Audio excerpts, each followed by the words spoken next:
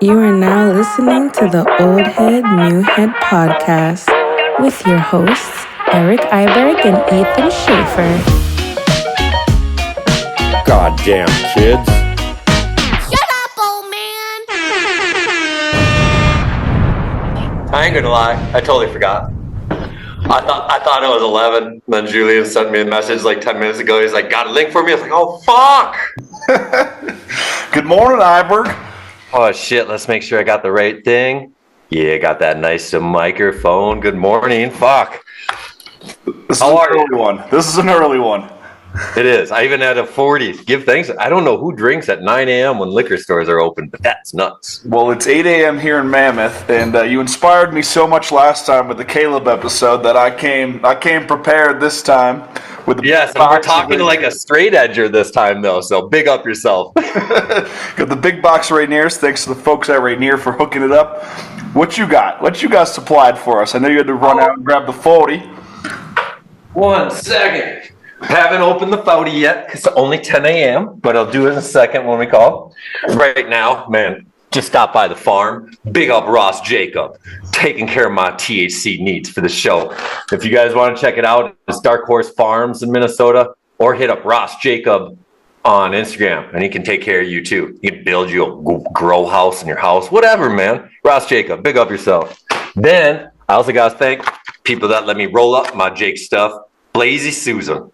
Best papers ever, non-stop. Will I ever run out? Probably not. And what you drinking on today? I got the Regniers. Got a couple items, but the Regniers the big one. And so links in the description for the discount codes to everything we're talking about. I got my 2-planker hoodie on. Might have some merch rocking by the time we get up and running. What else we got? We got B&E Store should be up and running by the time this is going. Anything you need, Phil and Hendrix Pro models, they'll all be there. Yeah. Okay, man, B-Dog, what's his Bark and Butter? His video game on Steam is probably out in a demo phase right now. So if you're on the Steam platform for gaming, go check out Bark and Butter. What else is dope? The Freestyle Skiing Museum. Yeah, museum. freeskiingmuseum.com should be up and running by now. Check it out. If it's not, I have not made dreams happen. But I am on page 3,500 right now on building it. Just don't look pretty yet. And speaking of museum stuff, I was actually going through the Freeze Mags and the Candide ski right next to you. I found the original ad for it. Is that his first pro model ski? Yeah. That's lit. I was so stoked when you had the Dino Star ad that you posted where he wasn't on twin tips and he was on a pair of Assaults before they had the twin boards. Yeah. So, and like his name, yeah, it was dope. I forgot the rider that he was with in that, but yeah, I did 1 year on, he had an ad with Dino Star for Assaults, and then he had a twin board ad, which is dope. If you can find his twin board ad, so that was Dino Star's first ever twin tip, and it was short as like 160. I think maybe as the ripstick, or I don't fucking know. But he has this shot where he's like doing a rodeo when he's a little kid, and he's holding both poles in one hand. Oh, that's sick. So because he was learning without poles, right? Yeah. So he just put both poles in one hand to be a no pole guy, and he has a poster and an ad from Dino Star with this style. It's sick. Out there somewhere. I like that. I like that a lot. I just posted you saved my ass with this one because they had the photo sequence from Strike 3 when they jump over the train. But yeah. I couldn't find the video until I went to your page. You had Chapter 3, 1999, uploaded right to the Inspired page. Well, dude, I think you can type in train jump gap Tahoe, and then I think that segment's just on YouTube. Yeah. It was pretty iconic. Pretty epic, dude. Yeah. So I don't know. Is Julian a super on-time guy? Well, first of all... Oh, he's ready. He's waiting. He's the one who asked me for the link 10 minutes ago. I said, you'll get it at 10 after. He said, awesome, I'm here. All right, cool. Julien Regnier the Forge is one of the most on-point humans that we will talk to as far as business, as far as creation, as far as follow-through, as far as being an artist. That he is just epic. I can go on for days. So I'm going to ask you before we start, what do you know about Julian? Dude, I know nothing. Especially if I was just a regular fan and didn't do the podcast. The only thing I knew was from Giving Flowers, you know? So now I'm a little bit more informed, but looking from, you know, my uninformed perspective, like before I listened to that episode, I knew nothing. I knew absolutely nothing about him. And but he's kind of like a Phil Bellinger type of guy after listening to the podcast. Like he was involved from the start and kind of never stopped doing stuff. So I'm sure this is going to be a long one. And I'm Possibly. He'll probably have to take a break and eat dinner at a certain time because he's all old and stuff. Is he in France? Yeah. Okay. So he isn't. Okay. So he's a Frenchman and living in France.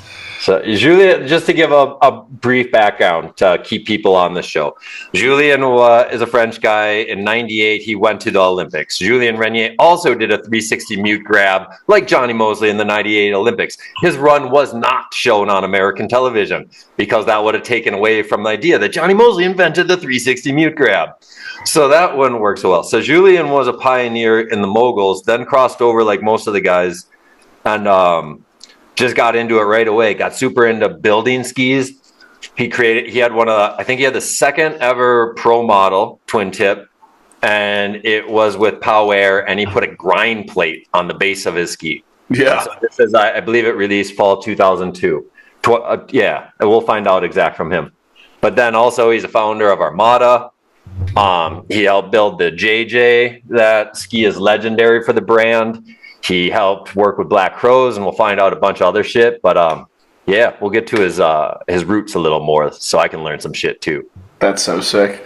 And just for my knowledge, so when you and Phil were doing Giving Flowers, how did he end up being your first guest? Like, were you just super stoked on talking to him? I think he just doesn't get the love he deserves in our sport. Like the fact that like no one knows he's a founder of Armada.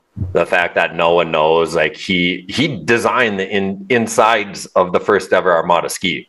Like he was at that level. Like he knows how to build a ski like Eric Pollard, you know, and like a super in depth. So to me, I've always been a super fan. I don't think anyone knows what he does, and I think everyone should know, needs to know, because he's still killing it on everything he does 27 years later. Sick. Fucked up. Yeah, no, this will be sick.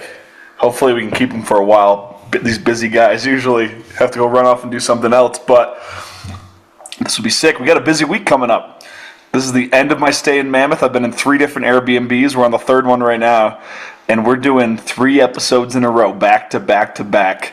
And it's going to be... We have French, a New Zealand guy, and a French person. So, like, where's the New Zealand guy tomorrow? Where's the New Zealand guy tomorrow? He's in Mammoth. Okay, well, that's nice for you. That's part of how this worked out. Ran into him. I was like, what's up? Figured he'd be good on the show. We talked about it in person. Tomorrow's going to be shitty weather here in Mammoth. Oh, it works out for everyone. Yeah, dude. Wind is shutting down the what's called the lifts. It's like 40-mile-an-hour winds today. Yeah, so typical Mammoth. So we're chilling. This is a really good week to be doing all this. Julian's got the link. All right, the Frenchman. Let's see, we got to streamline the intro.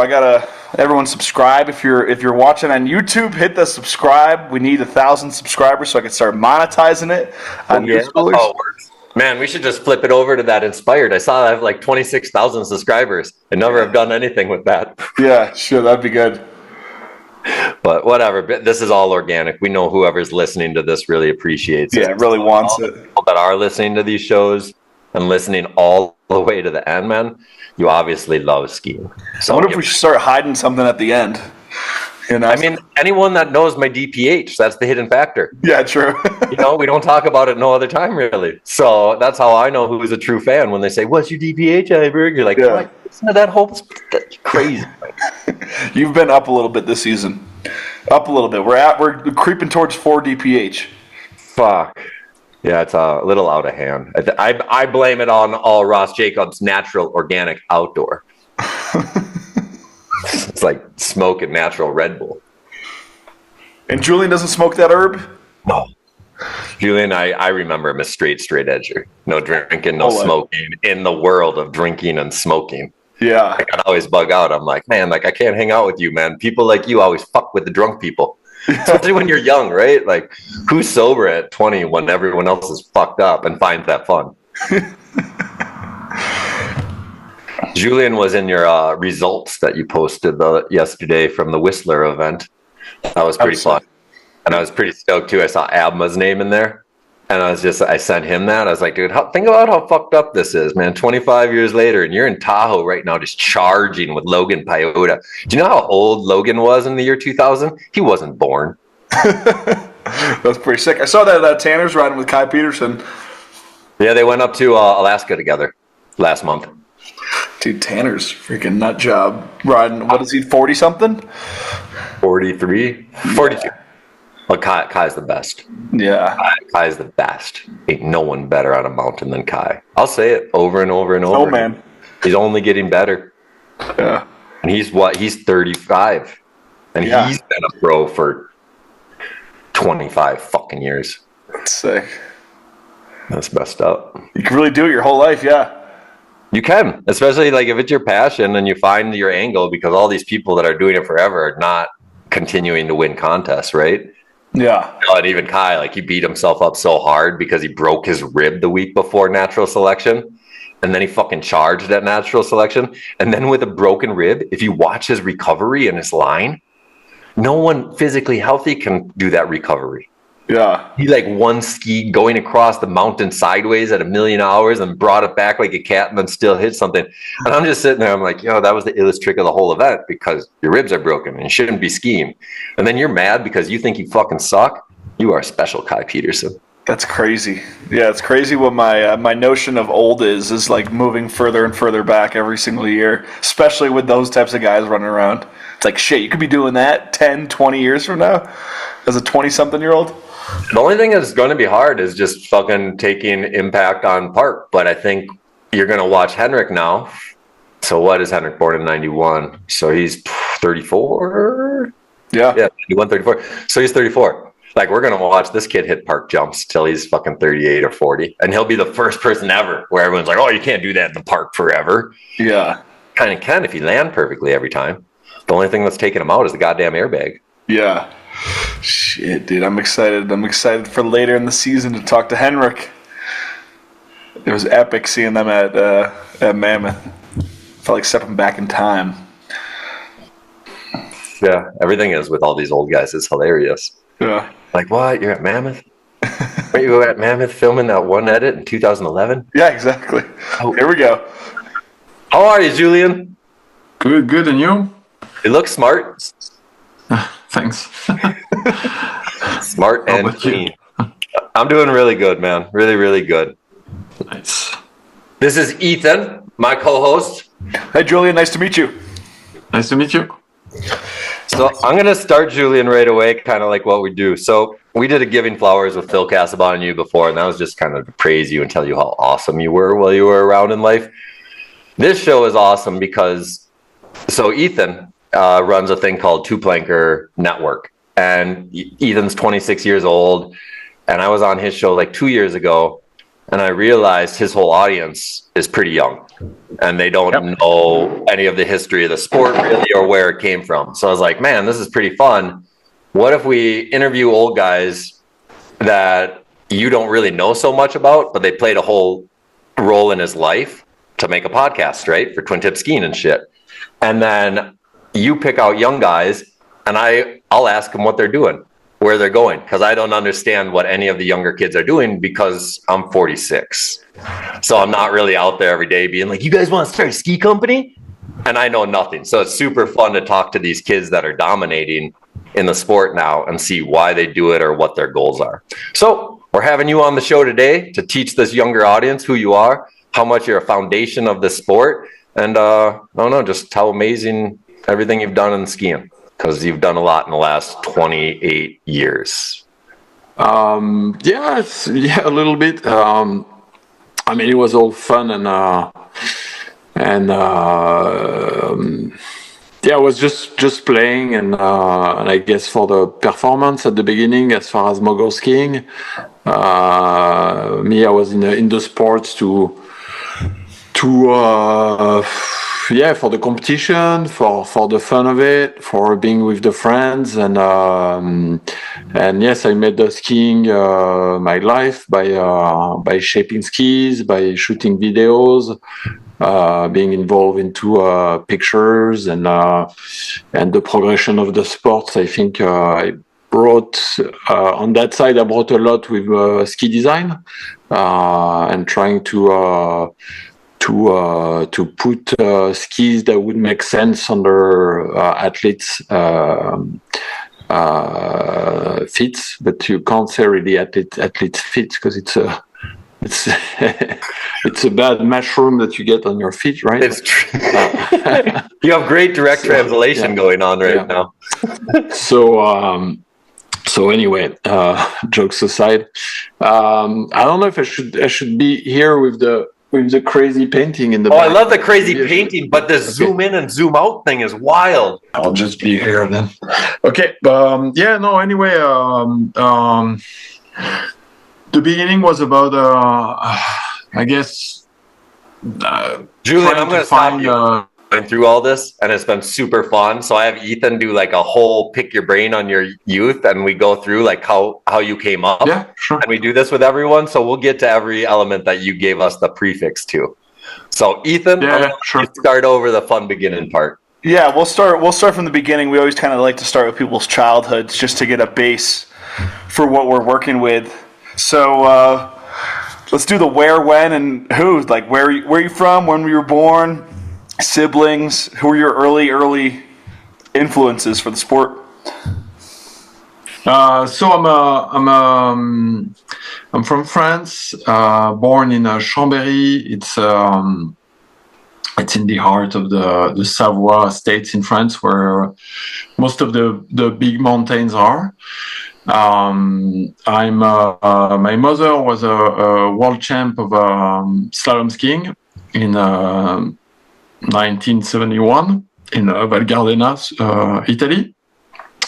I come from a very rich and dense family of skiers.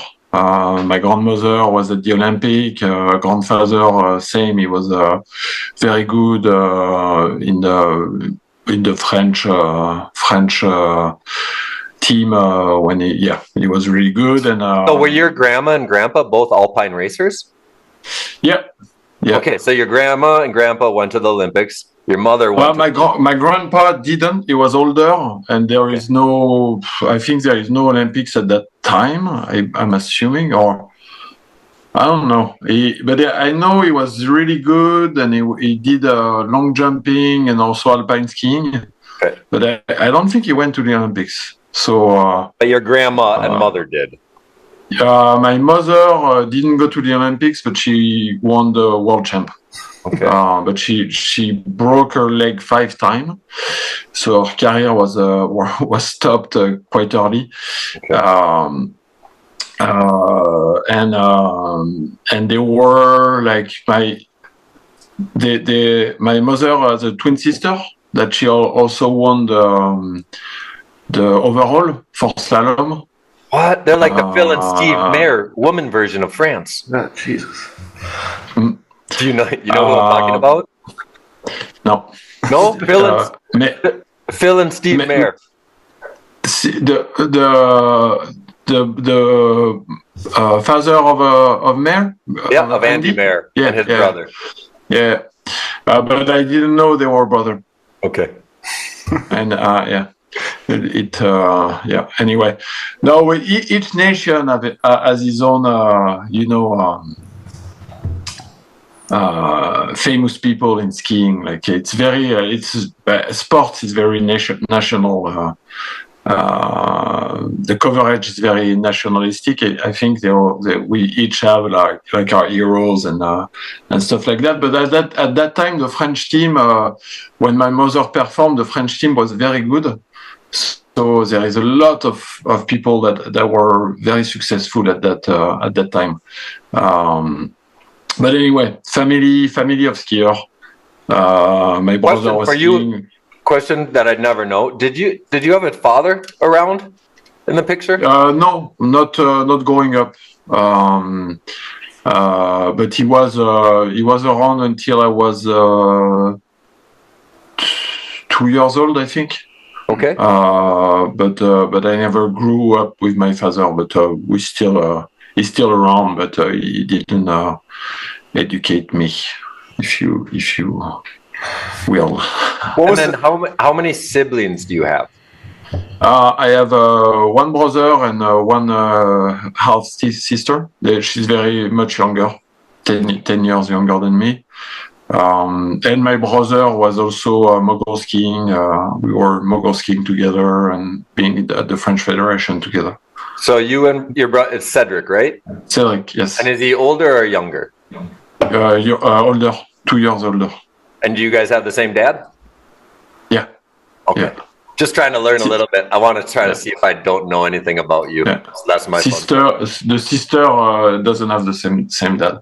Candice. Nice. What was it like growing up in a family of skiers? Like, I can't relate to having every generation from the oldest to the youngest is skiers. Like, what, it was just your entire life, even from the beginning?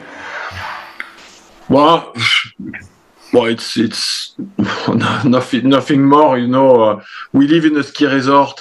Me, I live in La Plagne. It's a small ski resort. It's actually the biggest ski resort in the world, but it's still a small village. And you grow up there. You're full in the ski culture, and your life is skiing. Plus, your parents are. Used to be good, your family used to be good, your uncle, everybody's skiing, and then what I wanted to do was to ski, and it make it easy to fulfill your wish. Like, your parents cannot say no to that, I guess. When you're like, I want to ski, I want to go to the Club des Sports, and I want to make my life about skiing, they just can't say no. So that make it easier, because I can see some parents that are like, no, it's too expensive, or no, it's you shouldn't do that, or it's not a life, study first. My mother was never like that. It's like, but in France it's a little more lifestyle, right? We're American, so like there's not a lifestyle. If we go to Park City, that it's not like you're in a small village in the mountains. It's always a resort. It's always been resortish, where I think that's the fun part about Europe. Like, if you go to these small villages, up until maybe 15 years ago, it was a small village. Am I right? My resort is not like that. So it would be more like Park City. Okay. Because the resorts that are in that valley were made for skiing. Okay. And before skiing, it was the village where I grew up was a mine, but they beside the mine, which was just workers digging the ground, there would be nothing. But in Haute-Savoie, more Chamonix, La Clusaz, Flaine, maybe not Flaine, but anyway, a bunch of other ski resorts. It's more family driven and based, like you guys would see Europe be like. But my part of France is more. It was clearly made for skiing, and but still yet it's. I do believe that American people see European ski market as a cultural thing, which is true in many sense for many little part of France, for Austria, for Switzerland. But I do believe that skiing culture in America is very strong as well, and you guys don't realize it as much as you should, because I think there is a big ski culture in America, and anyway, even in France and even in Australia, skiing is a small world. When was the last time you skied at a resort in America? When was it? I can't remember. I went to Whistler like 8 years ago, but Not America. I don't think I skied. No, America, maybe 10 years ago. Okay. 10 years.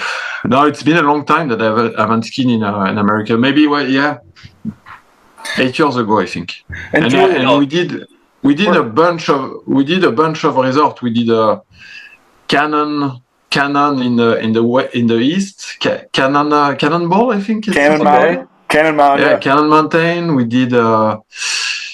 did a bunch of resorts in that area, which was super cool, actually. I really liked it. It's small hills, but it was super fun. Like the ski culture there, I think it's small, but it is small here too. Like I live in La Plagne. It's the resort that sell the most ski pass in the world, 2.5 million. It's a small town. Period. It's run by not a lot of people, and it's a small community. It's a small town, and it's the biggest one. No, Minnesota has the ski culture here at the small hills. So I think Minnesota, Midwest, East Coast, you can find these cultures where it's just epic. And people love it. Yeah, and if there is 100 people that really love it, that's the culture. I think. I agree. That's the heart of it, and you found a lot of love for skiing in North America. That's what I mean. Like the culture is like people that love the sports, love to go out there, love to be out there. And I think you guys have a lot of that, and we certainly have a lot of it in France and in Austria as well. But I think the culture in America is very, very cool, very deep, very interesting, and I love it. But yeah, we did a bunch of stuff. We did Colorado as well, a bunch of ski resort in Colorado. I was there with Camille Jacou, which I work with Black Crows for many years. And we tour. We went to Jackson. Jackson is Jackson is Jackson. It's a very rich, very mundane place to ski, but the terrain is crazy. It's amazing, and the ski culture there is a mix. It's a mix with authentic people and rich people, but no, the people that live there have it. Like there's still from the TGR crew on, right? Because they've been there since the early '90s, so they're established. They got roots. Going back to your place. Was your mom and grandma, were they celebrities? Oh my God, I was going to ask the same thing. Yeah. So if you're in a small village in a town and then skiing is what it's about, were they... do people recognize them going around town? Would they say, oh, hey, they recognize your mom and grandma? Oh, but my grandma, no, because she was a racer. She went to the Olympics, but she never was the best of. She was Swedish for first of all, okay. And she emigrated to the Pyrenees with my grandfather. But she was never the most successful racer of her team, so I don't think she was a celebrity. My grandfather was quite known, I think, in his village, but I don't really know. He has a ski shop, and I have no idea. But my mother, when you were a little kid walking around with your mom, was your mom cool? Yeah, sure. No, do you know what I mean? Sure, if all of a sudden people like your parents, and you're like, why does everyone think they're cool? Well, when I was a kid, I wouldn't know because I didn't realize. But when I was probably in my 18 to 20, I start realizing, meeting dads of my friends, they would say a lot that they were in love with my mother. They were twins. There was the twin skiers, very beautiful woman, and many of my dad's buddies were saying, I was in love with your mother when I was a kid. I was like, I know. That was nice. They waited until you were 18 to say that to you. Yeah. But yeah, that's it. Cool. No, so when you have a family of skiers like that, do you just do you get put on skis right away, or what are your earliest ski memories? Like, did you even take lessons, or is it just kind of built into your DNA at that point? Oh, we take a few lessons. I think it's just like we go skiing with our parents a lot, and they put us on skis very early, and I loved it right away. So the classic way of doing things, it's you ski with your parents a lot, and then you go to the Club des Sports. But no, we go to the Club des Sports, and then finally the parents can have free time, and they're really happy. So yes, it's not built in the DNA exclusively because we still have to work and we still have to do the training. But for sure, it's easy. I think it's easier because it is an extra motivation to perform and to do good stuff. And when did you start in the moguls? I want to know if you grew up as a racer first. Okay, yeah. Well, yeah. Us in the Club des Sports that I went to, we have to do the racing first. It's something we have to do. So I did a couple of years of racing, and then I could move on to the freestyle section of the club, which I wanted to do. But I did a bunch of racing, but it was until I was 12, I think. So it's 92. Just to put it in perspective, you're 12 in 1992, correct? Because I think we're the same age. Yeah. So 92 was the Albert Olympics. And I'm 13, 12, yeah. Okay, but so I'm just trying to think, if I was you in 1992 and watching the Albertville Olympics and Edgar fucking did a mogul run in front of me, I'd probably be just only wanting to do that for the rest of my life. So we went to the competition with the Club des Sports. I was there. I was watching the competition live, and yeah, for sure. And the Ethan, I want to tell you that arrived. I just want to tell Ethan how big Edgar was. Edgar had a traveling fan club, right? And I think they rode around on motorcycles and leather jackets, if I remember. Tell me if I'm wrong, Julian. I wasn't. Edgar was big. He's super famous. It was a big thing. But us, we were from La Plagne. In La Plagne, we had Olivier Alamand, which ended up second at that competition, and that was our favorite because it was from the hometown. But Edgar was big. Moguls was going off at that time. It was the fresh thing. It was fun. It was something. So I watched the competition live, and it was I still have the memory of it. It was pouring snow, and it was a great party. Fuck, I can't imagine. Yeah. I watched the videos so much. Yeah. Nelson Carmichael got third, I think. I don't know who got second. Yeah. Olivier got second, and Carmichael. Okay. Yeah. So the person that got second was a man from your mountain. Yeah. Say his name again? Olivier Alamand. Okay. Wicked. Olivier Alamand. But it was really good. He's Olivier. He was my coach after when I went to Nagano, and he was kind of the big guy in the Club des Sports, probably 10 years older, like something like that. But he was like an example, and he was such a good physical ability. He's amazing. Like he's a lot of power, very talented. He was for sure an example for all the kids in the club. Who got into freestyle first? Was it you or your brother? My brother, I think, because he was older, so he was able to do it before.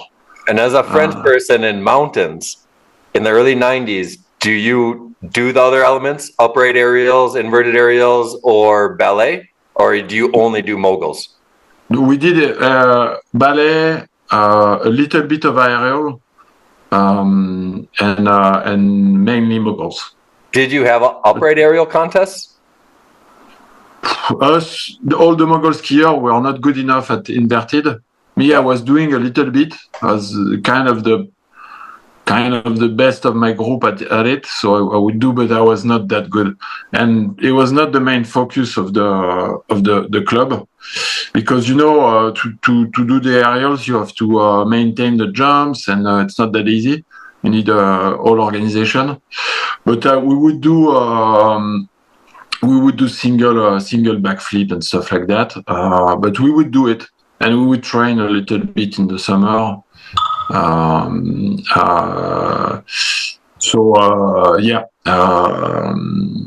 a little bit of ballet as well, which was. Did you ever compete in ballet? Yeah, of course. I was terrible at it. What was your song? Oh, I don't remember. What? No idea. All right. I have no memory of it. Okay, so you're into now. Moguls obviously is like what you're attracted to.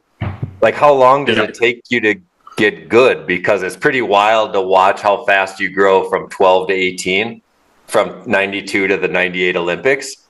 Like, so what's your trajectory in the sport? Like, do you just all of a sudden come in and dominate as a youth, or? No, that's why. Anyway, like from 12 to 16, your physical ability are lower than everybody else. And me, I never was. My physical ability was not that great. Like, I'm not if you put me in a raw sports that needs just power and speed, like I'm super bad. So my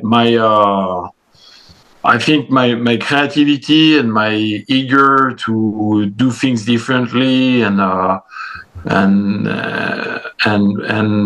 understanding the exact move of the mogul skiing was my strong point. But without that, I would have been very average. But anyway, until 16, it was a low level anyway. But I was good. I was doing good, and at 16, I start Europa Cup. 16, 17, I think, Europa Cup, and I did. My memory, man, it's not good. But I did maybe 1 year. I did a couple of Europa Cup, and the year after, I did the full season in Europa Cup, and I ended up second, I think, in dual or single, or maybe fourth in single and second in dual, something like that. But quite good. I don't think I won one, but I did a bunch of podium. Can't remember. But anyway, good season in Europa Cup. So the next season, qualified for the first World Cup, just as a test. And I made it into the final in Tignes. I went too fast in the final and blew. Anyway, did a straight line. Lapline World Cup, I did bad as well, and then Mont Tremblant. But I won. I qualified for the North American part of the circuit, and then I did second in Mont Tremblant. At the World Cup, so I qualified. This is for the 96, 97 season, the year before the Olympics, correct? No, it's the year of the Olympic. Okay. It's 97, 98. All right. So your first World Cup season, I remember this now from our last talk. Your first World Cup season was the Olympic season. Yeah. First and only, I guess. And how old were you for the 98 season? On the 18, 19. 18, 19. Wow, young guy on their first Olympics. Holy shit. Yeah. Well, before we get there, my biggest thing is that you just went to Tremblant. So I'm trying to. I don't think I ever got the story in life. Like, were you when did you start seeing any kind of tricks that weren't mogulish, right? Because we'll get into it. You grabbed your skis in the '98 Olympics. But like, when did you first get influenced by something outside of traditional freestyle moguls, aerials, and ballet? Well, me, I think it came from from skateboarding and summer sports. I got into skateboarding maybe when I was 14. I would think no, maybe even earlier. When I went to college, but college is not like American college. College in Europe, it's way before. It's when I was 11, 12. So I got into skateboarding. It was really bad. It was really bad for many years. But I loved it. I loved the attitude and the iconography, just the style of it. So I got influenced by skateboarding, and I think I did my first backflip grab, like tail grab, a full shrimp with a grab. I think it was very early, very 96, 95.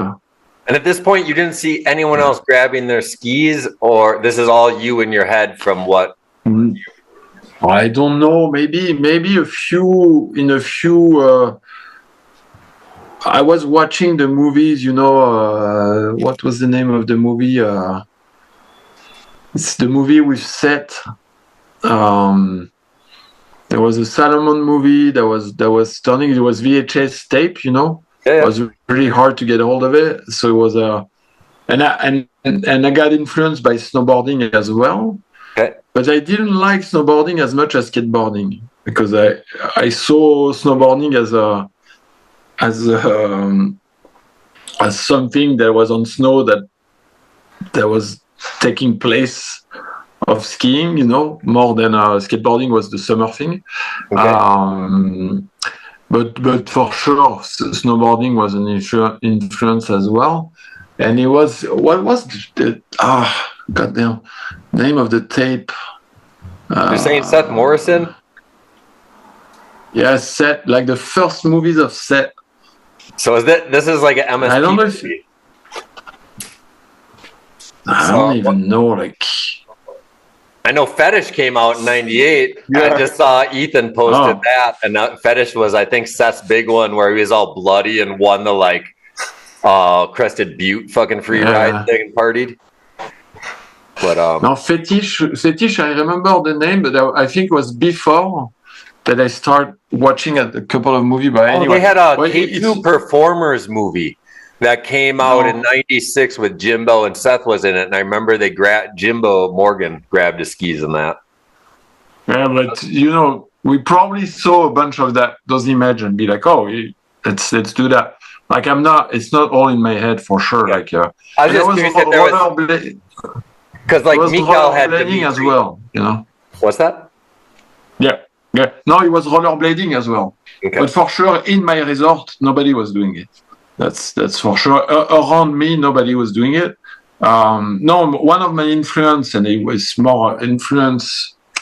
I don't think it's more people that were doing the same thing at the same time. It's Julien Regnier from Courchevel, which was same age as my brother, and we would do the same thing. And he was doing some cool stuff. And after we met with David Bouvier. David Bouvier was Rossignol, the guy that grabbed with the Saint Paul in his is he still with Rossignol? Yeah, it's full on Rossignol, and he's a product manager as a pretty high position at Rossignol, very high position, I think. Man. He's an awesome human. Yeah. When did you first grab your skis? At that time when I was a kid, it was just me and a couple of kids in the.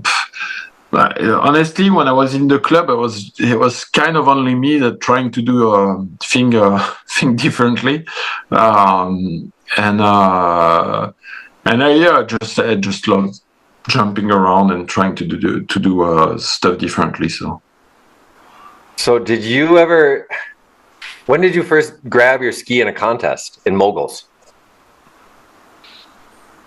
By to the Olympics, Nagano. So that was the first time you ever did a 360 mute was at the Olympics. You never tried one out at a World Cup previous? But no, because we were not allowed to do it, so we would break get a form. disqualified. So yeah, so it was not interesting in order to get points. Did you think that was like a lot of the Americans we talk to, especially they say, "Oh, that time was so stupid. All the rules, all of this." Did you agree that you should have been able to grab, or did you think, okay, like moguls is this pure thing? It's okay if we don't get to do like certain tricks in the moguls. Like, what was your view of the rules at the time? Well, at the time, the view of the rules, it was a competitor that came into a sport with its own set of rules, and me, I was not there to change them. I was there to just try to perform into the set of rules. So at first, I didn't think much about it, but when I started to think about it, I thought. I really thought it was quite stupid the way it was put, and the way the FIS tried to the way the sport was set up, and also set up by the FIS and by the judges, which by the way were not skiers anymore. They were just people that were educated to be judges. I really thought it was a bad idea for the sports, because you have people like me that are creative, that wants to change the sports, and they come into a sport and I want to change. I didn't want to change. I just want to push the sports. It's more the correct term. Yeah, just to make it as I wanted. And at first with no education, because when you're a kid, you're 16 or 18 years old, you don't have any education, and it takes a lot of I think it takes a lot of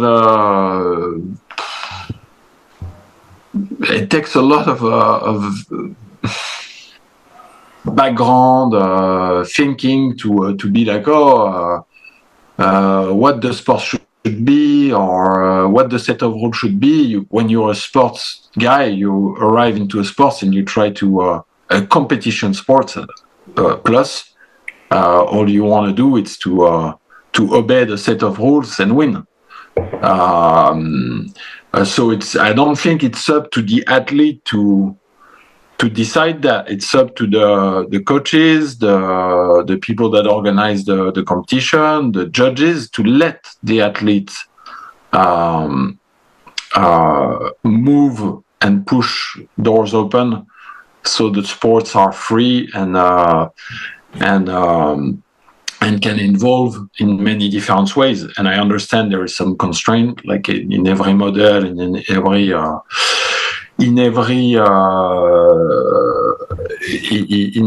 everything there is constraint. I think FIS were very scared of injuries.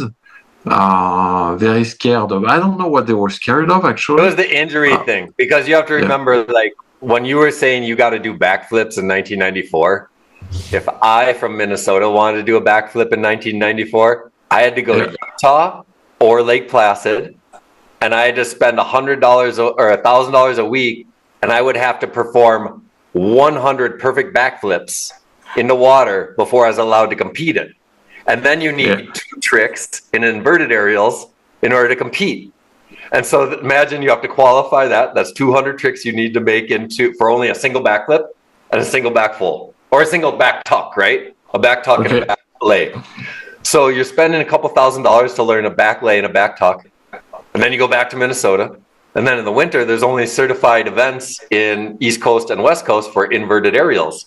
So then I would have had to fly out there as a 14-year-old kid, spend more money than my parents made in life to even do a single backflip and a back tuck. So it was really fun to see that you got to experience some things where we couldn't go in the half pipe, we couldn't do a backflip, we couldn't do anything. And so it's really fun to see your approach, because there was a little bit more freedom on a mountain.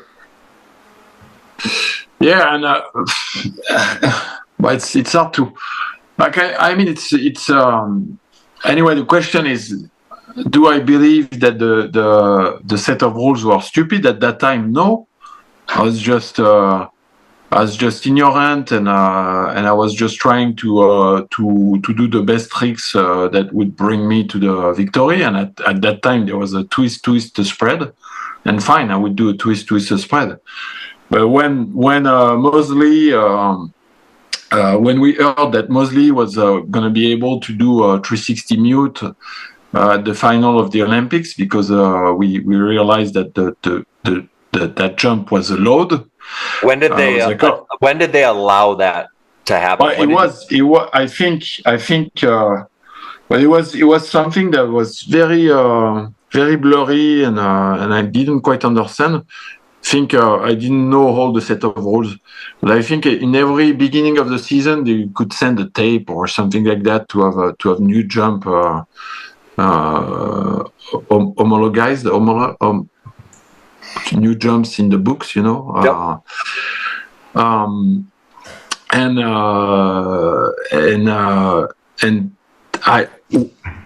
I don't know how you get that book, you know, of which jump you could do.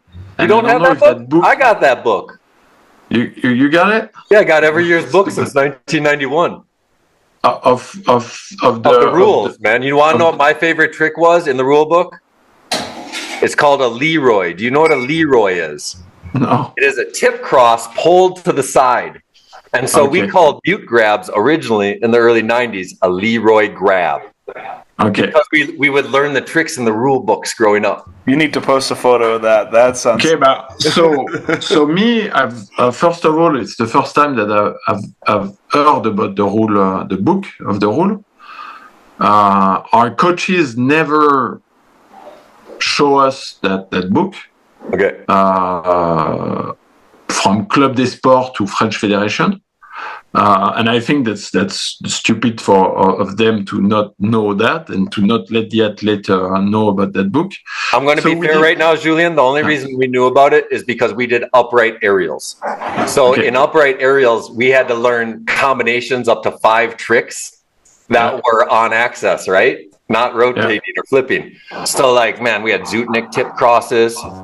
We had Zutnik tip house grab. We had like every single thing we could make up, like, and they all had names.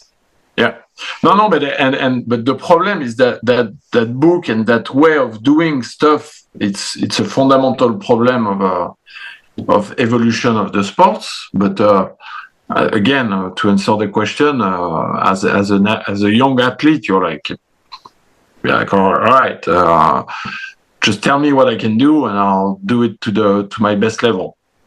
But anyway, we heard that the 360 mute grab was a possibility, but I heard that a week before the Olympics, and Mosley knew from the beginning of the season, and he was keeping this for the Olympics.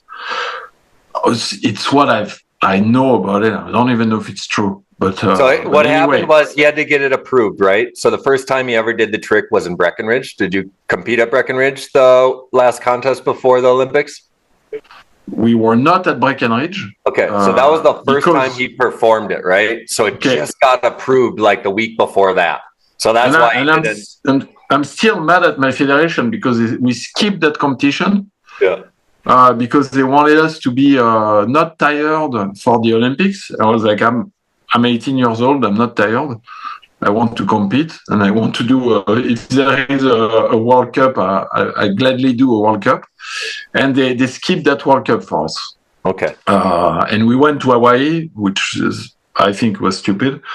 But then that was it. So see, I don't even know about that story. Maybe I don't remember because back then you have to information was not going as fast as nowadays. So it's for sure it was hard to get good information. But anyway, we knew a week before that the 360 mute was a possibility. I was like, I know how to do it. Like I was one of the kids that was able to do it, and that was pushing in that direction. So I decided to do it as well. But anyway, but after in retrospective, I think that kind of approbation, federal approbation, having to explain to the judges what is your tricks, and it's the whole problem about the mogul skiing. It's like, dude, the judge should know. If they don't know, they shouldn't be judges. You know, I don't have to explain to judges what's cool or not. They should be able to understand it. And whether or not they make the good decision, it's like at least they should be ultra specialists. And that's why they should be judges. They should understand the sports to the that was perfection. The problem, right? So in that rule book, every trick I just told you, and it was fucking 20 pages long, everything had a degree of difficulty, right? Yeah. So degree of difficulty to me was the downfall, because then you could have the non-skier judge the skier, and then that degree of difficulty was supposed to allow that judge to be not a skier. Because if you know what I mean, like that degree of difficulty, a 360 width position, fuck, man, that was like a quad. So if you did a 360 with an iron cross, it was the equivalent of a quad twister. And we knew that from day one. So we always knew every single degree of difficulty, and you're like, oh, that's a bad combination. So it's kind of funny, like, because that's what I get so worried about in our sport, in like slope style and big air, where now it's so extreme, where I'm like, man, are they going to put degree of difficulty on these tricks and start to label them in a book? So it's kind of fun to see the progression of how it has to work to have a highly qualified judge. No, and for example, it was to do a 720 was the reward was not high enough. I remember the degree, the coefficient of difficulty was not high enough for. Oh, it was the same as a quad twister. Yeah, of how tough it was to maintain your speed, to be fast, to go for it, because you have to remember that in 1998 we would land in moguls.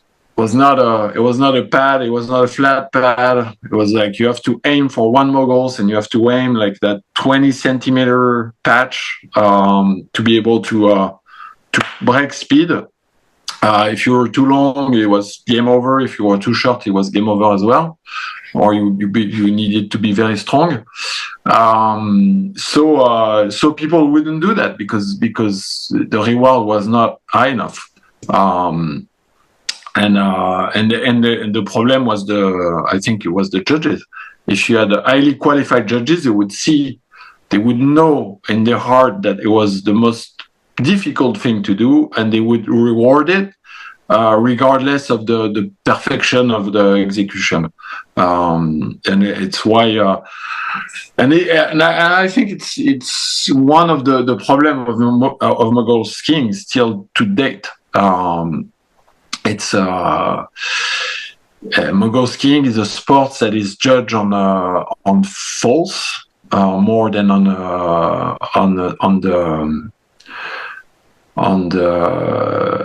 the strength of the run. It's like, okay, everybody does perfect run pretty much, so judges are like taking out point for little falls.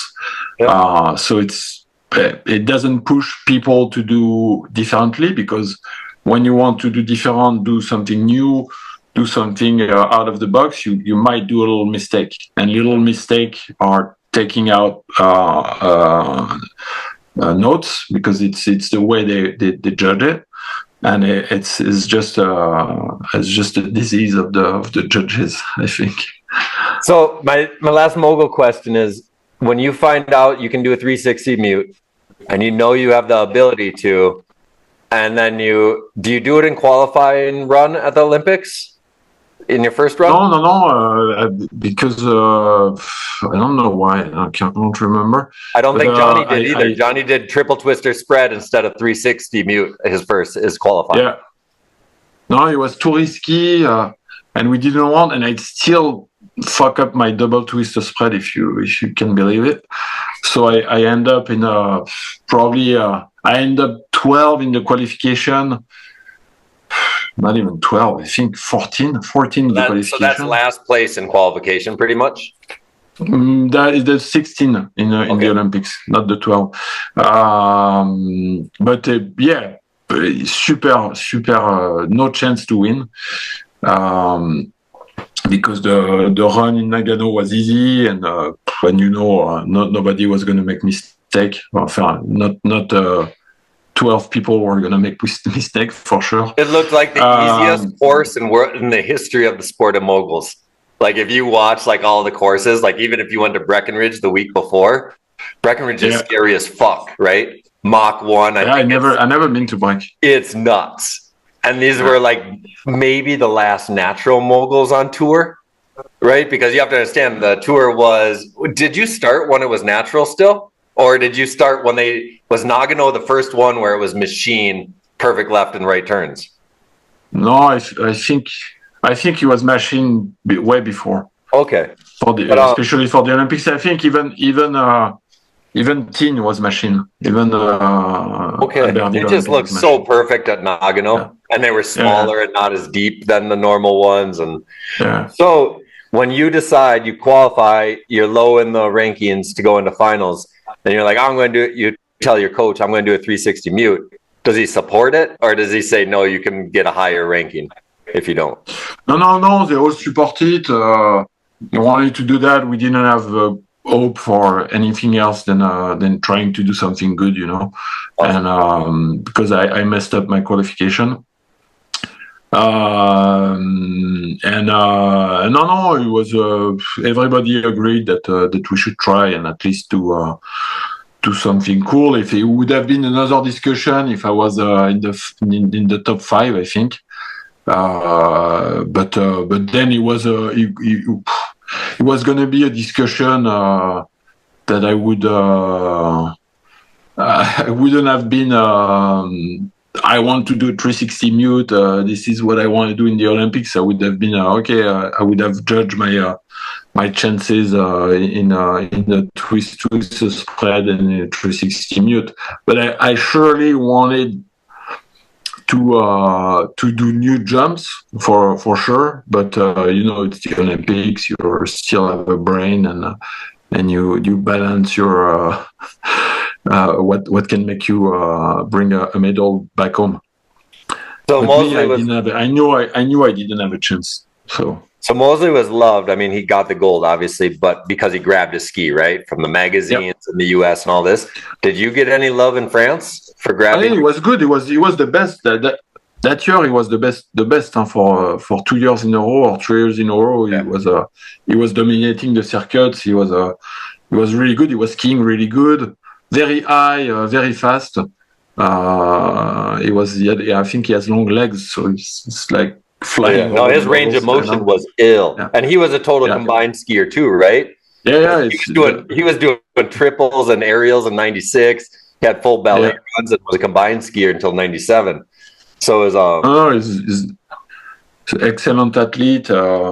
He totally deserved it. I mean, he's But did you get any love in France? Did anyone go, holy shit, that guy did something that no one's ever done in a mogul contest? Oh, in France? Yeah. Yeah. No. People were happy about my performance. It was not that bad. But did they talk about you grabbing your skis? Is he the Johnny Mosley of France, Iberg? Is that what's going on here? But no, Mosley is Johnny Mosley. This is Julien Regnier. He's fucking ill as fuck. So I'm trying to understand, because the magazines, Freeze magazine, like everything that was around that is like Johnny Mosley grabs a ski. Like I'm in Minnesota, I'm a senior in high school still, right? When this happened, so I haven't been exposed to the ski world outside of my little thing. But Mosley was loved because he grabbed a ski. Yeah. So I'm wondering if kids in the mogul team saw you do that, and then they're like, no way, Julian grabs his ski too, because you went to the Olympics. When you go back home, just like you loved that guy who got second place in '92, people are going to love you because you represent them. So I'm curious. No. I think. Well, me, I came back. I was 11, so 11 it's cool for the kid of the resort, but and I was 11 at 18 years old. It's and plus the French team used to be always good, and that year we were not good, so we were seen as a failure more than anything. So a little bit of love, but not not crazy. Did your brother go to that Olympics as well? The next one in Salt Lake. Good. And he ended up 11 as well. So Ethan, right now we're at spring of '98. We're at a movie called Degenerates. Julian's about to go to Whistler in the summer and do dope shit with a yellow jacket on, I think. Maybe that was 13 the year later. But what do you got for? Well, I gotta this might be a stupid question just because I don't pay attention to moguls, but do they still have those same issues today of having to get tricks approved and what? Where's moguls at today? Me, I don't know. I totally got. I stopped thinking about mogul skiing when I stopped mogul skiing. It was to me was not interesting, and I saw the sport as something that wouldn't move. Very corporate with the coaches, with the federation, and I didn't like it, and I stopped watching it. I stopped caring about it. But I still think it's a great sport as far as people that are involved. That what they are doing is amazing and everything. But I have no idea. I stopped watching. But for the little that I watch, I can see that the set of rules are still there, and it feels like it. It feels like they all do the same shit. They open the inverted, but they all do the same stuff. And why they all do the same stuff? Because the way it's judged and the way it's handled by the FIS, I think. And maybe it's the set of. Maybe it's what it is. But when I actually watched the last Olympics. When I saw the way the final were set up with the run, like they compete. How was it set up? Like eight people in 16 people. They take the 8 first, then they take the 4. And then they do a final run, something like that. Tournament style, yeah. It's so difficult. Yeah. That means you have to do in one day 4 perfect runs. Where is the space to do something crazy? That's my point about mogul skiing. They always try to corner the creativity and let the people express themselves to the max. Like you have, like us, we had 2 runs in every 4 years. We have 2 runs to be Olympic champions. Those guys, now they have 4. But they need to nail every single of them. They don't have any chance. So, you screw up one, you do just one thing like that in your and it's done. If you want people to express themselves and push the sport harder, you do a final. Best of the 3 wins, and people can actually go crazier, and they are free to have one mistake, and you have a better show because people will do a more difficult trick because they know they have a chance to mess up. So when I saw that, I was like, what do they do again? Like they constrain the athlete. Like you're an athlete competing in the Olympics. You're like, holy shit! Like today I have to be perfect every time. Like, and that's why duels has come back in the last couple of years, because it's the only thing that you can push yourself to go faster, to get the break in form, so you get the speed points. You know, like to push yourself in the trick because you know if you have a bigger trick beside the other guy and it's visual to the judges, you can win in your air scores. So it's really fun the last couple of years, but the land if they got rid of the landing pads and duels, it'd be ill as fuck. Let's move on from moguls because I just spent an hour. But like, so you just did 1 year of a World Cup, went to the Olympics, and then you said you haven't paid attention since you were done. What was it that made you be done after your first World Cup season where you're successful and you go to the Olympics at age 18? How do you be over it? And then where are you going to go when you're over it? Me, I break my collarbone 3 times in a row. Pretty much in a row, yeah. In the year after the Olympics. Break my collarbone at the beginning of the season 1 time. Then I go back. So you were going into the 98-99 season full on mogul guy. Yeah. Okay. Full on moguls. Break my collarbone at the beginning of the season on a big air. Get yelled at by my coaches because I was doing big air. I was like, I'm just skiing. I'm just trying to be better at skiing. And I fell down and sorry. Then I go to Japan for a World Cup. A month and a half after, so you know your bone is okay with, but it's not rock solid. Like you need 3 months usually. Then I wake up early. I go to the training because I was just jet lag. Then I go to the training a little bit early. And I do 1 jump, I do a 2nd jump, and I fall, and I break my collarbone again. Get yelled at by my coaches, of course. Why? Why you're injured? Why is he yelling? But I'm in pain. because I went to the training early, and my coaches was not there yet. Okay. But you know, I was just jet lag. I was 19 years old. I was a little bit stupid, but either way, you were supposed to go skiing. Yeah, I was skiing. So I don't think having a coach with me would have changed the way that I felt on that jump, because you know I just fell, and that happened to mogul skier. So I break my collarbone again. So the federation is not happy with me because I ski too much, apparently. And I take the year to recover because now I have to get another surgery, and it's 5 months because I broke it 2 times and 2 surgery in a row. So it's 5 months of recovery plus the 2 months that I took. So it's 7 months just for a collarbone, you know. So it's a lot of not skiing and a lot of. It's not hard to recover, but it's a lot of no skiing, no training. So the year after, I go back into the competition circuit, and again, I'm not. French Federation is not happy with me. I'm not happy with the French Federation.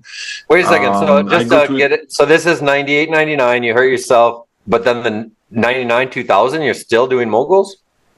Yeah. Okay, so in the summer of 99. You went to Whistler Glacier, right? Yeah. And so this is Whistler, where you have the fucking awesome helmet on, the Oakley goggles, the yellow jacket, and this is where. So. Yeah, for sure, 13.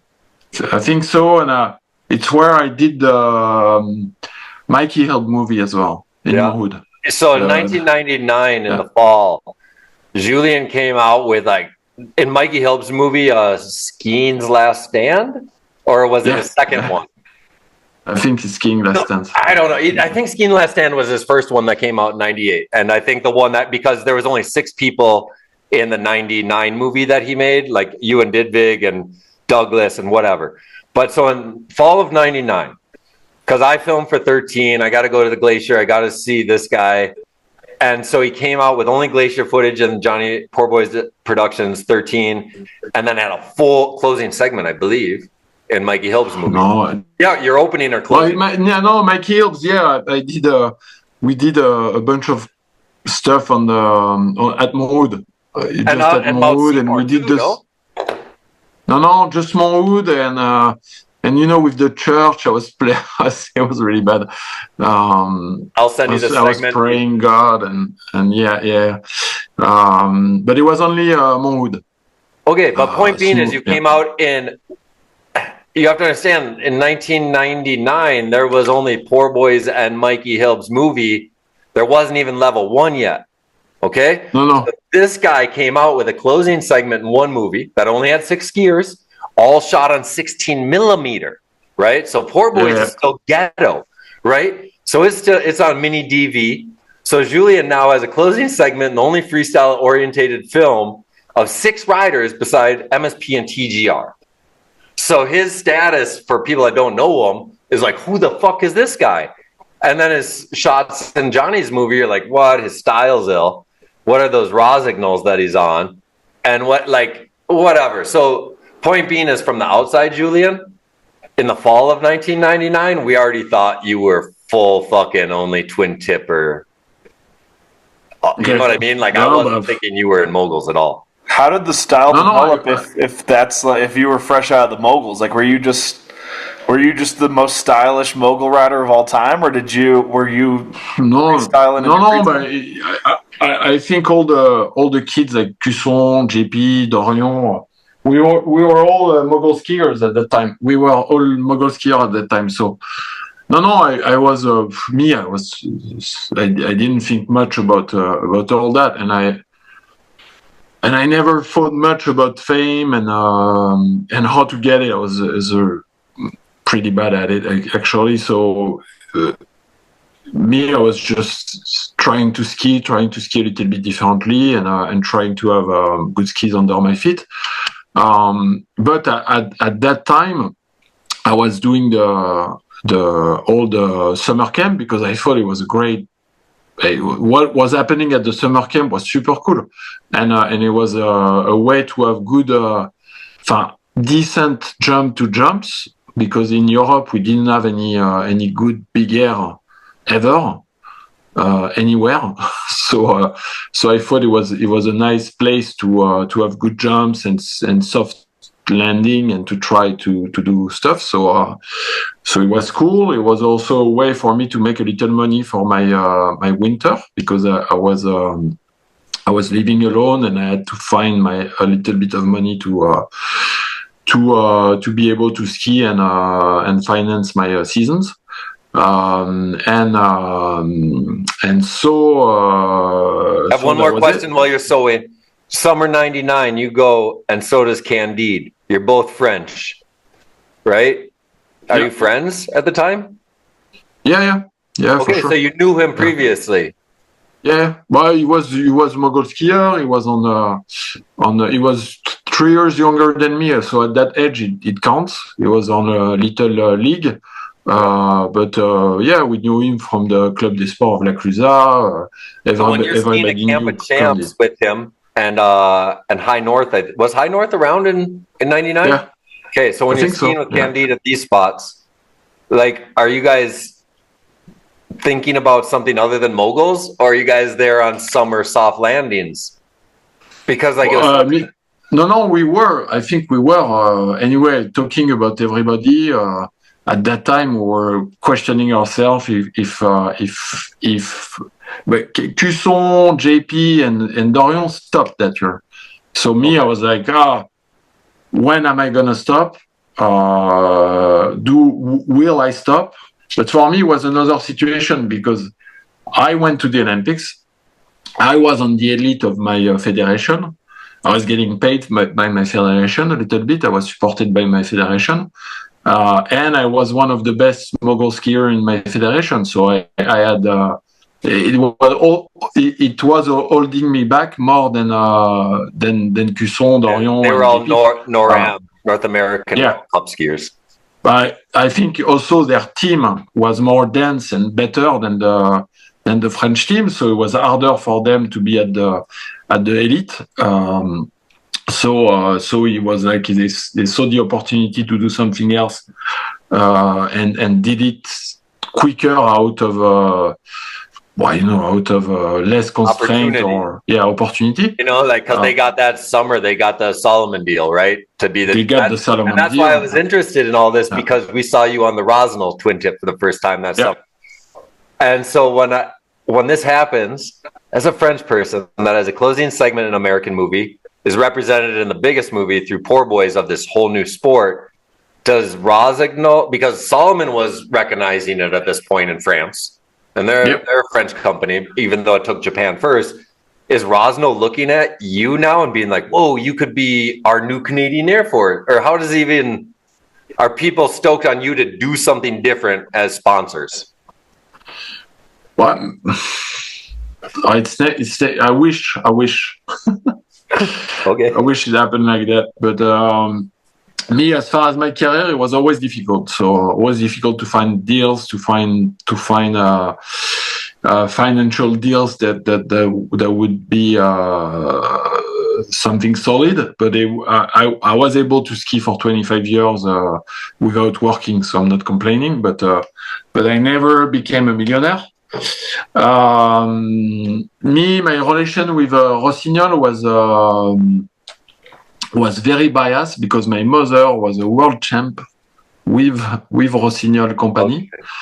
So it was always biased by that because historically people knew my mother, so it was you start in that company with something else and something different.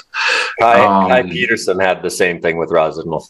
Yeah, so but it's not bad or good, but I think Rossignol, they didn't quite understand the twin tip era of skiing and didn't quite believe it soon. I was one of the people that has pushed a lot for Rossignol to be involved into that segment of the sports, along with David Bouvier.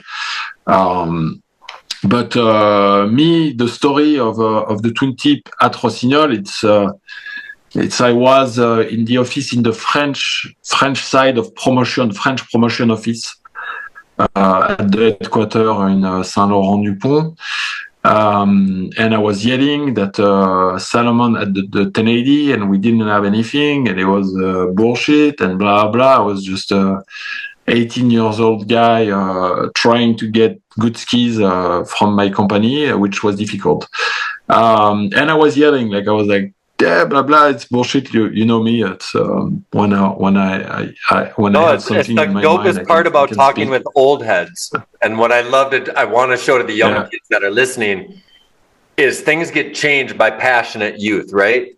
That's everyone who changes the world is a youth that is ignorant and doesn't think you can change anything. Yeah. I think it's really fun to listen to these stories because I don't know how many of the best skiers in the world right now at age 18 or 19 could go into their ski sponsor and be like, you need to make me this product. It's just fun. So I was like, well, I need a freaking tip in the back. And I was very lucky that day because in that room, there was Henri Debord, which was the head of the R&D section of Rossignol. I was there talking to another guy, listening to me over, and when I stopped yelling and when I calmed down eventually, he's like, "You come here, tell me what you need," and I explain him. I'm like, blah blah blah. I want this, I want that, and 3 months later, I got a twin tip. Which is very, very fast for developing skis. So because of that and because of the meeting with Henri, I was able to get a twin tip ski super fast. And that ski was quite average, but it was the start of the working process with developing a good ski at Rossignol. And it was super interesting. I got into developing skis because of that. And So we how start hands-on? developing. I always think of you as a guy who's super into building skis. I don't know if that's true, but I think of you someone that's very interested in the interior working. I put you and Pollard at this level of excitement of the tool you guys use. So are you right away interested in that? Or do you just need a tool as a skier that you're venting on? Or do you actually like get into the shapes and the side cuts and the flexes and all of that right away? But me, I was developing a little bit of my mogul skis as well. Okay. Just giving some input with another rider. So I got into it. But as you said, very ignorant. Me, I don't have any degree of education. I had to learn every program very slowly to be able to do the work that I do now. So at first he was uneducated, but you still, as a skier, you still know what you need under your feet. And at that time, it was such a drastic change anyway we needed. It was very simple. First of all, it's a tip in the back. And then pretty fast, I wanted to have wider skis. And pretty fast, I was like, oh, the rocker and the radius of the tip and tail are not good the way the ski industry is doing them. Because you have to understand that it was difficult for Rossignol to do a twin tip because at that time all their presses were set to a given radius for the tip and a flat tail. It was possible to change it, maybe not even all of the presses, but it was possible to change some presses. But it was a lot of industrial constraint, meaning somebody has to unscrew a lot of stuff and rearrange a press profile, which was a lot of work for them. And if it was to sell 200 pair of skis, they were not ready to do it. So they would balance all that, and it's what business is about. But when you're a skier, you don't care about business; you want a tool. And that's why they have R&D stuff at the jet. I don't know if you can hear it, but it's Nope. You got a great big plane passing by. And anyway, at Rossignol, they have R&D department, and I was lucky to meet Henri to be able to work on the skis. But very quickly, I designed the skis that you post on Instagram with the slide plate, the stupid slide plate. But it was a super cool project. Like I had that idea, and they say, "Oh yeah, why not? Like let's do it. That's our job. That's our job to push." And actually, 2 years or 3 years after, Burton made a board like that, with the same system, exactly the same way. So it was and super the evolution interesting. of it 20 years later is the B-Dog Edgeless. You know, like I didn't see it. Came out 5 years ago with Armada. Okay, no edge, huh? What's that? Yeah. No edge at all. No edge at all. Yeah, okay. It was a great concept because everyone, I don't know. What I'm saying is it's not a stupid idea what you had, because it's a grind plate. You develop something new and you see if it works. And the best part about R&D is actually trying new things, because then you know if it's not a good idea or not. When you don't develop a ski boot that has never changed, then there's no good ideas. No, exactly. It was. I got really interested, and for sure, it was something that I still super interested. I'm still going. Like in one day, I'm going to Les Deux Alpes to test skis. I do that all year, pretty much every month. I test skis and I do different shape, and it's part of my life. It's something that really interested me.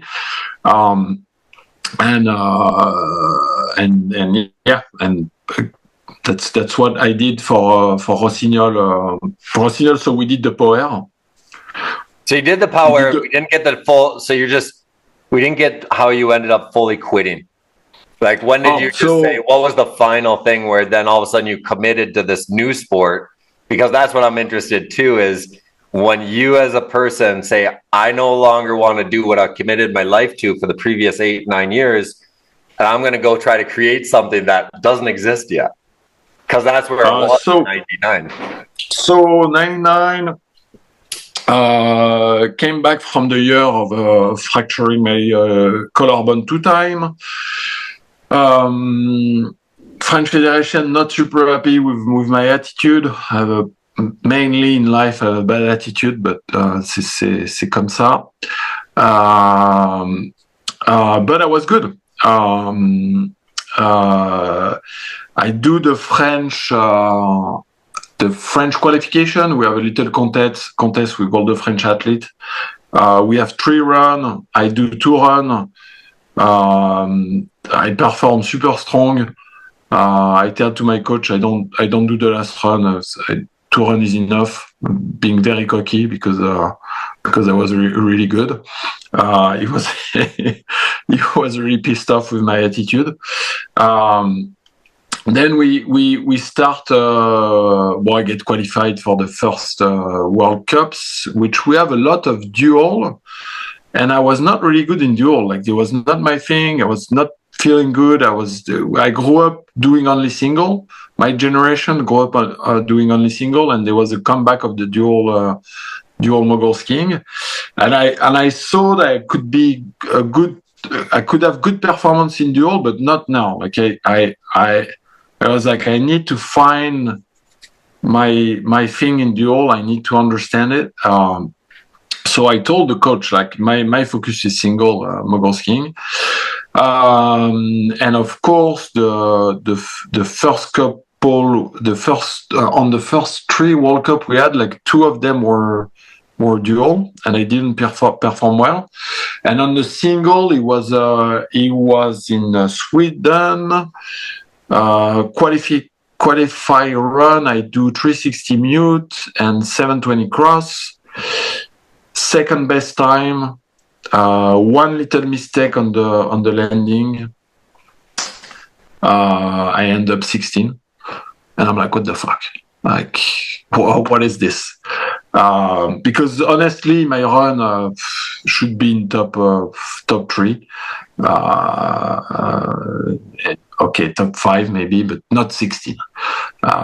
Because the run is, when you do 360 mute and a 720 cross and you get the second best time. Yeah, it's nuts. It's a fucking run. It's not. It's something. And I'm like, what the fuck? Like, I'm not even in the final, so I'm not qualified for the rest of the World Cup circuit. So then I go see the judge at the night, and I don't ask my coach, of course, because we don't get along together. Just to know why my 720 was scored so low, because I couldn't understand. And so I asked, and they told me I did a 720 kind of cork and crossed all the way, like a cool 720 cork. And they didn't understand because I didn't hold the position like I should have in the book.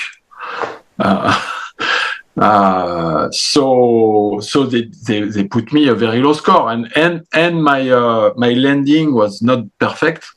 But when somebody does a 720 cross, something new, I think, and it's only my opinion, and of course you can disagree with it, but I think as judges and as a consortium of people to make the sport go. Make an evolution to the sport, you should give credit to the people that tried new things, and it doesn't have to be perfect. Otherwise, people are just gonna stop trying stuff. And so they give me a very, very bad score on that thing because they didn't understand the tricks. In their book, I needed to do a 360, half of a turn across, and another half of a turn, like Jimbo Morgan. which Jimbo was amazing when he was doing it. Like he was perfect cross. But he did it by the rules, right? It was an upright aerial No, but trick. it was also beautiful the way he was doing it. But It was, but he was special, right? Yeah, but even Jim could do a backflip iron cross, and he was able to do that in the mogul since '96. And I just remember, and he even named it, right? He called it the Big Hollywood. It was fuck. You can check it out in Extreme Magazine, XM. But yeah, like he was in the same position. I remember watching him because he was old school. He was older than you, right? Yeah. And so like even to watch that and be like, oh man, I don't know, he was special. He was super fun to watch. No, but for sure. Like, but then that's what I should have made. You know, this and only this, not my style, not my thing, not a little bit different. But to put it in perspective too, Mosley left this season, right? 99, 2000. He was out of the sport of moguls for that season and the next season. And then he spent 2 years before 2002 season getting the trick you just described in the rule book. Right. And so it took him 2 years with Cooper Shell going to all the FIST meetings, rewriting this book to allow the trick you were trying to do in 99. So it's kind of fun. No, but it was the trick was a little different. But anyways. No, but the dinner roll happened because they said his cork 720, his head was too much below his feet or something. Okay. So that was a break of form. Well, exactly. So I'm just saying it was something, you were in a time period where rules could not be changed. And that's it. But yeah, of course, and people, nobody wanted to change it. Athlete didn't want to change it. Coaches didn't want to change it. Like and they are wonderful athletes and friends. All the Finnish Air Force at that time, they were super strong, but those guys couldn't do a spin. They could not do a spin, and they were excellent. And they were like, well, if we can keep the twist for a couple more years, so be it. And it worked out, man. If you watch the Finnish teams go, like what they did, Yanni and Mikko, Ari.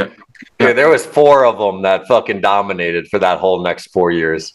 Yeah, but they couldn't spin. They were not new school at all, and they knew it, and their coach knew it, and they try to keep the conservative side, and I think the French Federation was the same. I had talks with my coaches I was like, what the fuck, like, what is this? Like, is it just only playing by the book? Like, slowly I was starting to get more thinking into it and have more thought about it, and was like, is it just that sports is just playing to the book, or is it just fun and pushing and then trying new stuff, like the way I was kind of envisioning that sports being at the beginning. You know, when you're a kid, you're like, oh, it's fresh, it's new, you can do everything you want.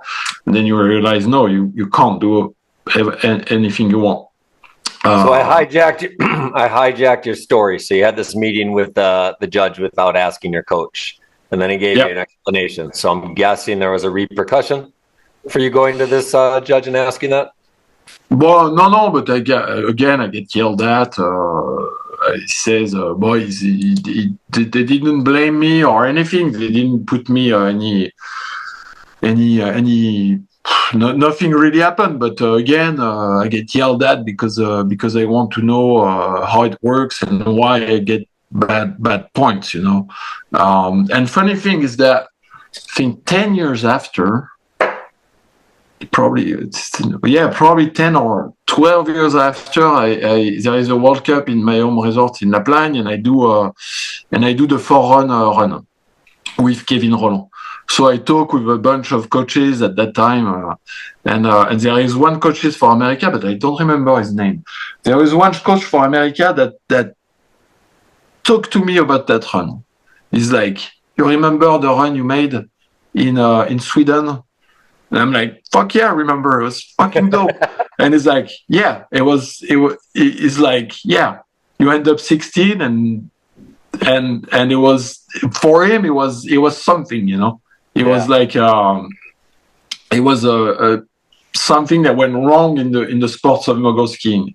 Yeah. Like, but anyway, blah blah blah. Then I don't go to the North American World Cup, and I decide to go visit JP, and we do half pipe in Quebec, and I break my collarbone again, and that's when I decide to drop mogul skiing. I'm like, this is over.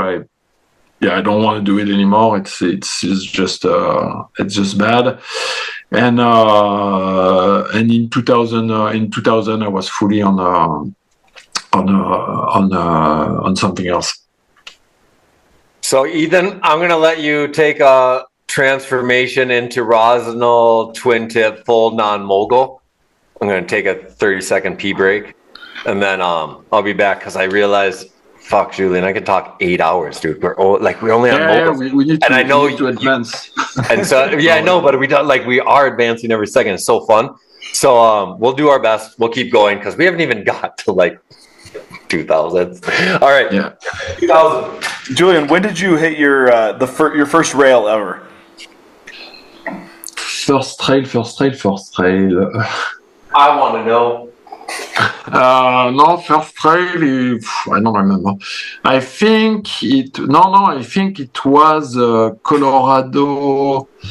In Colorado, when I get my first prototype twin tip skis from Rossi, so we go in Colorado. I don't know why we were in Colorado at that time, shooting for Power Boys.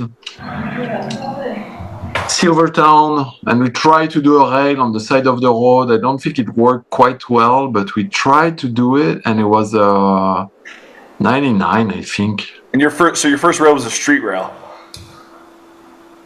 Oh, I don't even know what it was. It was something. No, but it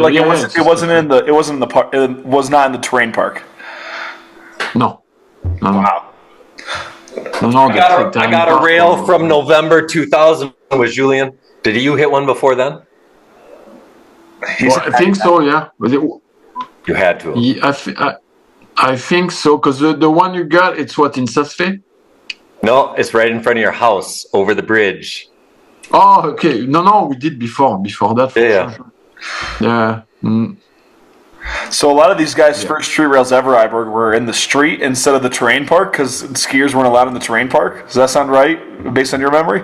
I don't know, but I want to tell my Julian story now because I just told my wife it this morning and it's awesome. Yeah. So one of my first trips ever, I went, it was my second trip to Europe. I did sold in Austria for Red Bull Big Air, and then after that, I went down to Julian's with him and JP in La Plagne. And so he has this rail that goes over this trickle of a river in the winter that has rocks at the bottom, and then there's a rail that goes up, it's flat. If you come off on the left, you fall in the river. If you come up short on the left, there's this fence that has pointy things and nails that are sticking out.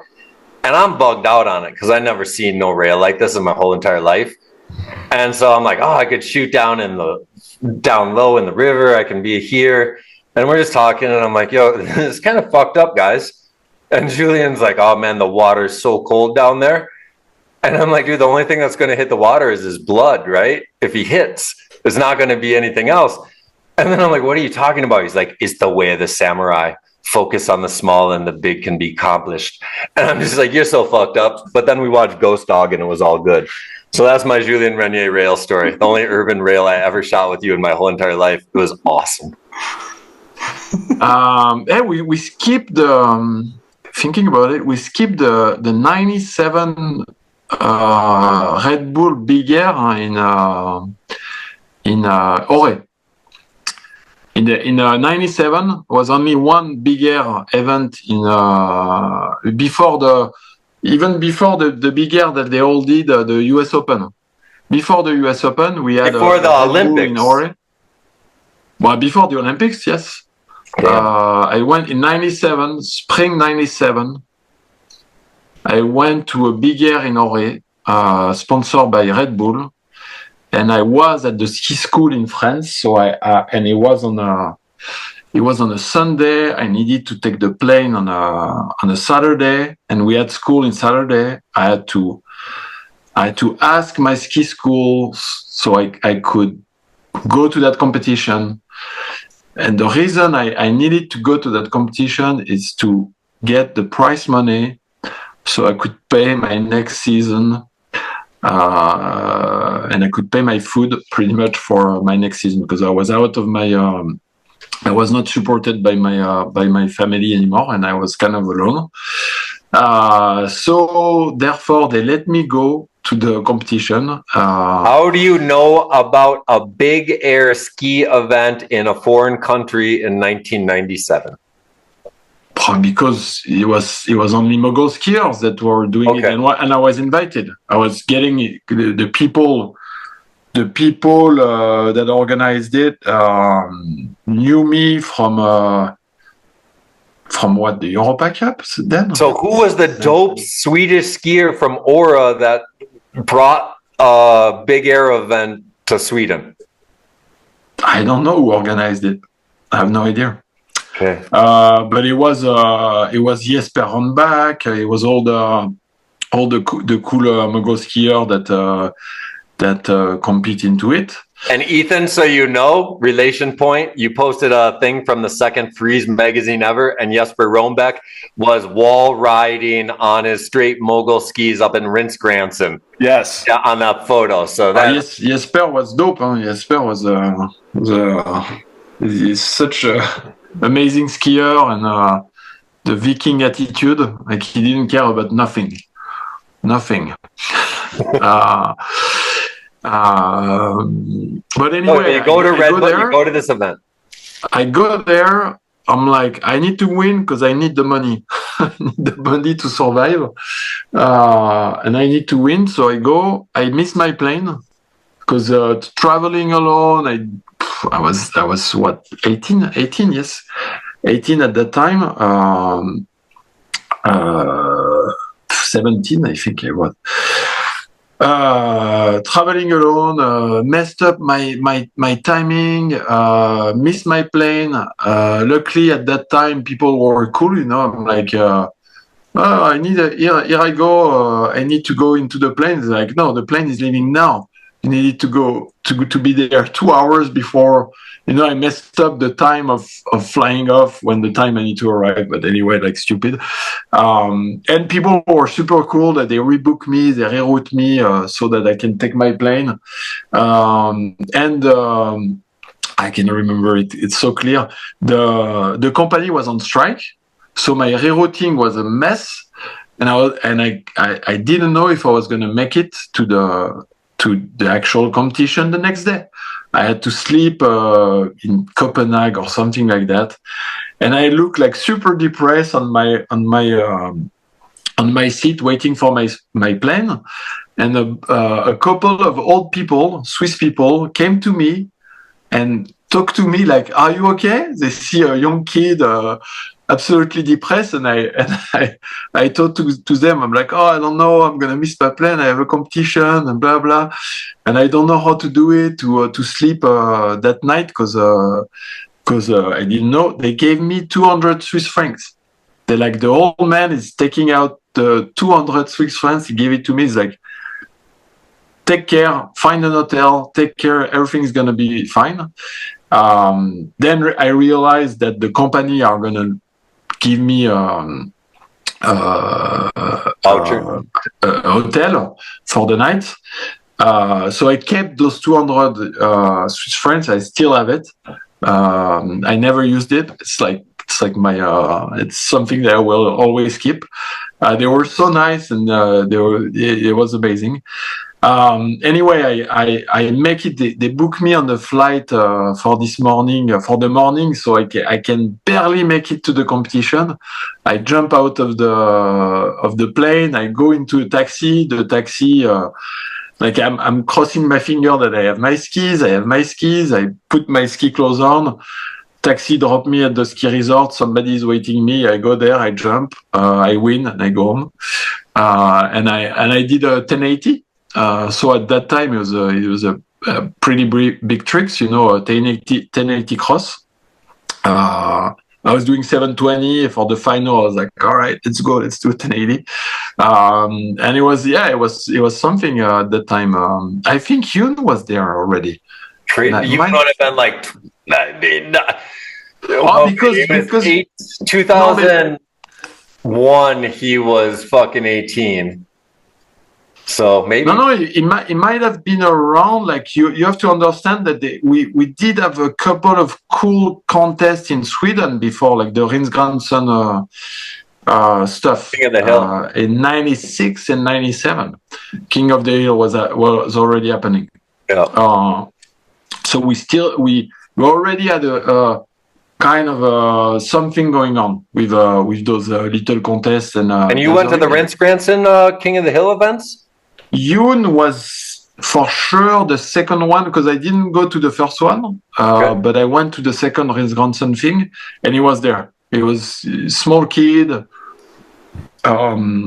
with the head skis. I can remember.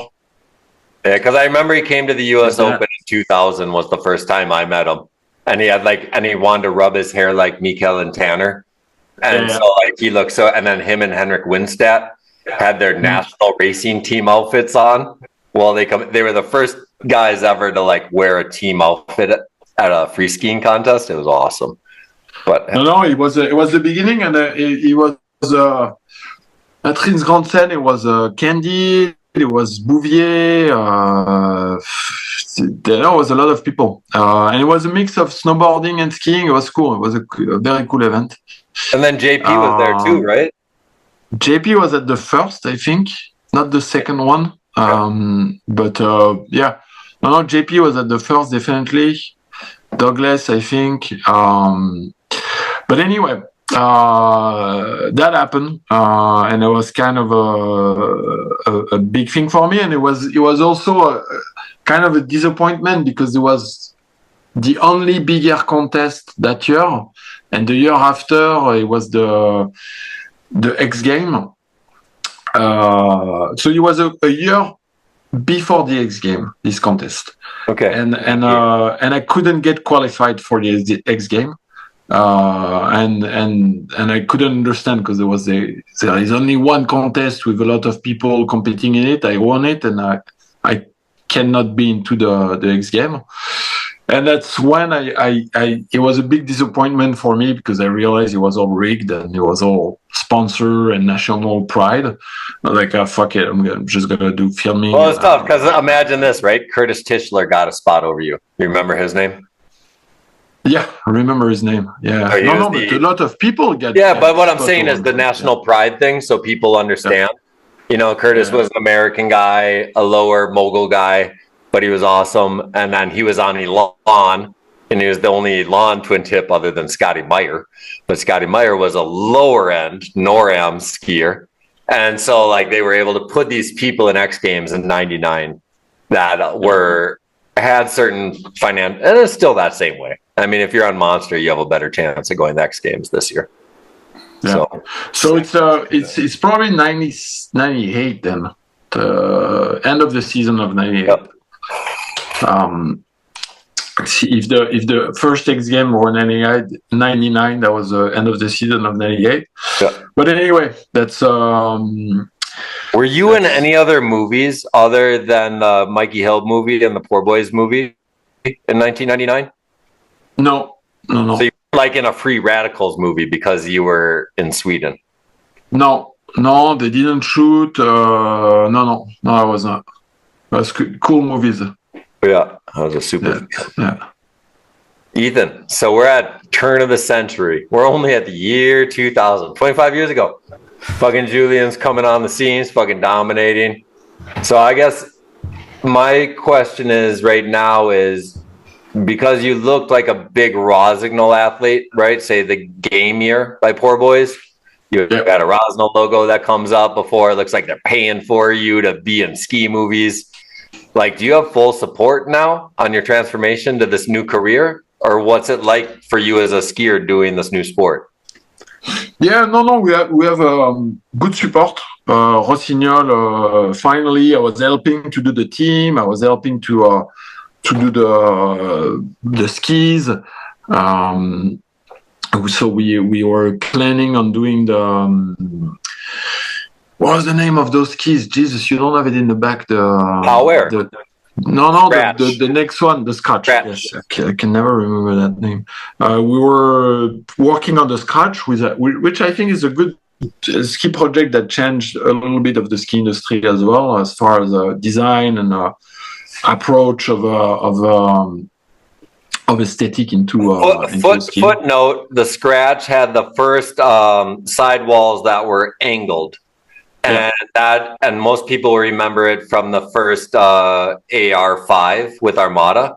So that's Julian's influence, I think. Correct me if I'm wrong, Julian. But in development of the Scratch, like there was this new sidewall thing that we never saw before. And then when Armada released, we had the same kind of thing. So it was only the Scratch and Armada that had slanted sidewalls.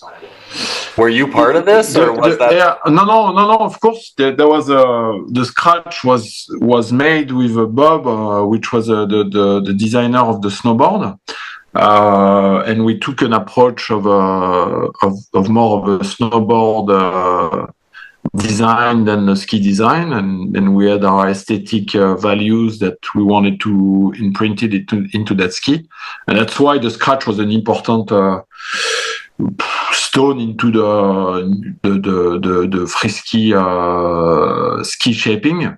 Well, you know, each brand make little evolution, of course. But I think that one was something that paves aesthetic and design detail. Everything. So, Ethan, this was a silhouette of like a naked lady. It was only two tones, and they either ran it in yellow and orange or gray and neon green. Correct me if I'm wrong, but it's like the first year it was the backcountry was blue and orange, and the freestyle was yellow and red. So the aesthetic of the ski, we never really seen before. Normally, you only seen a company's name really in big writing or whatever. But this one was the most basic design that we ever saw. And it had the first, what was the base? A die-cut base? First die-cut base we ever seen in our sport. I don't know if it existed in skiing before. Well, maybe for race but not in race, like because the whole idea is it ruined the race base, right? The race base was a solid black thing, and once you maybe. All the technical alpine race people would be like, "Oh, that slows the ski down," and that's why I say Candide had the race base only black. Solomon, when he like super boosted him in CR in 2003 or 4.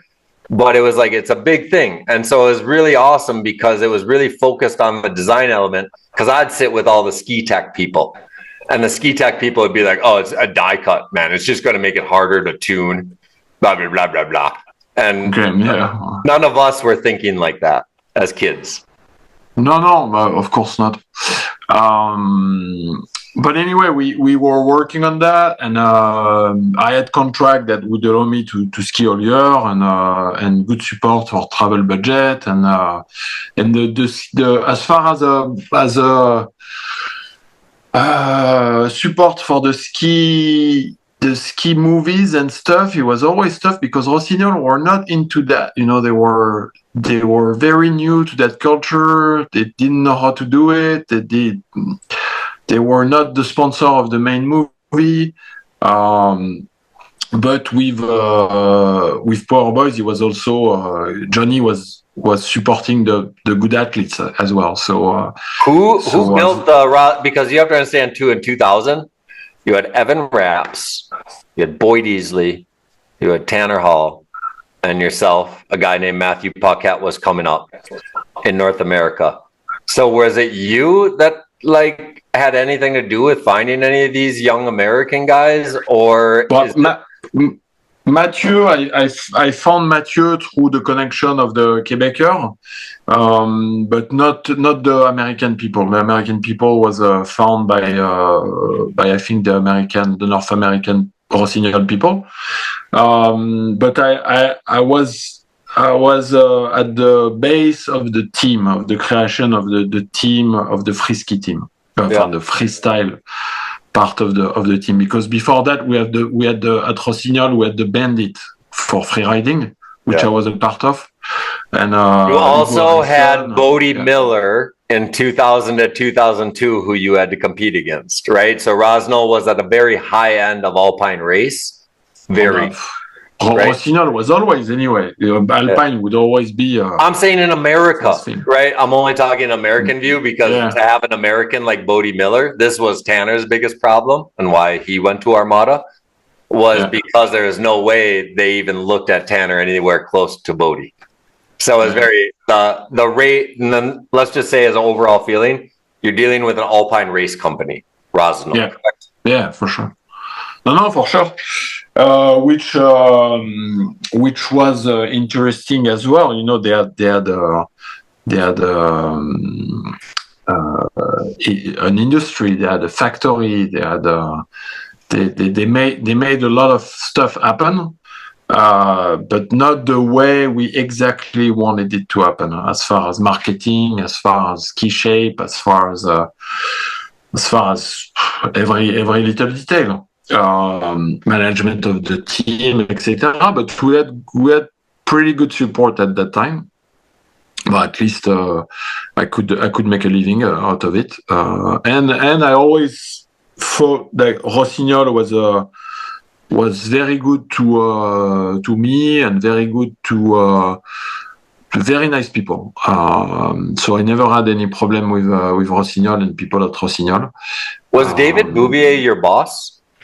At the end, when I stopped, yes. When I decided so your friend moved through the rank because you were a skier with him, right? At the beginning? Yeah. So your friend from 98 to 2002 moved into the boss position and you were still the athlete, right? Yeah, he moved to the team manager, you know. Which is an ally, right? Yeah. You have a friend as an ally in a company.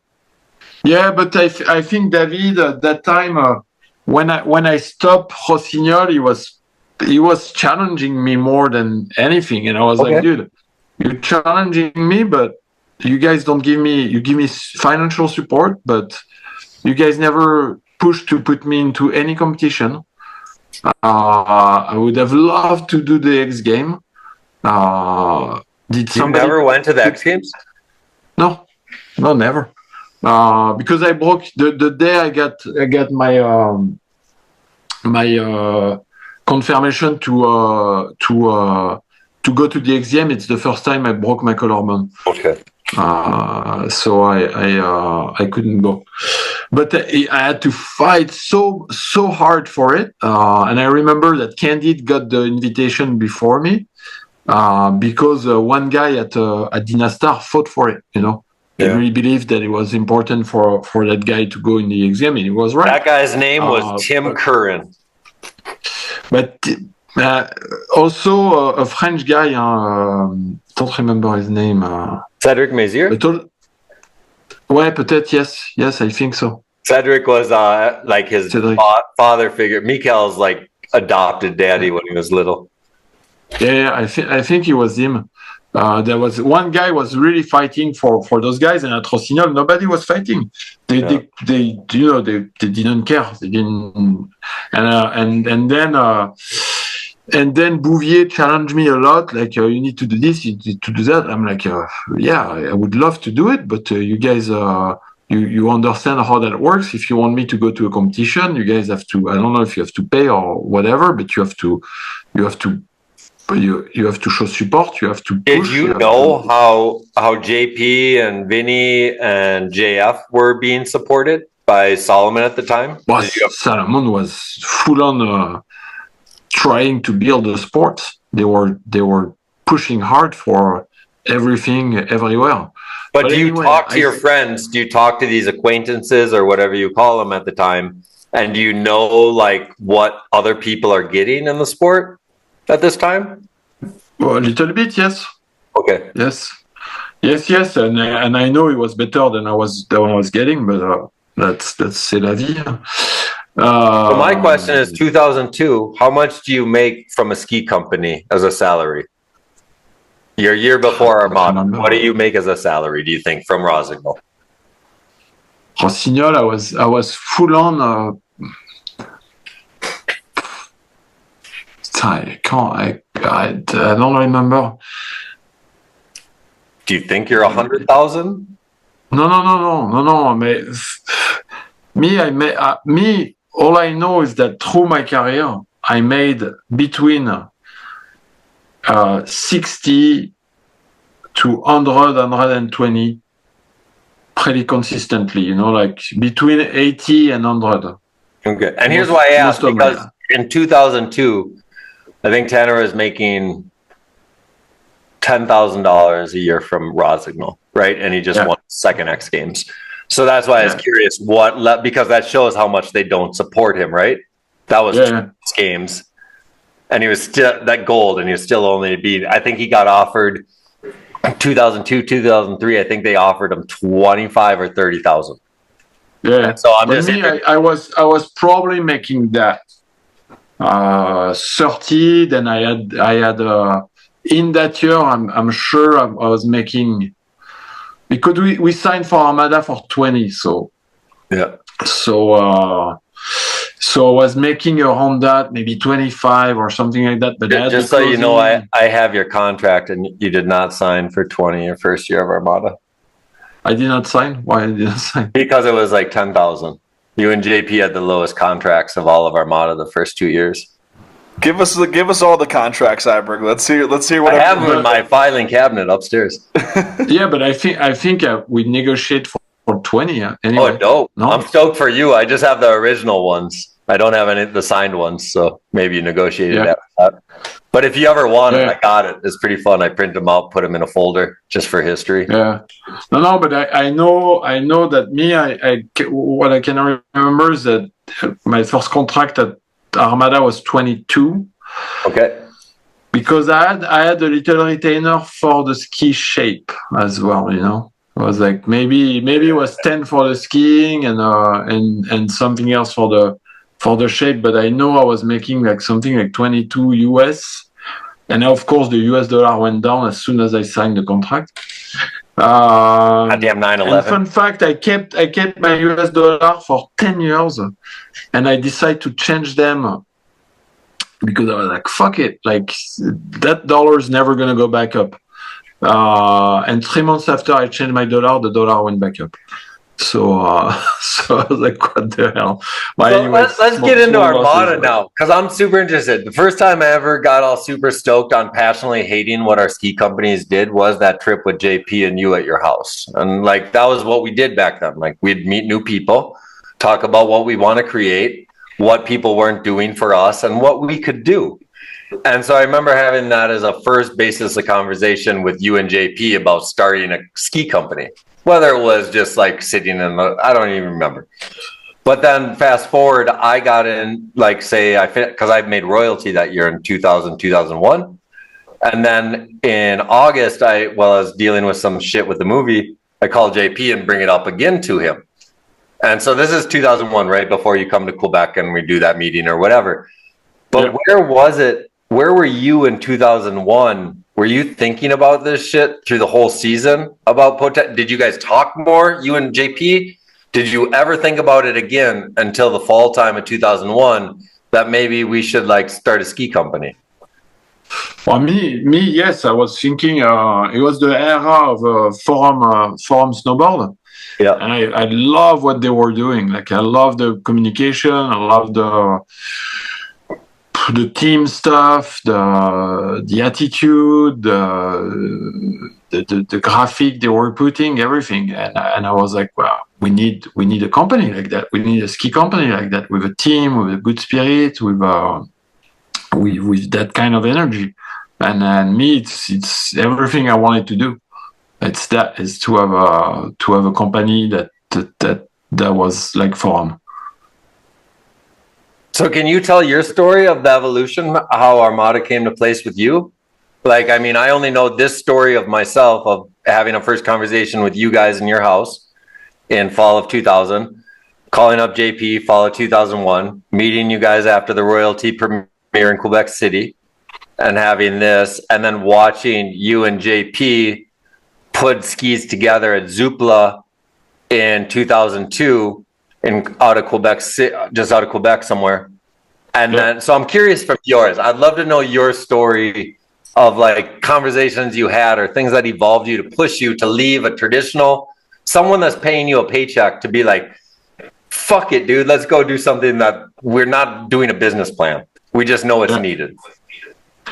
But it's as you said it was made like that. We talked about it. We wanted to have it happen. I know I wanted to have this as a team because I always did stuff in the sport with other people. It's a very individual sports, but I always envision it as something as a friendship and something that was made with people. So I knew I wanted to do it with JP because he was my best friend at that time. It was a super good energy with him, riding and making theory about skiing. We would talk about how we would see the sports in 10 years. We would talk about how we wanted to see people skiers in snow parks, and we would have fun doing it, And it was for us. It was also very much of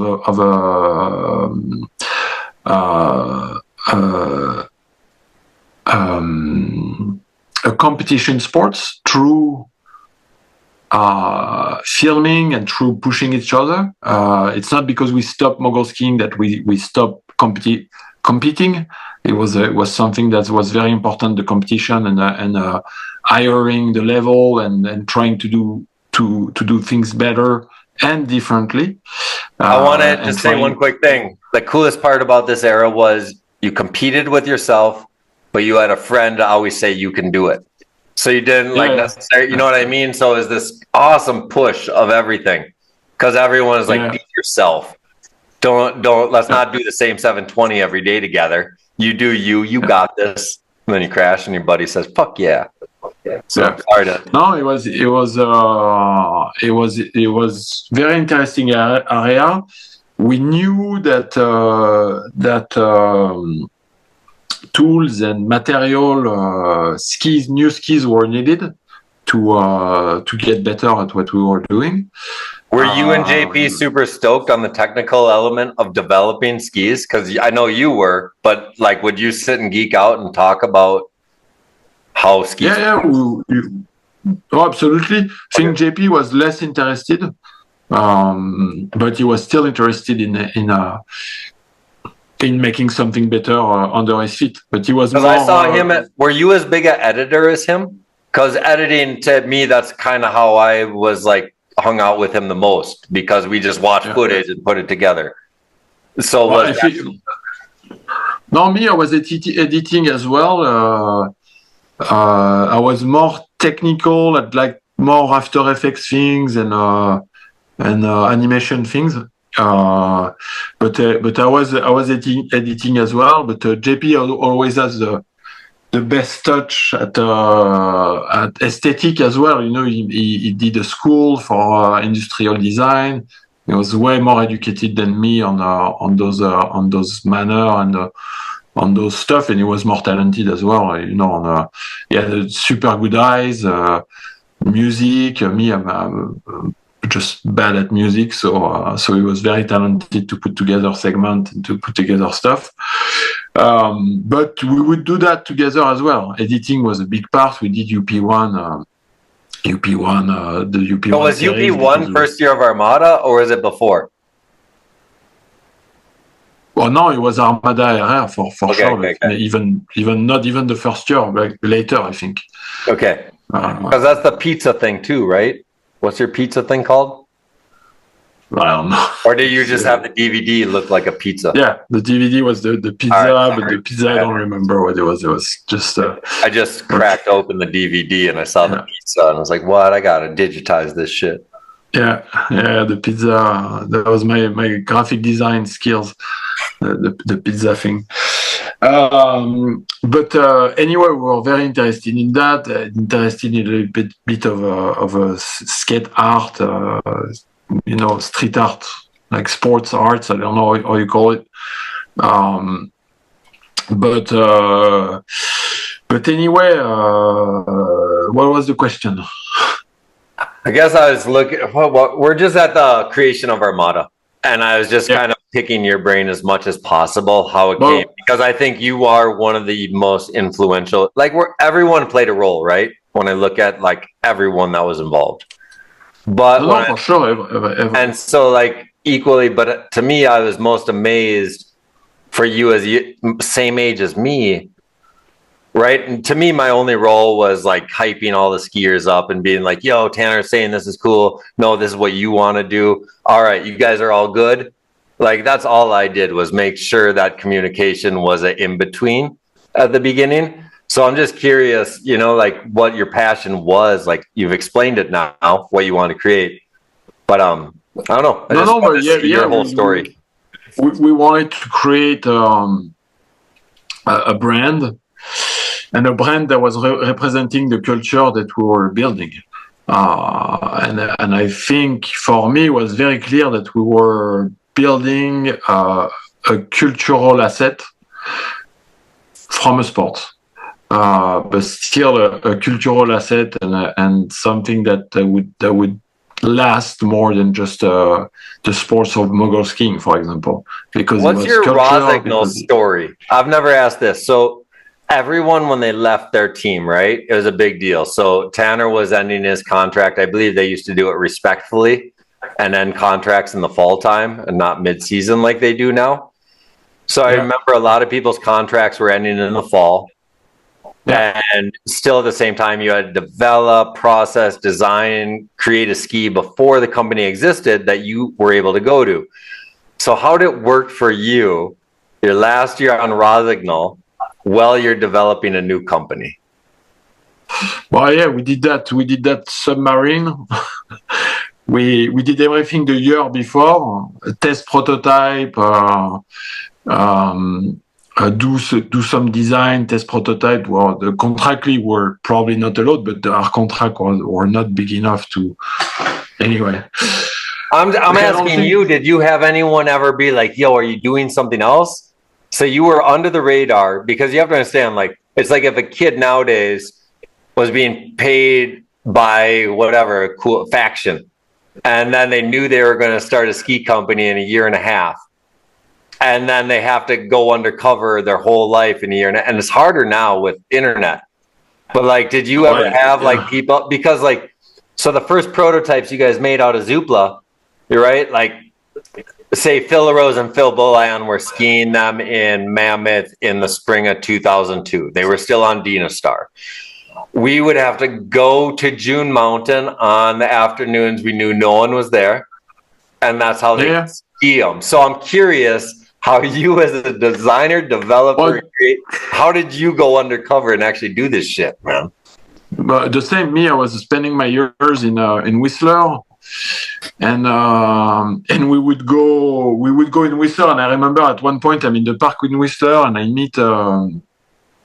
meet Mathieu Humbert, which is a French pro rider. And he's like, "Yeah, what are those skis?" And I'm like, "Oh fuck, shit!" So I have to tell him, like, "Don't tell anything. It's prototype, blah blah." I tell him to keep low key, and crossing my fingers so he will. And of course at that time it was easier to keep things secret, because we're shooting on film, man. So pictures were taken on film, and no one's got cameras on their phones. Yeah. Nobody would take the time to take the picture of your ski, go to a lab, take the scan, send it to the company. It was just possible to do it like that. No, if you want to do it, it's another story. But you still have ways, So did anyone ever know? Did anyone ever question what you were up to while you were on contract? No. JP maybe a little bit, because he had a problem with his back. and he was at Salomon, and he didn't answer for a long time his email. So people have questions, but he was more about his health and his back problem. But no, we were able to keep it quite secret, and it went pretty smoothly. Well, that's awesome. Because I can't imagine like anyone trying to switch a sponsor nowadays, and then like the way it's set up where your contracts all end December 31st, every single one of these kids, and so like even if you want to change, you have to be sneaky now, because you have to like actually be a good businessman and be like, well, I have to be prepared if my company sucks in December 31st, which realistically they will.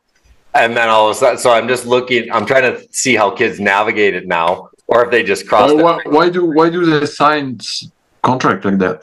I don't know if it's whatever in the last 10 years, if like corporations, these companies say, oh, that's our financial years, and it makes our books easier. I don't know. No one's ever answered it to me.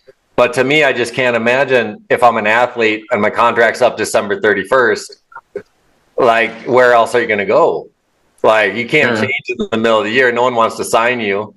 And so I just feel horrible. Like, I mean, every one of Phil and Henrik's contracts ends December 31st. Well, if you have a contract that is laid out properly, you should have at least 3 months of re-signing period of. And maybe they are, but still, even then, you're only in October. And then at that time, you like don't have enough time to negotiate how your season was to be in. No, but you should be able to prepare regardless. If you talk to your team manager, you say it's important that I test the ski. It's important that and you feel if there is tension or not. And if you feel there is tension, you go. If I showed you the rate of email the email response of a team manager or companies that don't have team managers nowadays is it's a whole new sport. No, of course. But then if the guy doesn't answer, you take the freedom to ensure your future. Agreed. And they will not. Most likely, they will never trouble you for that, because you have the right to prepare for your career. Yeah. So you should take your career and your future first than what's written in your contract, because most of the stuff that are written in contracts they don't hold. They're just people trying to put pressure on you, and if you actually have a conflict, the judge will most likely say something else than the contract says. But like, I'm not a lawyer, but anyway, if you have any contract as young skiers, if you have any contract, take a lawyer, take a look at it. And try to negotiate the stuff that are too brutal or not in your favor, because it's what we should have done at Armada, for example, and we didn't do it. But usually people try to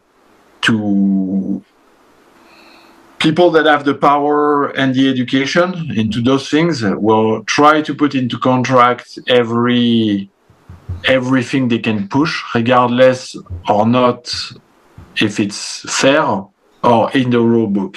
In business, there is no rule book, or the rule book is so complex that people don't go with it. They just go with their guts, and it's guts against guts, So I want to use the next bit to talk Armada stuff and what we learned, because I think you're an awesome person, and what we can do is not negative, but it's teaching.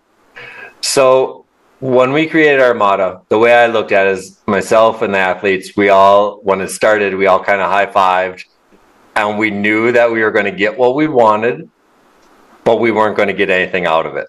So the reason I only can relate this to you is, do you remember the day we got our ownership papers? Like when we were all in the office, Costa Mesa, you remember I laid mine down on the ground and I think you like hit it or something. You took it away because I didn't care. I got it out of my meeting. I was like, this is hilarious. What? And then I was just like, I put it down like under a chair. And then like we all hung out for a couple hours. And I was like, where'd my fucking chairs go? And then you're like, and you yelled at me, you're like, oh, maybe you should care more about what you have, Iberg. And it was awesome. And I'm like, no, I don't care. Like if I get screwed over, like it's in writing, right? And like, I'm pretty sure I'm going to get screwed over for my 1%. I'm cool. Could you give the percentages? Could you give the percentages, Iberg? Because I feel like that's something that's an important part of the story. Okay, so Armada was created with a lot of people that made it happen. There's investors. Those people have over 51%. And then you have a guy, Chris O'Connell, who's a photographer. He was the highest percentage. Then you have a CEO. He is the next highest percentage. And then you have athletes. And I believe the highest athlete was Tanner. And then cut Tanner's percentage in half. And then you have some more athletes. And then you have, say, people like me, Johnny DeCesare, and Poor Boys Productions, and maybe a guy who wrote the business plan. I don't know where he came in, but he definitely has ownership. I just saw an article that he's co-founder in Aspen Times last week. So you have a bunch of people that have this percentage with investors that own the majority. So none of it's understood when we're creating, because I didn't, at least. I was just like, woohoo, let's make this happen. How are we going to make it happen? How are we going to make it happen? And we went through talking, and then it happened. I was like, word. So I didn't think anything of it, because my position in life was to make the sport bigger, make it awesome, have new opportunities. So I was like, fuck yeah, all right, that's dope.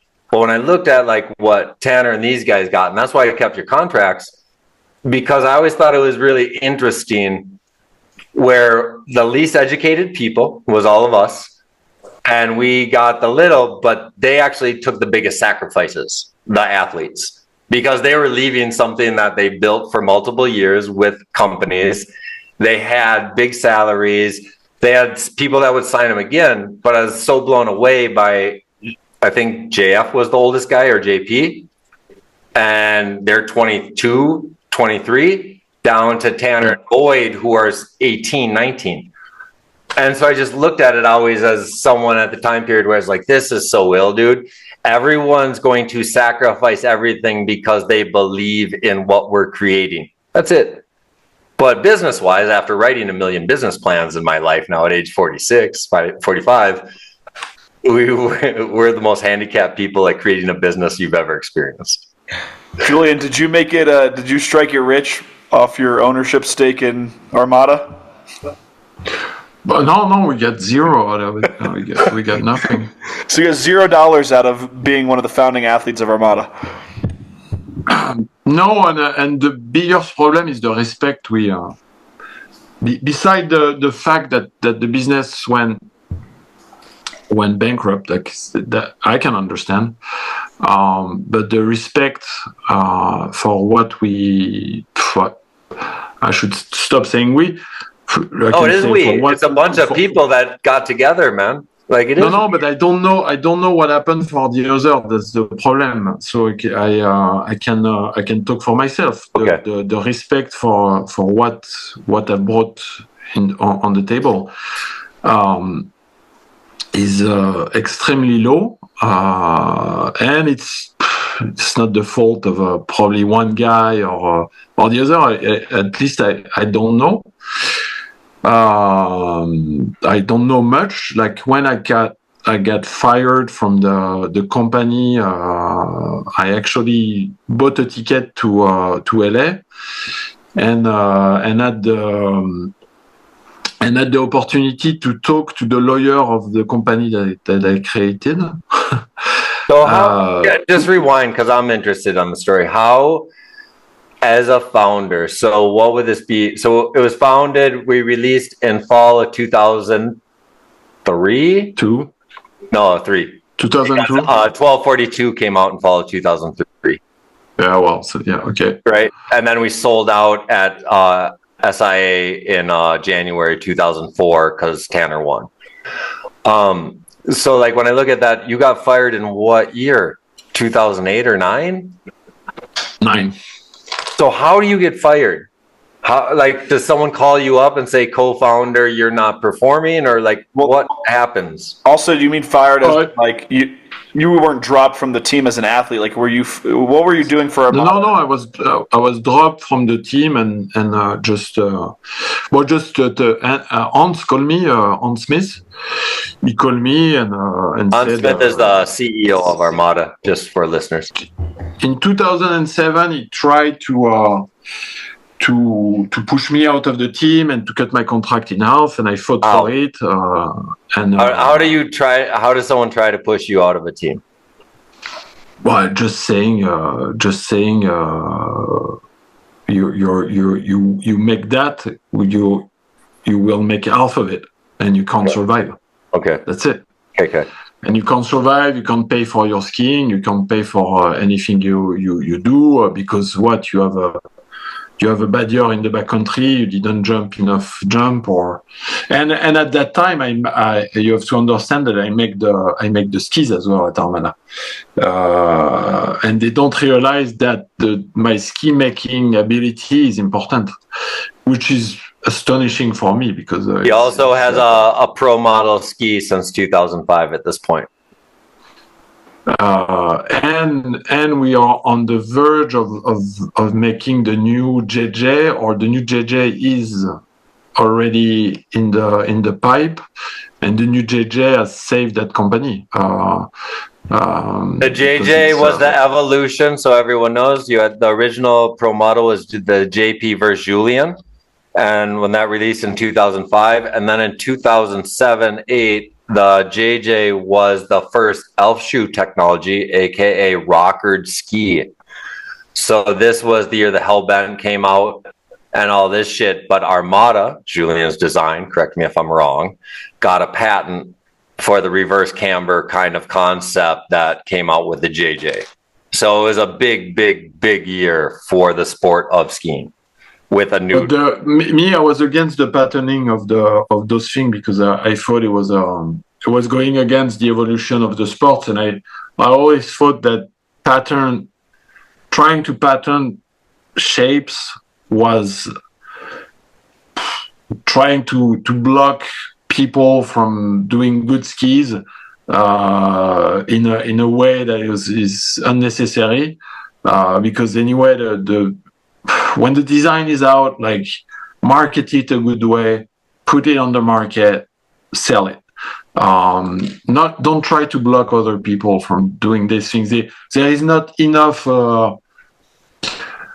It's not big enough market. We're a niche of a niche of a niche. No, but there is not enough investment, and it doesn't cost enough money to have a good idea to make a ski for it to protect it with a pattern. I understand when you working on a medication for 20 years and it costs you millions and millions of dollars in R&D, that you need to pattern it in order to block other people to do the same thing for cheaper.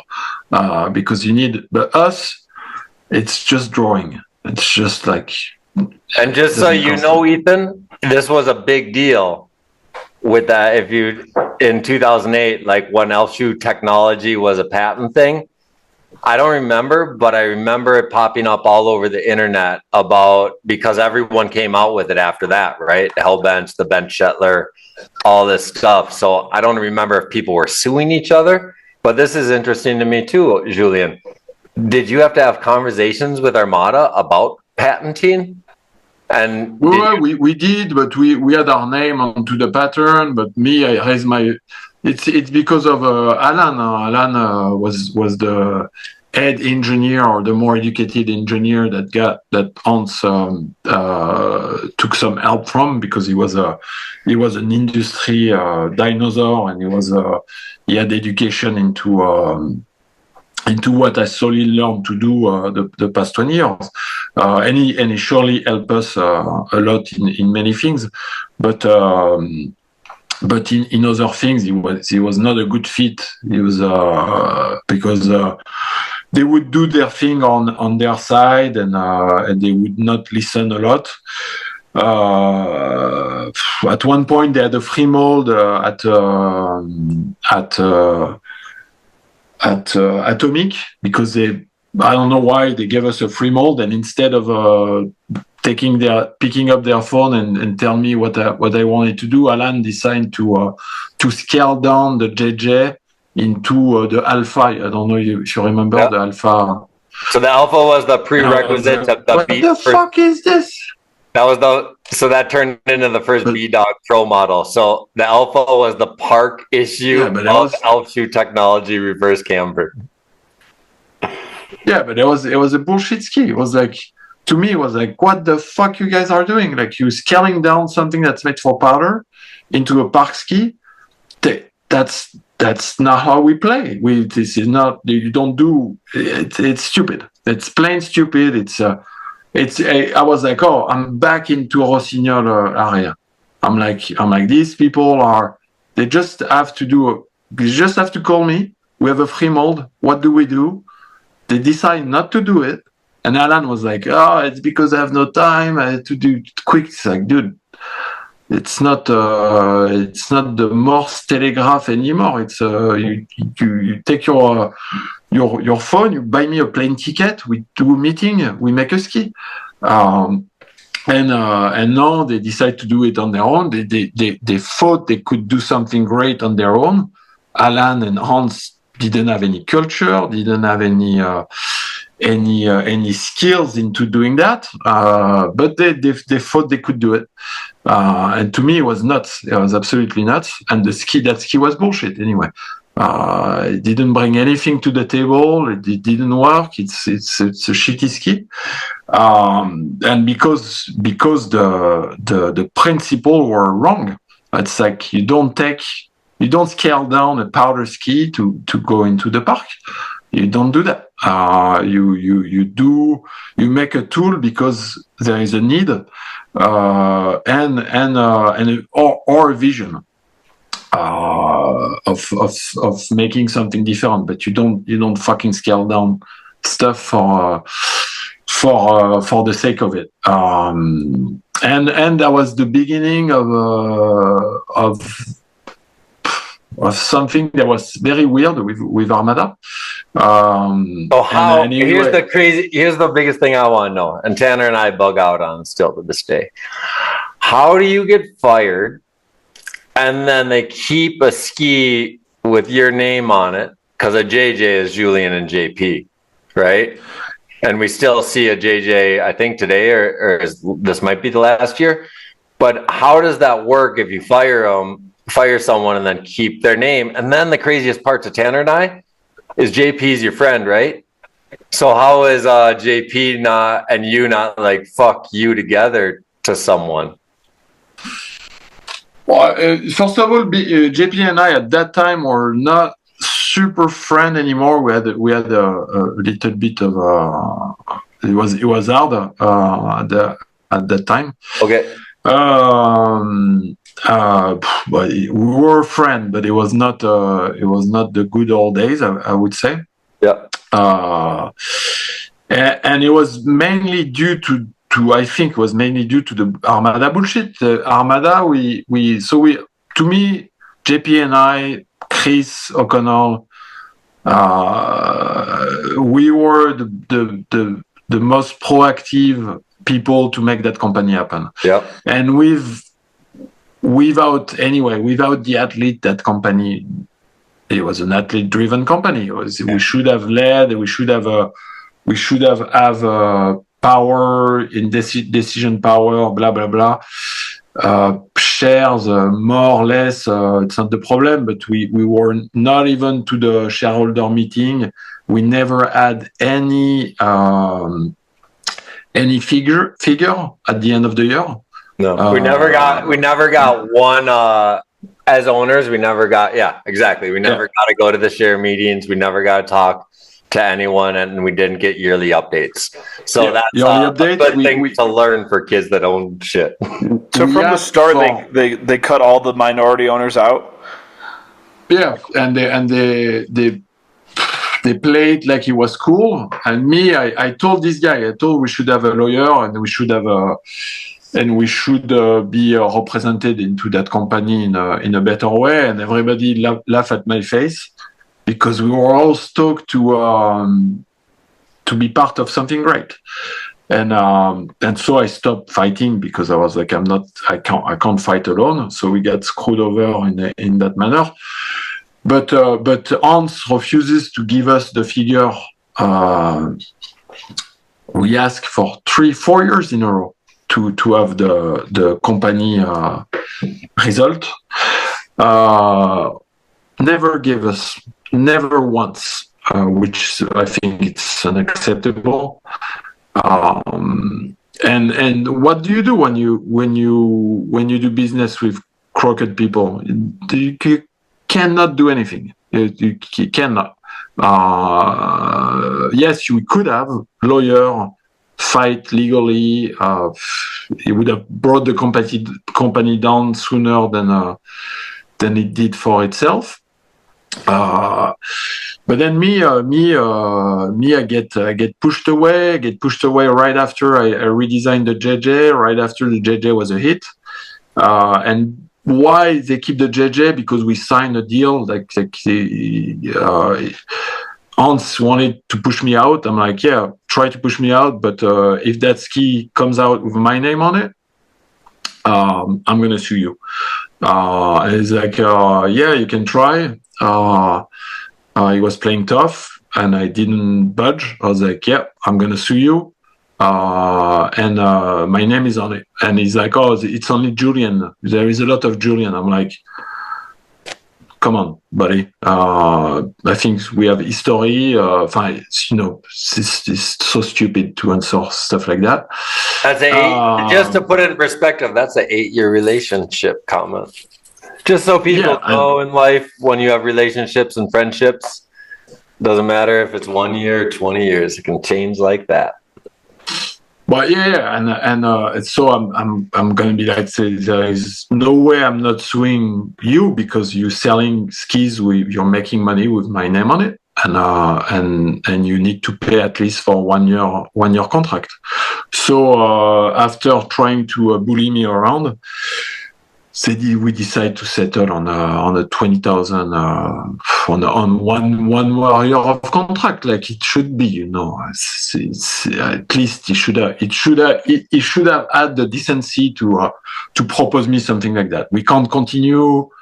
But anyway, even with that, I would have been pissed off, and it would have been me. It was a stab in the back, and it was horrible. But the fact that these businessmen always try to get every penny out of the thing, and they make you feel like shit just because they don't want to pay, or they can't pay, or maybe you can't pay.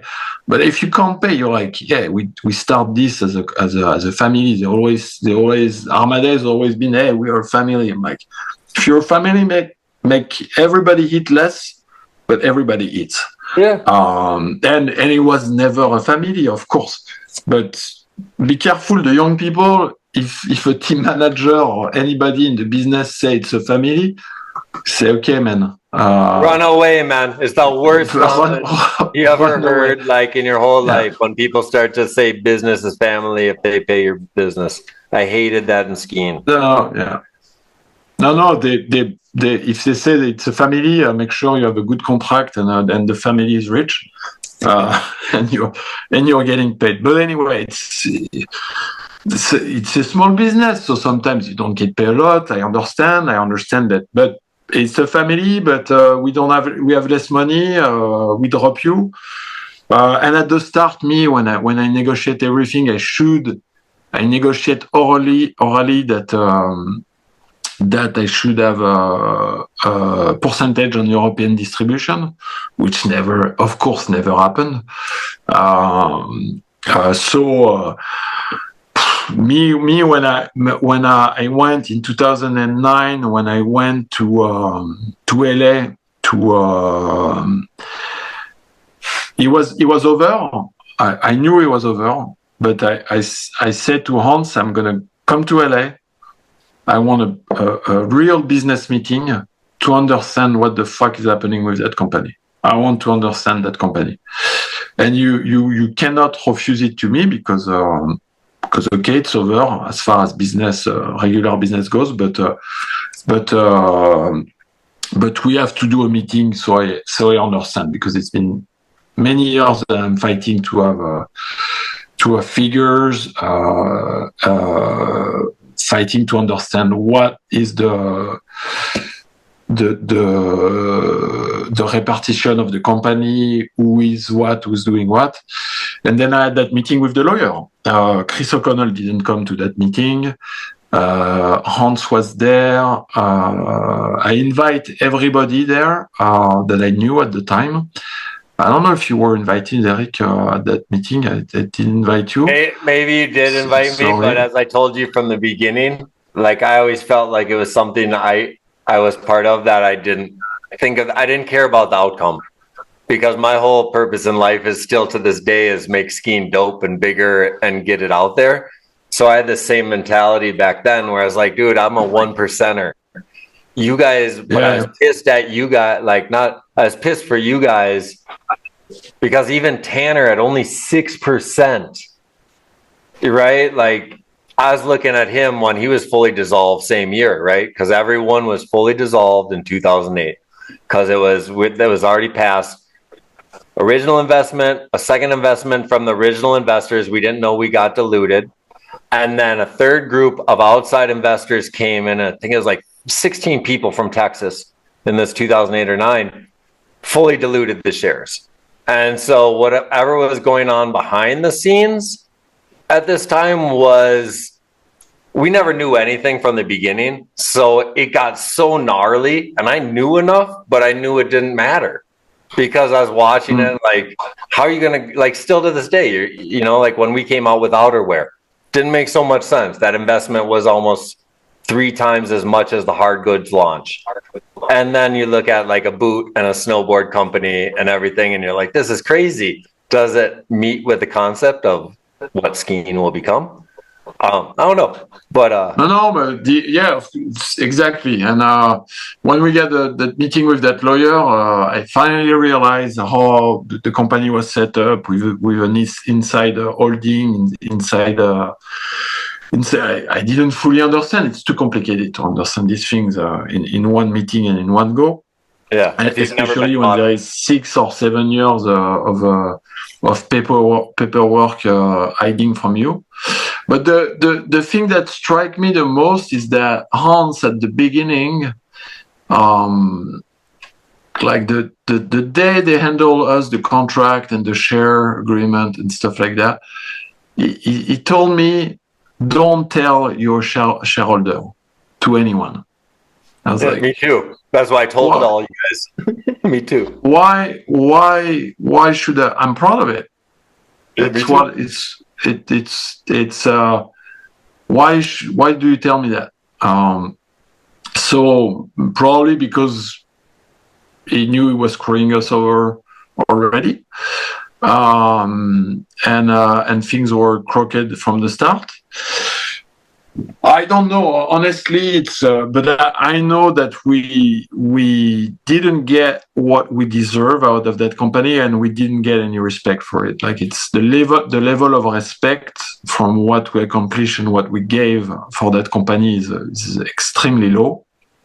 And I just want to give you the respect, Julian, on this platform, because like that's the whole reason why we're here, to tell the younger generation, like, this isn't to talk shit on Armada, whatever. I know the worst stories of life of business partners of 40 years where their partners screwed them over.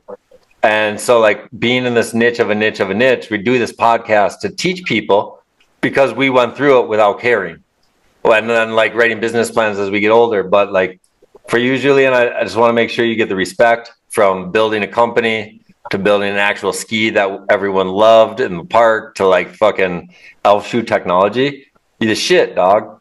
So I want to give you the respect if you don't feel like you ever got it, because I know everyone that matters to you and cares in the sport knows and cares, because I agree. I think the respect level is off on what all the people foundation. No, for the business perspective, of course, but it's it's business. It's different, I think, from the But we're not in big community. business. We're not in big business, and that's the whole point. We're in a niche of a niche of a niche of a niche.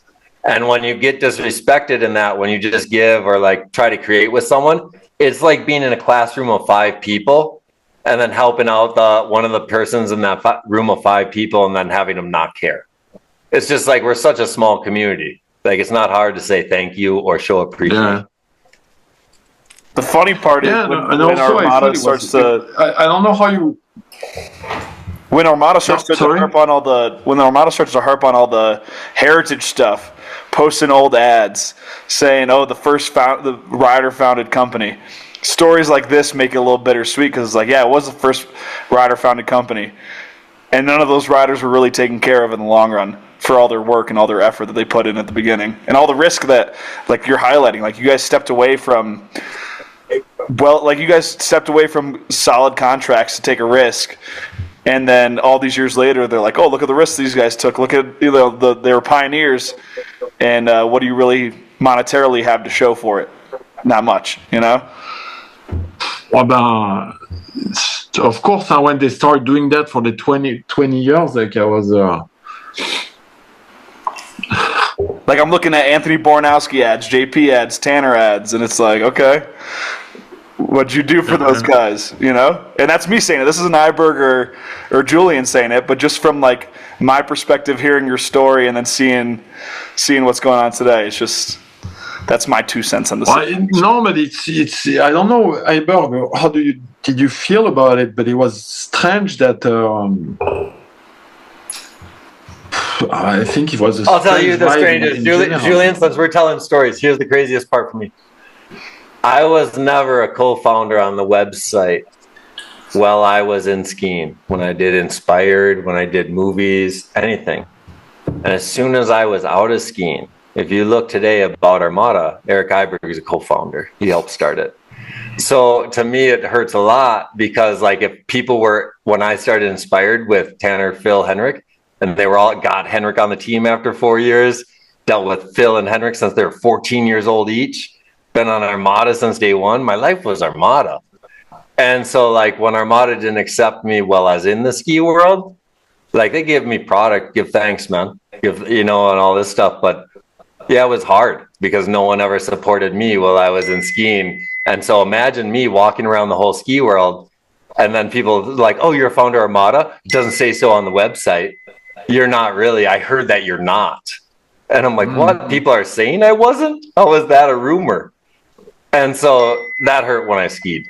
But now that like I'm older, like I just look at it, I'm like, wow, it's so small, skiing. And when people like, skiing is my life. So I hated when like Jay Skis always said like, it's just skiing. I was like, what? Me and Tanner would look at each other. Just skiing, man. You almost died yesterday. I fucking am pissed at people today. It's not just skiing. This is our life. But as I get older and do this, I'm just like, you know what? Like, it is kind of just skiing, but at the same time, I still give more than everyone else. So I need some respect. Not myself personally, but just for the concept of what you guys do for the sport and what you give, creating product, creating videos, doing all the extra. Like I still to this day watch Phil Casabon as a media producer do $300,000 of free media work for his sponsors. And no one says thank you. And he does it because he's passionate about creating media, creating this, not asking for extra, using project budget to create promotion. But I'm just like, oh man, like you would subcontract a marketing company 10 times what you pay this kid as an athlete, but he's a subcontracted marketer more than he's an athlete part of your company because you don't even give him health insurance. And this is everyone's situation. But yeah, that's how I feel. I feel it's kind of bummed, but at the same time, it's the evolution. I'm most bummed Tanner Hall does not have a pro model that comes out next fall.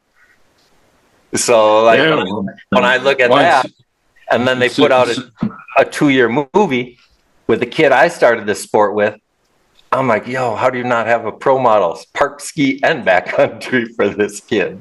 Dude, well, just a month ago, they're posting the old Tanner Hall ads on Instagram. Look at the heritage. Look at all the heritage. No more pro models though.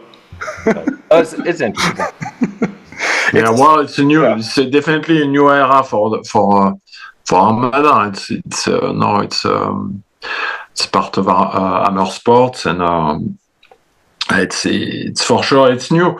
But at least Tanner was able to write for the company he created for many years, which is also an honor. But I don't know how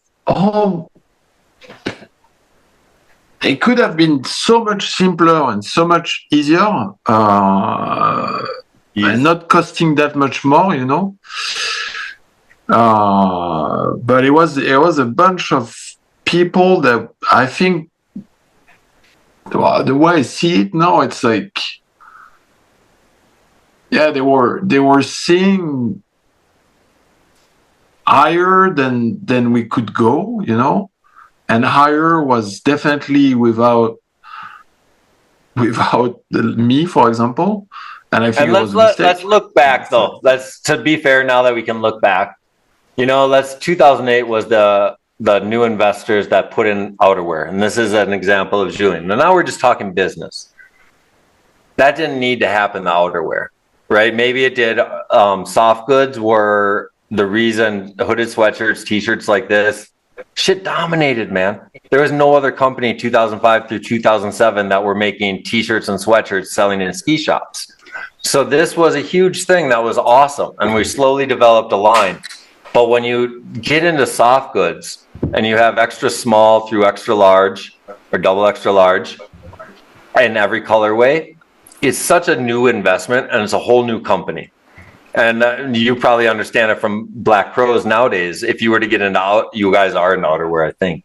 But if you scale it the way that Armada scaled it, it just wasn't realistic. You know, and then we had to bring in a new CEO. Eric Schneider, I think, came in 2008, the year you got let go. And so he was totally not even part of our culture. So Hans actually, I don't know if Hans was the CEO or this guy was the CFO, but all of a sudden we just lost our whole culture of creation and then invested into this like total domination.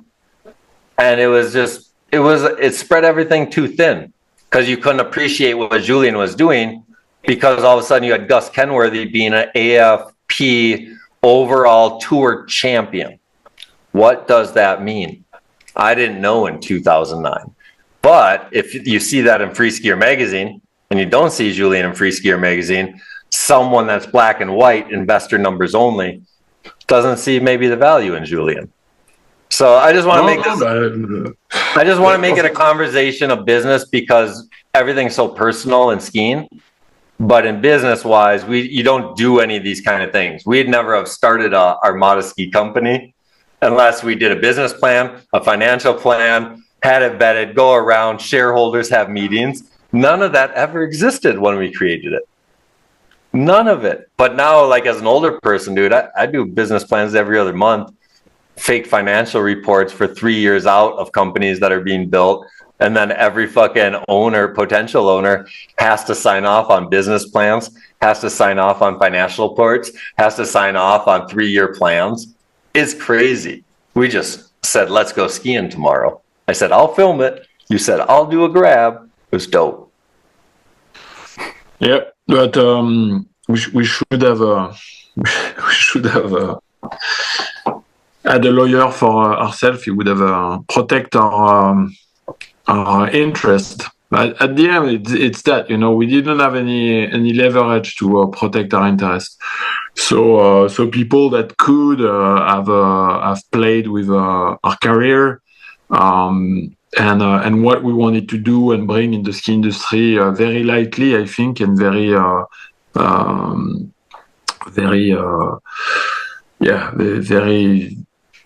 very quick and dirty decision to just you're just not part of the team anymore just because. And I understand we have to make some decisions and that is understandable, but as without, I think without me, without JP, Armada would have never existed, and that's something you need to respect. Because you guys invested money too, correct? When the first, we didn't have an investor when the first.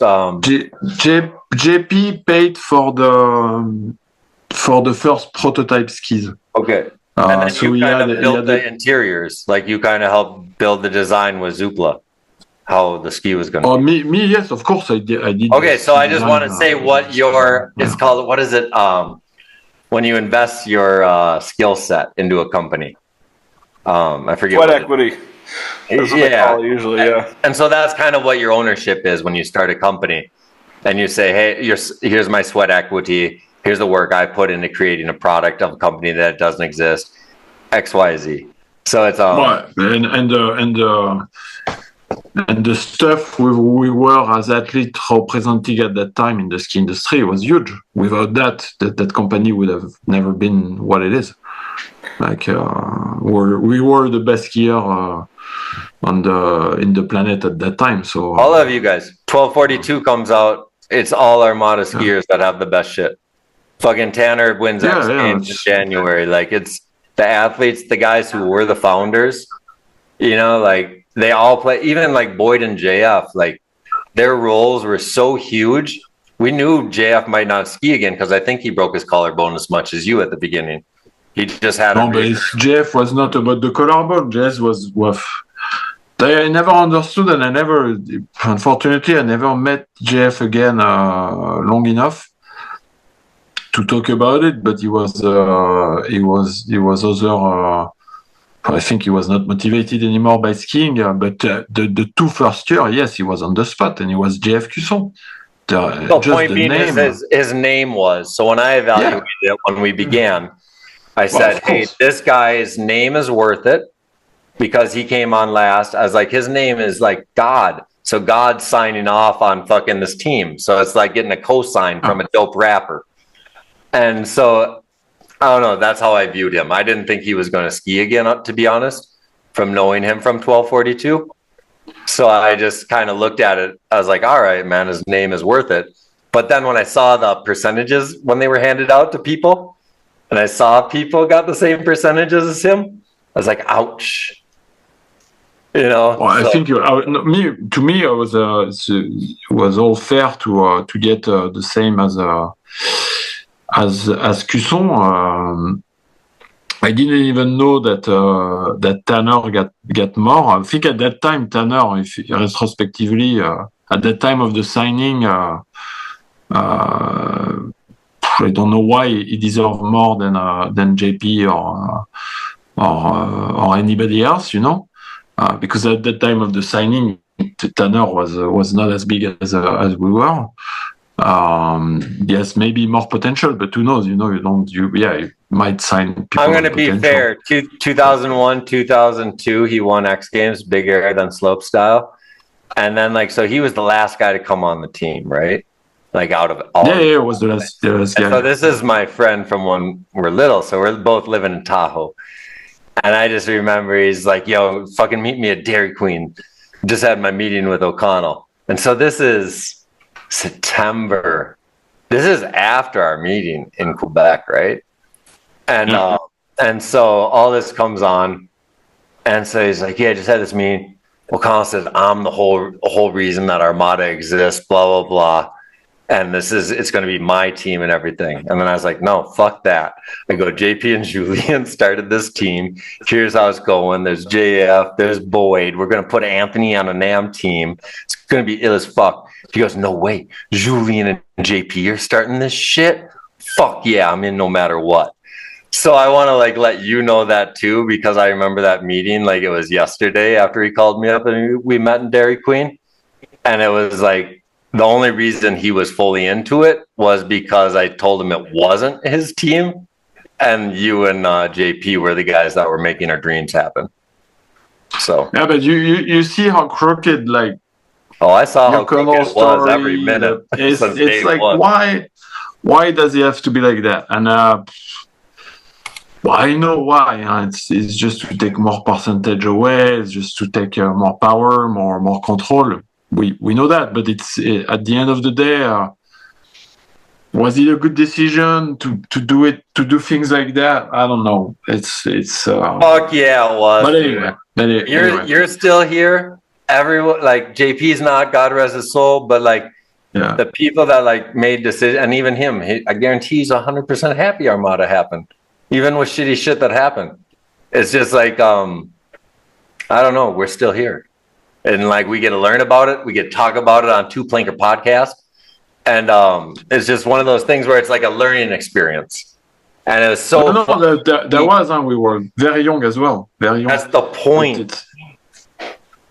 I got a question. I got a young man's question. All right. There's a lot of industries, like, and I work in two of them basically. Skiing, I also work in sports broadcasting, Julian. So it's like two industries where the people in charge can say, oh, you're not happy with the current situation?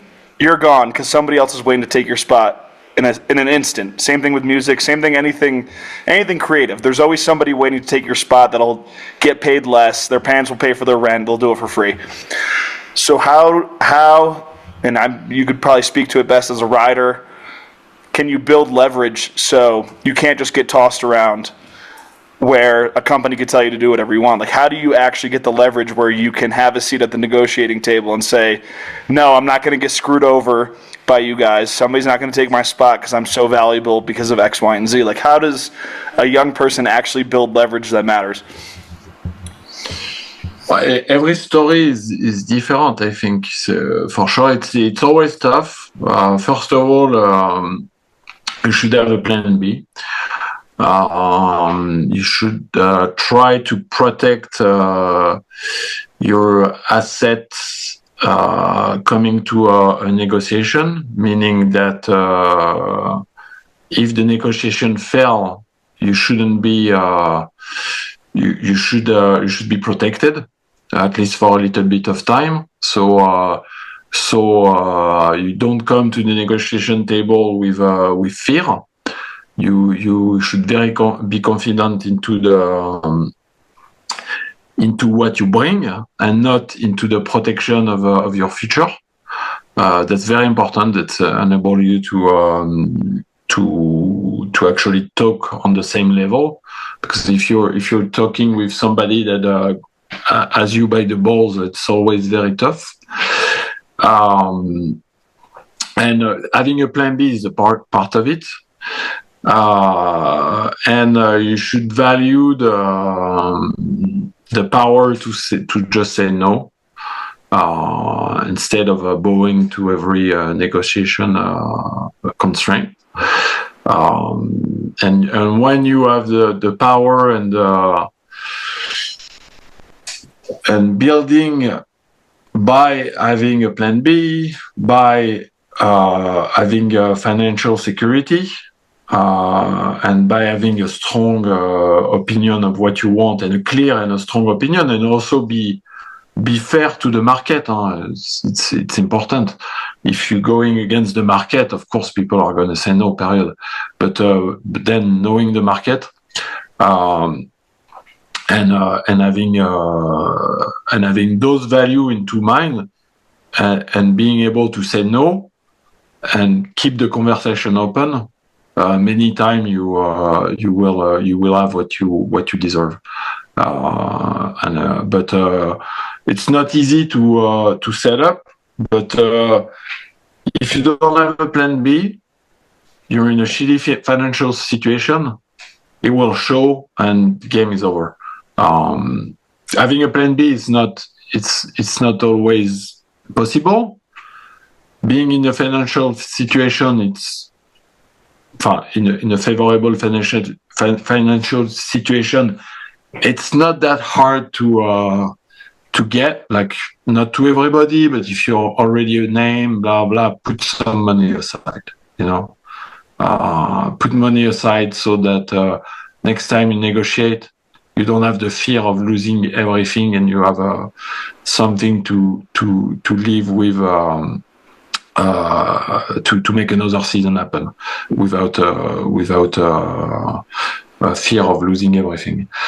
So did you lose everything when Armada ended? But me, I negotiate my as I said, I negotiate because they had the Pro model. So I had one more year of contract, so I could come up with a plan B over the year. Come up with a plan B. But me, I came up with the negotiation table knowing it was over. Okay. I come up quite nicely, aggressively, saying, okay, it's over, fine. I don't want to work with you anymore. I'm not here to try to work with you anymore because what has been told is I just don't want to be part of the family. Yep. But we need to negotiate the exit in a way that we won't fight with lawyers, because I will certainly win, but we both lose money on the deal. So let's negotiate the exit. If I remember correctly, that's pretty much what happened. Yeah, no, because we tried to get our shares bought out. I forgot about all this that year, and then that's when they couldn't explain why they couldn't buy out our shares, and then you're the only one that had to take it solo from there because it was just over for conversation for all the rest of us. This year, Hans told me that I should keep the share. Me, I kept the share until the end, until the selling with Armor? with Hammer. I still had shares in the company. Damn. Because Hans told me that I should keep it. And then when they sold it to Hammer, I tried to communicate with the people at Hammer. They never answered to me. They answer to me with a publication in the magazine, a 10-line publication in the magazine saying that Armada has been sold, and that was it. And I talked to Hans that year, so maybe I could find some financial. No, that's the year I did too. I forgot about this. So what happened was that was the year I found out about the reinvestment from original investors, the new investment with clothing from the 10, 13, 16 investors. But that's later on. That's when did they get? But that was the point being is all our shares were diluted by 2009 because of multiple. But dilution in shares, it's normal when you have investment. It's how much is diluted. That was what was explained to me because I remember when they were sold to Hammer, I sent an email and I was like, "What? I'll take a check." But when they sold to Hammer, when you get. If you have investment in a company, and I'm probably a little bit off on technical matter, and I'm not a super specialist, but when you have new investment, your share will be diluted, but each share will cost more. So I had 4%. All the group of rider, we had 20 or something like that. Yeah. Which is a big chunk of a company. With that chunk of a company, you should get a seat at the shareholder. I don't know how you call that. At the board. The board. You should get a seat at the board. You should get to be in the decision making. We should have signed the fact that one of us or somebody we elected was represented us at the shareholder board, at the board. And that was the biggest mistake we made. But when let's say we start with 2 million, we have that, we get 20% of that value. If people put another 6 million, you get diluted, okay. But the 20% that you get should worth more. So yes, you get diluted, but normal, you have some people that are coming in the company, they should have power as well, as much as they put money. So dilution is one thing, and it's It's more a problem of power, and it's normal. But if you get too much diluted, at one point, those 20% become 5%, and at 5%, you will not have as much power that at 20%. But us, at 20%, we had zero power. Yeah. So it was the same thing for us, diluted or not. Yeah. That's one point. But when Hammer came in, they bought out a debt. Yeah. Armada had a debt. So they bought the company and erased the debt. So that's when the share were erased, like fully diluted. I don't know if it's the term or the word, but it's like Hammer came, so like we buy the company, we keep a bunch of people that are still working for the company, or somebody probably made deal and deal that were pretty honest. Like I don't know.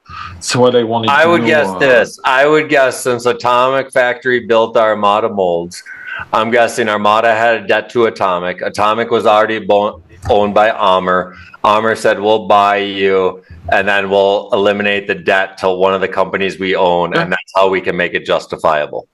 No, that's exactly what happened. Armada had a debt to Atomic, and they saw the company potential, and they were like, okay, 1.5 million, they can't pay, they have that. We buy the debt of the company, we keep it running. And for them, it was a check of 1.5 or 2 million that they bought because they erased that debt, and it's money.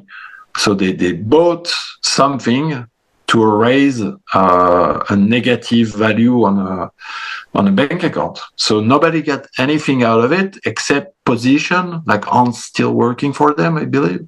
Yeah. So he did defend the position. It's the CEO. He brought the company to that bankruptcy. So he must have negotiated his way into staying in the company. So some people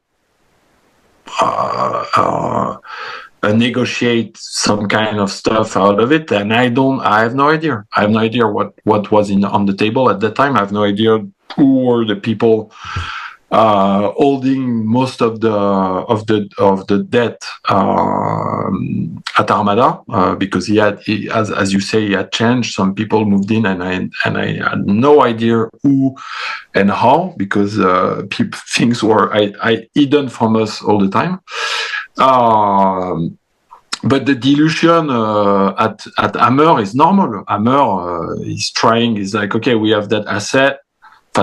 We have that company that owe us a lot of money. We see the value in it. We see that maybe with a little push, with a little bit of restructuration, we can make something out of it. And they made something out of it, because right now Armada is doing quite well, I believe, for the Hammer Group.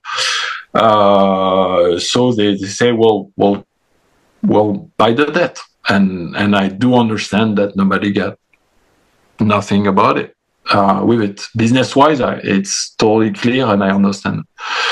But it's what happened before and how it happened that's most of the mess. But it's more of a people and relationship mess than anything else.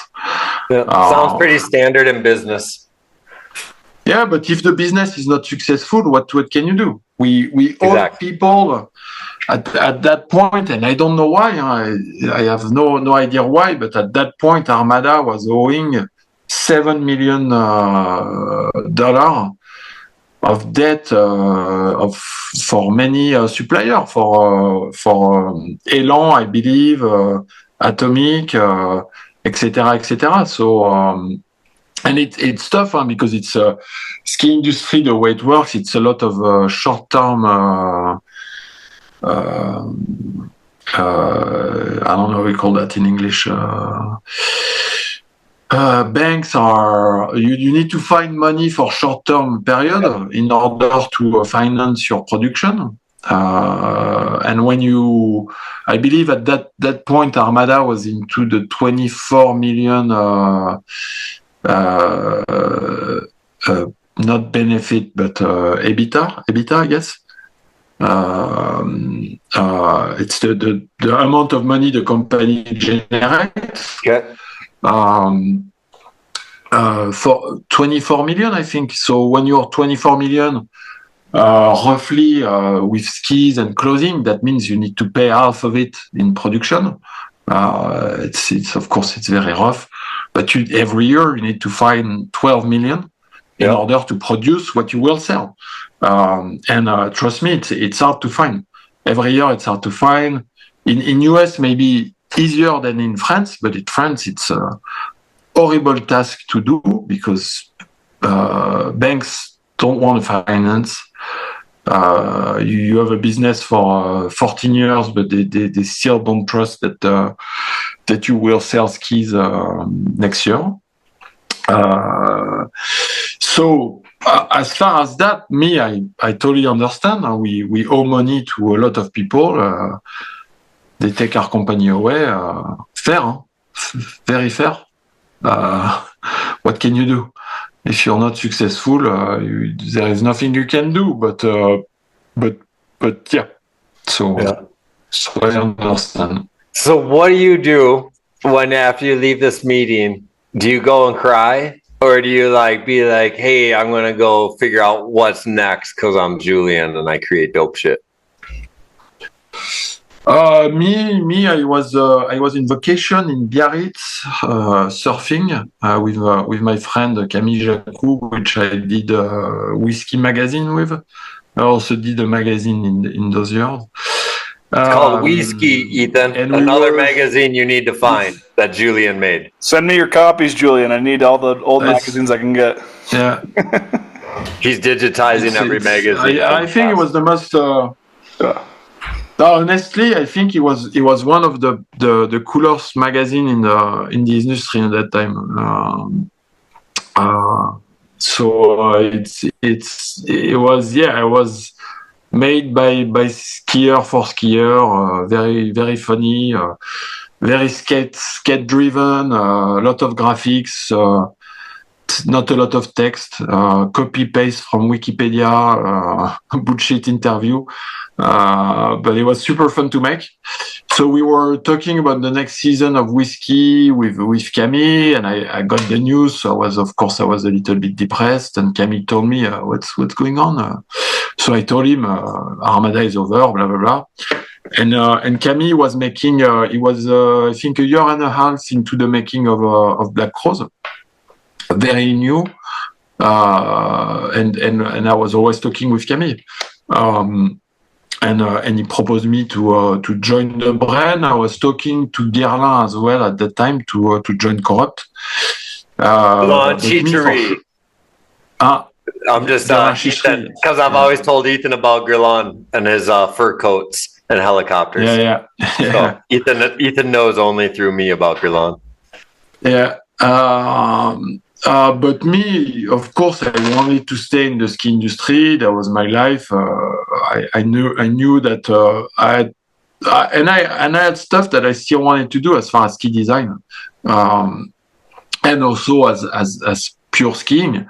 I knew that in 2009 I was not the best skier in the world anymore, but we were building segments, opening stuff in AK. Doing stuff our way maybe was not the most progressive or the creme of la creme of world skiing, but I think it was a bunch of nice segments, a good attitude, and trying to do some cool skiing for ourselves as well. But so 2009, I had two good seasons in Alaska with good segments. So I'm not too. I'm quite proud of those years of skiing that I made. So were you with Black Crows since year one? Second year. Okay. Third year. Okay, because I always think of you in my lost memory on this because I didn't know the story. I always thought like you maybe went and were kind of like a founder of that company because I never heard of Black Crows before you. Right? Yeah. That's kind of why. I'm not a founder of Black Rose. Okay. I came after. It was very small, and I saw it as an opportunity. I saw Black Rose as because also my mentality and my vision of the ski was less radical and less. When we made Armada, we wanted to do something super core, park, freestyle, backcountry, and that was it. But with Black Rose, I was growing a bit older, and I saw the company as more of a universal.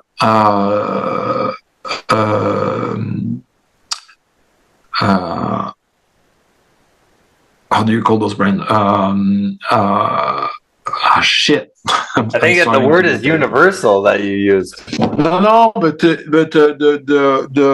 core brand, the small brand, all the brand like Armada, like the smaller brand. They all very niche, very focused on one part of skiing. And I saw Black Rose as one of those core brand, but with a potential of talking to every skier. Yeah. Like the mom, the dad, the kids, the park, the freerider, the Parisian people, the party people. Yeah. Just a skiing brand. Like a very plain skiing brand, but cool and core and a niche brand. So it was very exciting for me because I was like, wow, I can do piste skiing because piste skiing is fucking dope. You go on the piste, you carve, you try to lay down some good turn, and at that time I loved it. Like 5 years before, I hated it. I would go straight because it was my time to be a little rebel and to push the skiing value into that niche. But then I was like, well, skiing is skiing. It's a culture. It's family. It's a rich white people gathering in the mountain. It's a joke, but it is a little true. It's who the consumer is. If we're black and white on percentages as a business, you're right on. But it's a culture of people in the mountain, and it's more than just a sports and a competitive sport. It's about lifestyle. It's a lifestyle, and which we brought with Armada, definitely, but very niche, very specialized into one corner of the spot. And I thought Black Rose could bring those value of skiing. We did randonnée skiing in a cool way. Who would have thought that touring skiing could be cool? Yeah. But it was not only us. I do believe, I understand. What's Gary Didali with the Daymaker binding, right? Like he assists in that shit, man, making that shit cool. Who? Gary Didali, the Daymaker binding. Am I right, Ethan? You're right. Yeah, you're right on the name. Maybe not the pronunciation, but I don't know it either. Okay, but no, the Daymaker is like a touring binding that he's made cool, and it's just a young kid. Not that young anymore. Yeah, it's an attachment. I hear what you're saying, and it's But it was an area also as well that but I think Black Rose brought a lot of normal stuff of skiing into a level where it's also cool, and it's also a cultural thing, an attitude, and something a little bit different. One of my favorite things that you guys do, because I know you always produce videos, and I don't know how involved you are in this, but I also see your studio work of your products and stuff like this. But I just got lost in your lost ski areas or something, where you guys go and find. Yeah, you have like a whole lost resorts kind of shit. The Ghost Resort series, and it's exactly that. It's talking about the culture. The Ghost Resort I had that idea. It's not what 6 years or 7 years ago. I was, but it's when I went to the US last, and we were talking with the sales rep in East Coast, and he told us that people would cut all the track in the woods in the summer, would cut the weed and the small trees to be able to ski in the winter. And those places were used to be resorts sometimes, and blah blah. And I was like, we need to do movies about that, because it's passionate people that go out in the summer, cut trees so they can do sweat for an hour and have a 5-minute run. Dude, that's why I love your shit, because so if you go to Lost Ski Areas of the East.com, so you have this in every region in America and Canada. And so what I always do is I study them, and then I go Google Earth, and then I send like Phil Cassabon images. I go, yo, the infrastructure is still here at this broken down ski area. Yeah. But you can go jib this shit. And then I'll like find all this stuff. But like, that's why I got excited about, like, you did it more basic. You weren't trying to jib the fucking chalet that's no longer existence at the bottom. But that's how I looked at it. And then when I saw your production, I was like, fuck, man, you made it just as fun. And you didn't do any tricks. Yeah, but it's showing the culture, what was there before, why it disappeared, and how people are still using those places, because at the end of the day, now you just need a good pair of skis and skins, and it's, yeah, you can have fun without the lift. But yeah, it's and I saw Black Rose as that opportunity to with a small brand to make something universal, something that was talking to every skier, either you're a hardcore freestyler, or you're a steep skier in Chamonix, or a backcountry freestyle backcountry skier. You could go in our line, pick a ski, and have fun. And that's how I design my ski. It's first of all, it should be fun, accessible. If you're a good skier, it should be good. It needs to be good. But I always try to design from the top and widen the experience. Like I'm like, I need that ski to perform good with that level of expectation. I'm trying to open it to be able to have lower level skier having fun on the skis, because we build skis for athlete and customer, regardless. It's the same mold, it's the same ski. We're not a competition based company. We need to do that sometimes. It's very rare.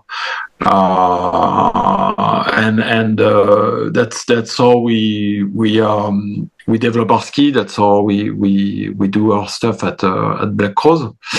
And yeah, it was a very good adventure. It was a good adventure as well to not have the time difference between France and California, because it truly was very difficult to manage. That time difference. 9 hours, man. It's very tough. So it was very, very nice to work closely with a group of people. Yorgo, the guy that does the graphic design, is truly a genius and has brought so much to that brand, into the language, and you like or you don't like, of course. But it's so much consistency, and the level of expertise is at very, very. Well, it's somebody that is internationally known for being a very good graphic designer, and it shows in the line and in what we do.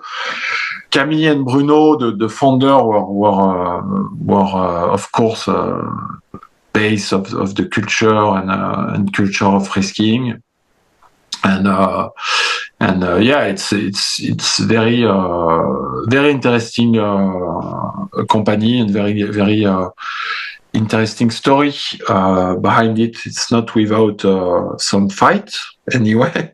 It's always the case. But I'm also proud of that journey. I think we did something cool for ourselves and maybe a little bit for the ski industry and You guys still going strong?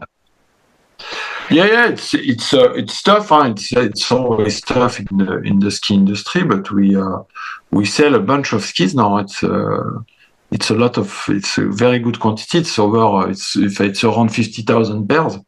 When you start selling 50,000 pairs of skis a year, it's a real business. But so growing is tough. The closing is tough, but it's anyway, it's tough. The ski industry is a tough industry. Huh? We know it, and we have to find ways to diversify. We have to find ways to talk to more people. Business is always. I'm assuming it's always like that. You never find a steady business. Doesn't like steady speed. No, and you made it so much harder by being in a seasonal business that has fluctuation in weather. Yeah. No. That's tough for sure. How does it work with you guys? Do you guys sponsor Michelle Parker? Not anymore. She went to Peak, which was something that Buddy Miller did. I'm guessing with other people, but she went for peak skiing. But I don't know if it's still going. It was 2 years ago. Okay. That's actually a shame. Like I was very proud to have Michelle in the team. So my question was though, like, is it hard for you guys? Do you guys care about the North American market, or is it really hard because now of shipping costs? Or I'm just interested because when I build stuff like for different companies, I try to focus on that country if I'm going to distribute product to them or whatever. And so I always try to make it as small as region as possible, make sure I can touch people, cut my costs and delivery down, et cetera, et cetera.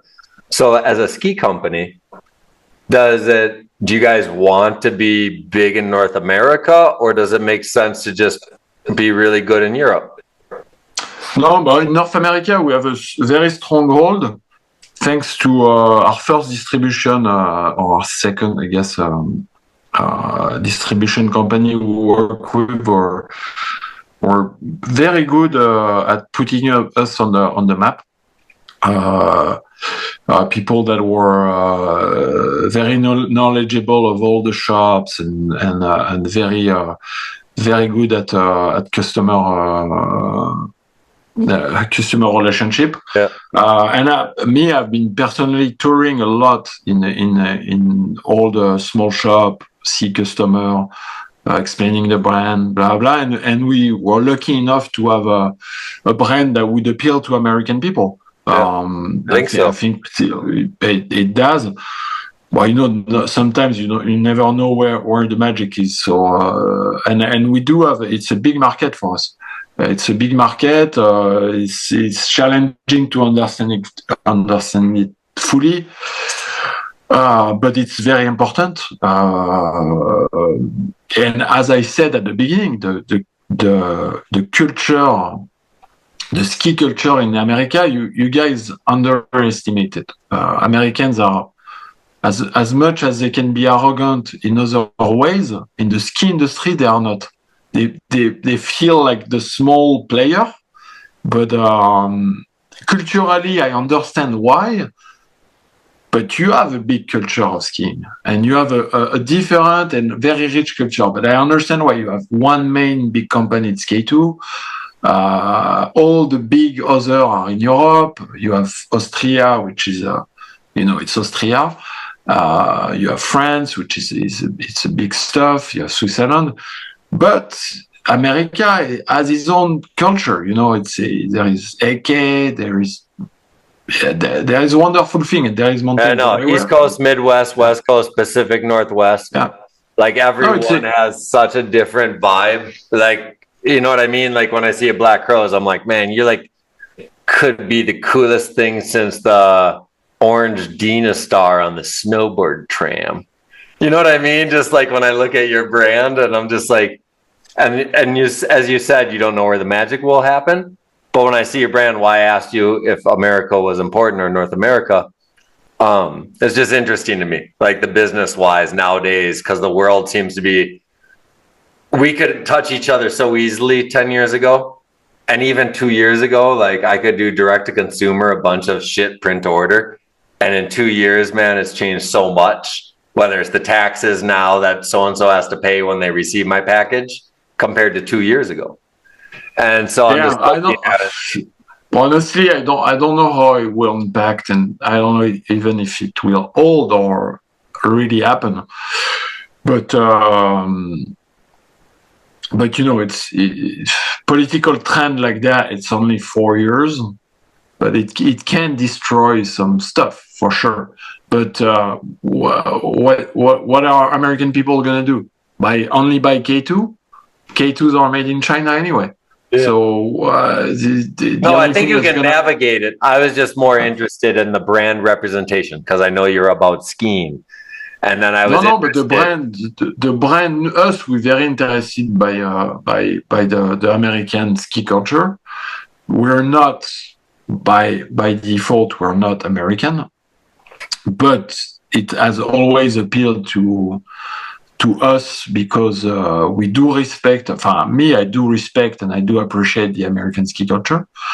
It was always a dream to go and ski in America. It was always my heroes were coming more from the American culture of skiing than the alpine classic culture of skiing of Europe.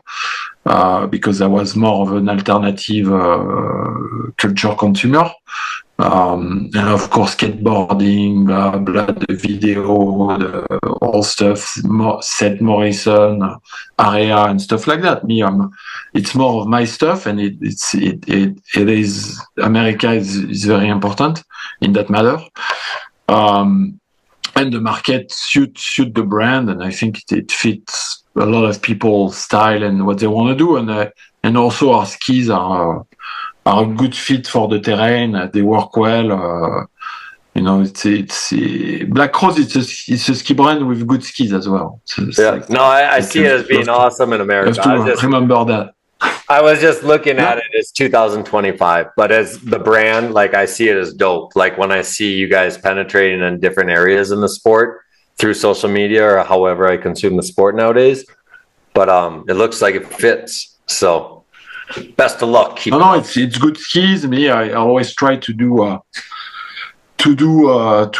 good stuff.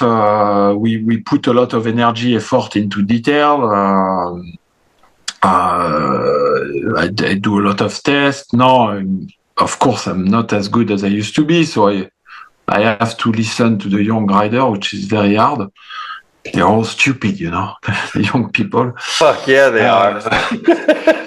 But of course, we try to always do. In the way I build skis, I'm not.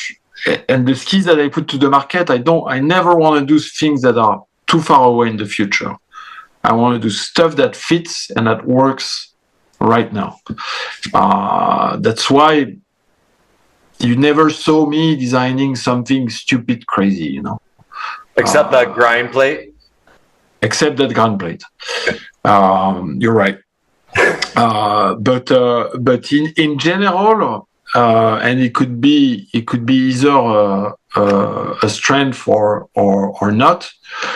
But in general, I try to have a tool that works right now, and a little bit in advance, like that right now for the people that use it at the best level. And it's a general idea, of course. It's hard to translate it to one product, but that's my kind of a mindset. It's not to copy. It's not to put something under the feet of a rider that will be like, oh, I can't do anything with it.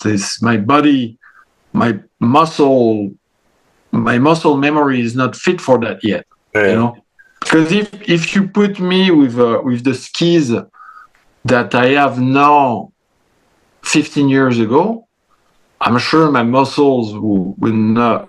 I would not be able to ski them right. You know, even though they are better, I would be like, oh, fuck that. I'm not ready yet.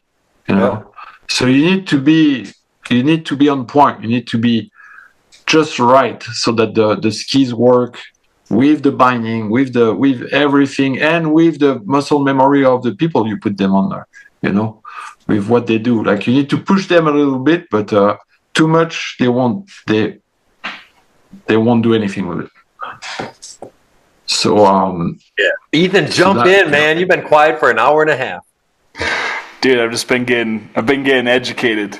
This is the biggest educational show ever. this is what the show's all about right here. But no, I don't even know where to go. Like I talk too much on you. No, I love it, Julian. It's so fun though because like you've been in it hard for 27 years. So why should you talk less than 3 hours on what you've done in 27 years? If we put it in perspective, just you don't talk too much because there's so much more, right? But we're not getting into it at all. But so Black Crows, your transition, your evolution. I don't know, Ethan, other than like what future? Like, do you see anything that's super interested listening to everything he heard? I got a question. I got a viewer question.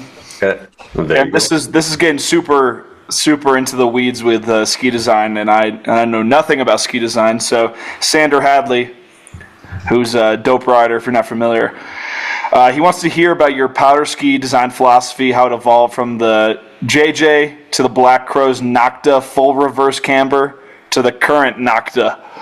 So if you have any thoughts on your design philosophy over the years, I think the ski tech nerds would really like to hear about it. But the way we do our range at Black Crows is quite. It's not special, but it's. I try to build my ski line as each skis as an individual. Compared to some company choose to design a full range that has a 120 underfoot, 115, 110, 15. They all look the same. It's kind of a downgrade of width, and they have the same DNA, and they kind of ski the same, which is it's one way to go. Why not? It can be great as long as you tweak every size to fit the practice. Like I really didn't like the Armada going from a 115 to a 85 underfoot with the same ski design. I thought that gap was too widespread and it was not good. But the way we design our line at Black Crows, it's each model has his own identity and his own feeling on the snow, much like maybe how you would build a quiver in surf, picking a specific tail or a specific width for each feeling that you want to have on a wave. And me, I like to design the range like that more than just a marketing push with 5 pair of skis, same name, boom, they're all kind of the same. It's easy to sell. But to come back to that and to the question, it's the JJ was a tool for backcountry, for jumping in the backcountry.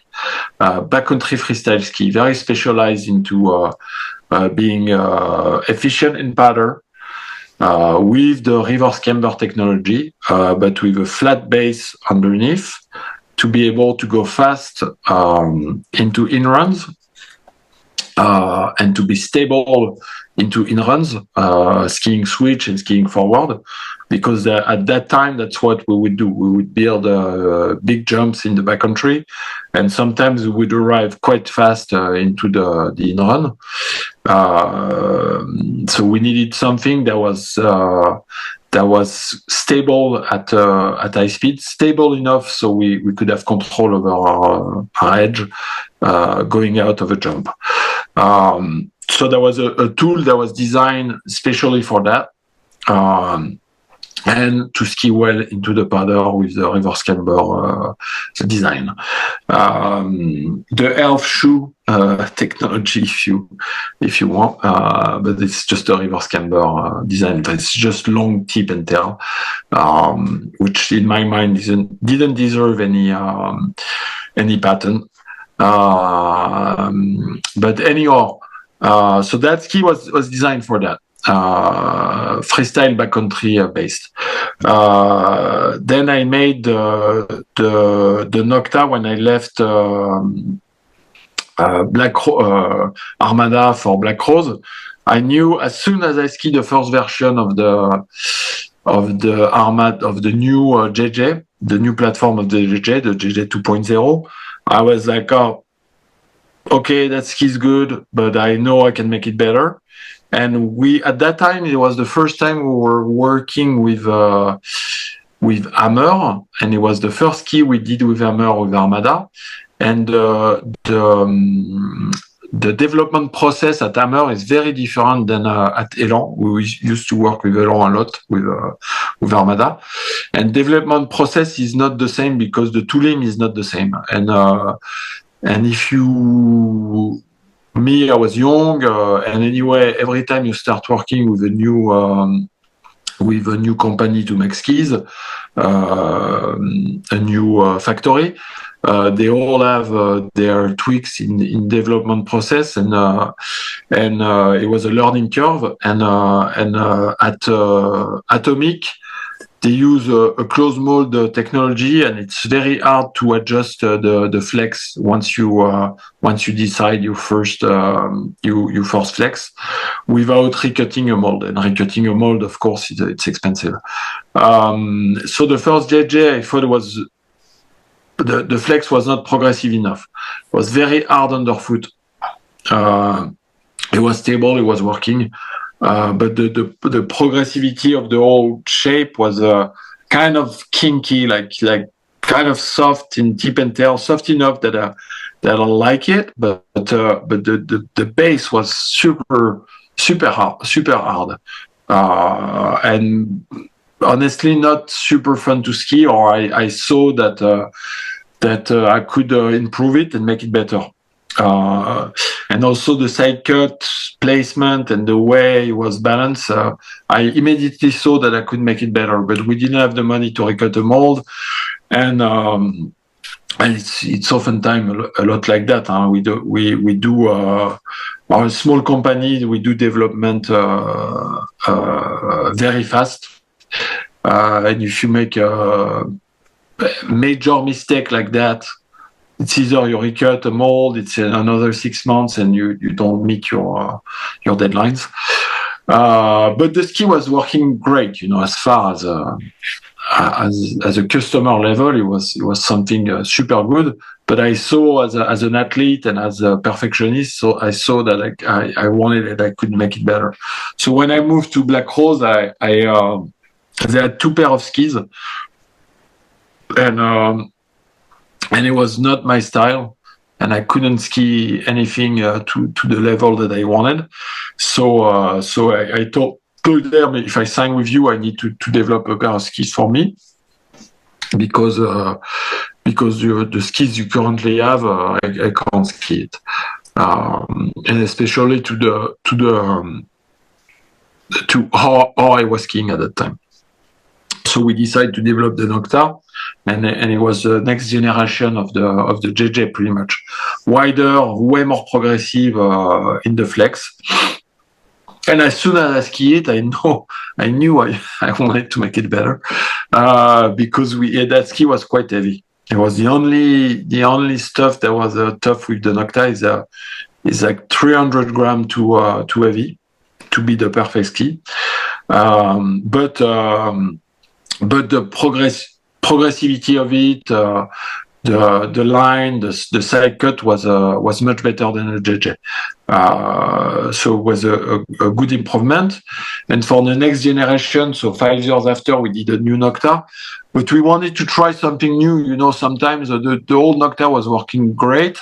We knew the weight was an issue and was something that we could improve.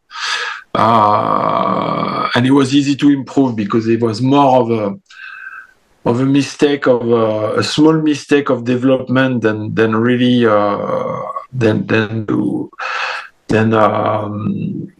something that was a technology limitation. So anyway, for the next Nocta, I decided to go with the full reverse camber, which something that we did with Armada with the ARG. Was almost full reverse camber. It has such a small flat base under it, but since at Black Rose we had other skis that would fill the gap. We say, okay, this one is the widest, biggest one, is only made for powder. Let's make a full reverse camber, because full reverse camber are very nice to ski. They can be skied even on hardpack, but you need to be a skier that knows how to take angle. If you can't take angle, it's tough to ski because you won't be able to grab your edge, your efficient edge, quick enough, and the ski is gonna feel very unstable for you. But if you are a skier like that can go to high angle and quick, it can be quite efficient on a hard snow, because first of all you can build a ski that the flex is more rigid, but it doesn't feel rigid, because you have that banana effect that enable you to balance backward, forward not so much. It's not interesting, but backward, to be able to push the snow and to put your ski into a curve, and to get you off balance. So you have that feeling of off balance of a soft ski with a ski that's pretty rigid. So the edge efficiency and the edge hold is you can retain a very strong ski underfoot with having a ski that's quite feels quite soft underfoot. So that's one of the advantage of the full reverse camber. But the disadvantage is that lower level people feel very unstable with it. You need good skier with good technique under it, and the feeling is not the same, you know. So when I made I made 2 years ago the Nocta number 3, we went back to a normal flat and rocker profile. And the ski is not as performing wise, I think, is not as good as the generation before. But it's a ski that we made to more of a super wide ski to ride less fast. Very good pivot, lighter underfoot, and something that people that don't have that ability to turn and to go on a crazy angle quick will enjoy more and have more stability out of it. And we do have way more performance skis like the Anima, which that ski you can push as much as you want.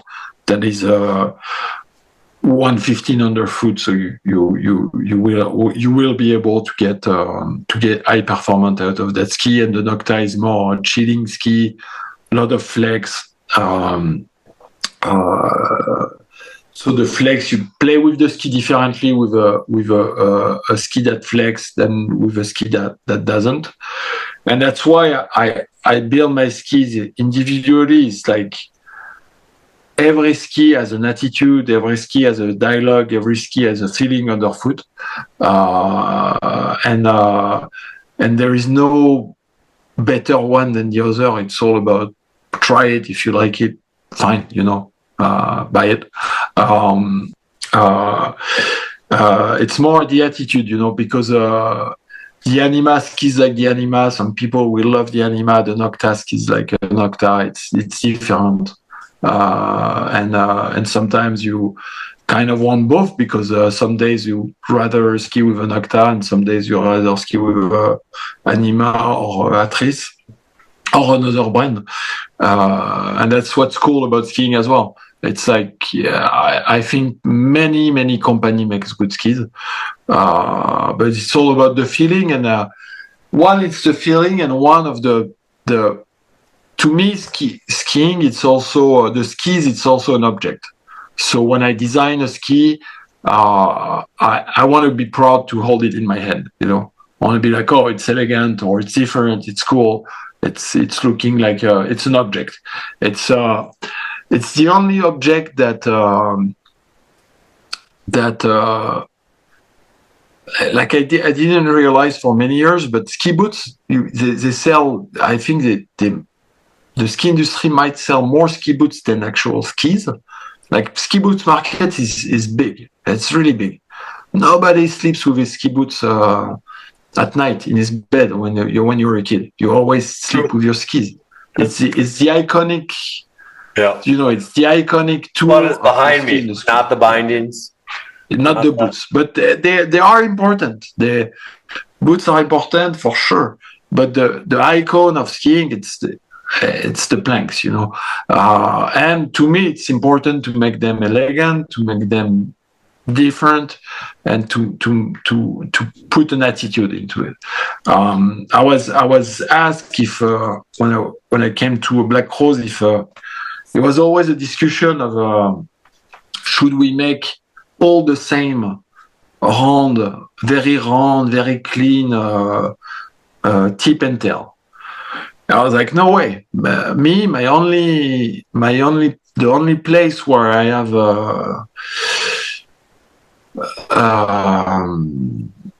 where I can put my imagination and my attitude, it's there, because they are not so constrained by the technical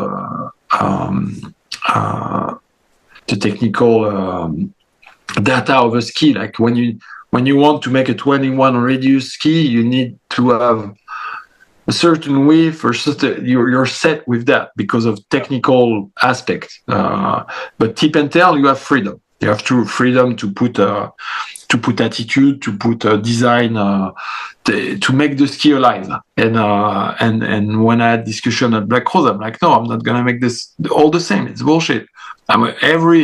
Every single one are going to be different, because I want to be able to play. I want to be able to have my freedom into that, and they're all going to have an attitude. When we did the orange ski, the Mirus, which is a 87 millimeter ski at foot with big, very small turning radius, big rocker, and it was made for park and for piste. And it's honestly, it's the most fun ski for resort ever. And I made a fishtail design. Yeah. And me, I hated fishtail for a long time because I thought it was just a gimmick. And this time I envisioned that ski. I was like, this ski needs a fishtail. And people ask me all the time, why and what does it serve as a purpose? I'm like, nothing. It's pure design. The fishtail is only there to be pretty, and there is no technical story about the fishtail because it's true. On that ski there is no. What's Laurent de Martin on right now? What's the ski brand that he's on? Because they have a fishtail after he left Line. It's Unity, I think. No, Unity. All I know is the point being on your fishtail is I only think of this man because of these silhouettes and the way his skis move through the air. Whether it's a still photo, so I think it's an amazing. And then like same with Pollard with the Skanka. I don't even remember what it's called. Sakana. Eric was for sure. Eric to me is but first of all, I very very much respect him as a guy, as a human being, and as what he brought to the industry, and the way he brought it, and the way he's a pure ski designer, and the fishtail that he has put on the line skis, and everything that he has done with line and with his new company is super cool. He has that close to nature attitude with the very organic, very symbiotic with it's just that you guys are the same because you always know you can make something better. So it's like no matter how much you build something, it's like a painting that never ends. So he can do a painting in his house and it's going to be done. He gets rid of it. But when he builds a ski, it never can be finished because there's always some design that you can make better from whatever you learn. It's pretty wild to watch. No, but it's a guy that for sure I respect a lot, and the way he has built his career, the effort that he has put into the ski culture, it's amazing. I saw him 5 years ago, and we never did much stuff together, and I first met him on the side of a half pipe in Montwood when I was filming with Mikey. Yeah. And I think he forgot his headphone or something like that, and I gave it back to him at the parking lot. But anyway, I never met him since, and we saw each other at SIA on the trade show, and he came say hello on the Black Rose booth, and honestly, I wanted to cry. Like I was like, oh man, like it's so. No, I don't know him too much, but it's somebody that I very much respect, and I think he did so much for the sport, as a lot of other people. But to me, it's a special guy in the industry, for sure. Agreed. Ethan. How was that for a last question, dude? That was like a 30-minute banger right there. Yeah, you're welcome. You know the guy who asked the question, Julian? No, it's me with name. Sorry. All I know is he's dope as fuck. I've never met him, but I see his name pop up all the time over the last 5-6 years. And this guy's a fucking shredder. So the fact this guy asked you that question that you got to nerd out on, he's probably super stoked. I think that's pretty good. There's another viewer question about Red Bull Big Air from the late '90s in Sweden. If you want to talk about that, let me pull it up. Well, it's what we talked about in the beginning. Yeah, that's what I figured. Bull, it's the Red Bull competition. It's from. When I saw the question, it's from Matthias Fredriksson. Yes. Oh yeah. Julian did his research. He knows the viewer questions. Matthias is he was a photographer that was around at that time, so like he was kind of like in the sport at the highest level then. I think he's got the longest username I've ever seen, dude. Matthias Fredriksson Photography. That might be the maximum amount of characters you could have in a username. He's got like 40 characters right there. Yeah, but Matthias has been super good photographer over the years. Still doing good. Huh? Looks like he's in Canada, I think. He still travels every time he pops up on my Instagram, and he's somewhere awesome, taking pictures of cool shit. Well, anyway, are we done? I think so. I think we could set Julian free, Iberg. That was a good 4 hours, man. I'm fucking stoked on that. Is it? Oh shit! I didn't take my break. I know. I'm thankful for that because I don't think we could have caught back up, and then I would have had to do other stuff and pick kids up at school. Yeah. But no, perfect. Julian, thanks so much, man. It was so fun. I enjoy just listening to everything you, Eric, do. for... Yeah, say hi to Casabon, somebody I never talked to as well, but appreciate his work. And he's next level as far as what he gives to the sport. Like, he's so fun. Yeah, for sure. It's we need those guys for sure. It was great to meet you, Julian. Thank you for your time. That was thanks. I said it a little earlier, but yeah, this is what this show's all about. That was a very educational episode, and I hope the new heads stick it out through all the mogul talk, because there's a lot of gems in there that they could learn from. Yeah, for sure. Like, it's always nice to learn the culture, and I understand they don't know. It's normal. They see the young star. They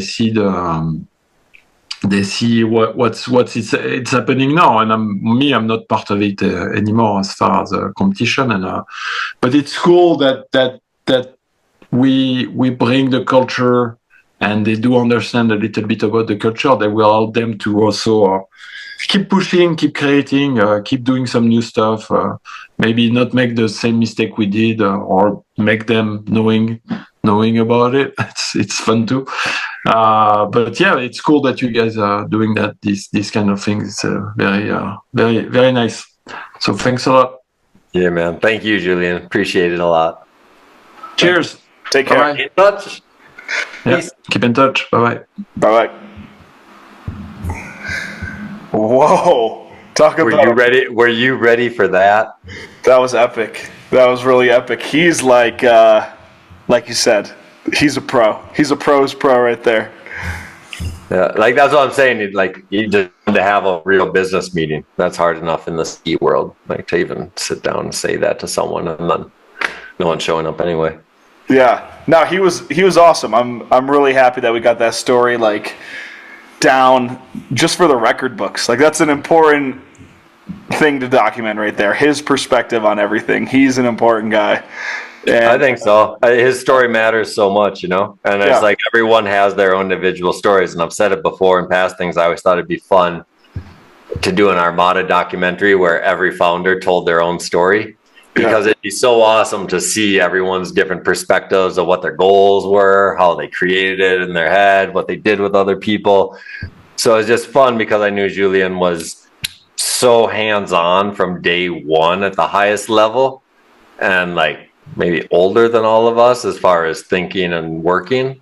But he's an amazing human. I'm stoked we got to talk to him. that was sick. Yeah, as he was telling the story and you guys were kind of figuring out what happened when they got bought out, I was actually chatting with ChatGPT about it, and it was the robot was saying that it's a standard case of a merger where the stakeholders have the last priority. So all the debtors get paid first, everybody gets paid first, and the last people to get paid are people like the athletes. And so you're AI chatting this while listening to find out how it really... Because I was like, what is it called when X, Y, and Z happens?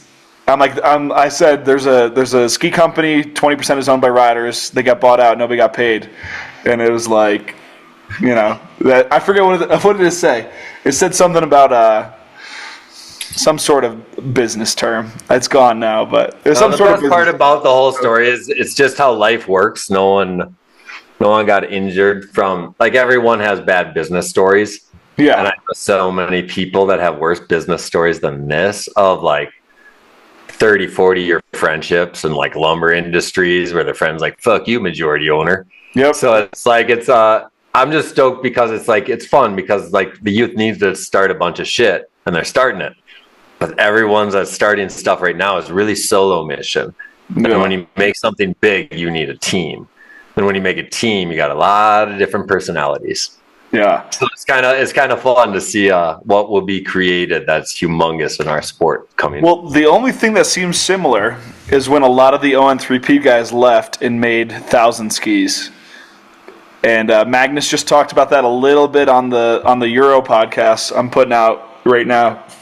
The Euro podcast is going to be old by the time this episode comes out, but same thing. Bunch of riders get together and start their own company. So I'd be curious to see what their structure is, but it seems like I don't know if they have like an outside investor. It seems like Magnus and all them are running it and owning it themselves. So, but even them, like Black Crows, it's not necessarily. They expanded from our freestyle niche, right? Yeah, Where yeah. Thousand Skis is like, oh, let's be environmentally friendly. Let's be one call, like whatever it is.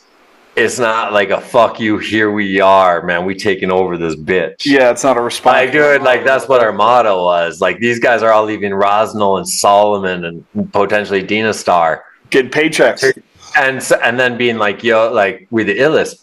So it's kind of fun. Like Thousand Ski is a great business plan. Like they're motivated by personal beliefs. They had their time in the industry. They got paid.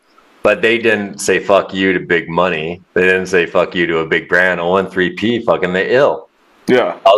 All those guys at Thousand Skis, I bet, would say the same thing about the two guys that run it. You know, it's like they just had another vision that they wanted to run with. So it's kind of different because there's not consequences really other than wee. Yeah, I think the founding of Armada is a once in a lifetime story for skiing for now. I don't know how any other company could respond in that way, but no, it's like what Forum and Snowboard did, but the guys that Forum started with weren't the biggest from the biggest companies. They were ill, but then when they came together, they were the illest. Like all these guys were individually France, Canada, US, like global, just fucking dominators for 5 years. Yeah. Why did since we're never gonna get to talk to him, why did Candide never get roped into the whole Armada thing? Because he does his own thing. So he would be so fun to talk to because I always thought of him as like how Berman I always thought was the best businessman in our movie industry, where I'm sure he had a business plan. Candide was so ahead of it, man. Like he was on Dina Star, had a pro model release, then he was on Solomon. There's a fucking Dina Star being released in stores, and he was on Solomon contract. Then he's on Solomon for a while, wins some shit, then fucking gets a pro model with them, then goes to Rosnell. So he had a Solomon ski on the market in the fall while he was on Rosignol. And then he fucking kills it with Rosnell, wins another X Games with them, and then goes straight to Corrupt and gets paid. Then he fucking got paid with Corrupt, and then he's like, who's next? And then Faction's like, it's yours. And then he got paid. So I think where Candide won in life is what Julian said. He probably never allowed anyone to use the word family and mean anything to him. Yeah, he didn't give a shit about being part of a ski. No, because it's not a family. Like the teams were there, cool. Business. There's team houses, a Dina Star team house, Rosnell, Solomon at X Games the first couple years, 10 years, whatever. But Candide was always just like, we still got along, still smoked a bunch of splits with him in the Dina Star house, but he still brought his own cameraman. He was, and then not only that, Candide would film his own shit and then sell to the highest bidder. Oh, TGR, you want footage? Iberg, you want footage? All right, who's paying more? Now you select. Candide paid his cameraman, and then he owned the footage, and then was selling it to other film companies. This is a fucking same age kid as Tanner Hall. Honestly, with everything you're saying, I've given Tanner this distinction before, but just based on the business acumen alone, I think that Candide is no doubt the Michael Jordan of skiing. Just based on the business moves he was making. Yeah, it's because he was the quietest, right? Michael Jordan always said Republicans and Democrats both buy shoes. Yeah. I have no fucking opinion. Yeah. Has anyone ever heard an opinion from Candide in 27 years? True. So I think it's your biggest thing. Like when you 100%, like where Tanner was the exact opposite, where you could like hate him, but then he'd be like, fuck you, I'm winning. And then you'd be like, I have to love the guy I hate. I'm going to talk about him. Yeah. Where Candide's totally opposite. He just kept winning. Like, here's my Audi commercial. Here's my one of them days. Here's my Rastafari. Candide just kept winning every year. He's a superhero. You could just project anything you want Candide to be, you could project it onto him because he gives you no reason to not believe it. No, you want to be a fucking World Freeride Tour champion after never doing it and only doing one season and then winning everything and doing the fastest lines down mountains people die on? Everything about him is not normal. Yeah. All the Armada talk makes me really excited to talk to Tanner again. I can't wait to talk to Tanner. I do want to just say, like, it's not a bashing thing. Just understand, like, there's a bunch of kids.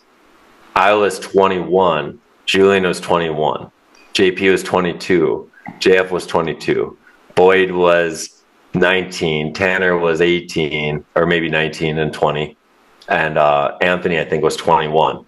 So it's like that whole concept. You don't know what you're doing when you're traveling around the world. Never had like real jobs, and like let's make a company that's global. Yeah. In a luxury market. Yeah. And it's still around today. And that's what I, like to put on Hans's side, because I think Hans had like, he's a CEO that probably did anything to keep the name and brand alive. And when said and done, you can look at the success of a brand. Is it still around, or did it go out of business when keeping it real went wrong?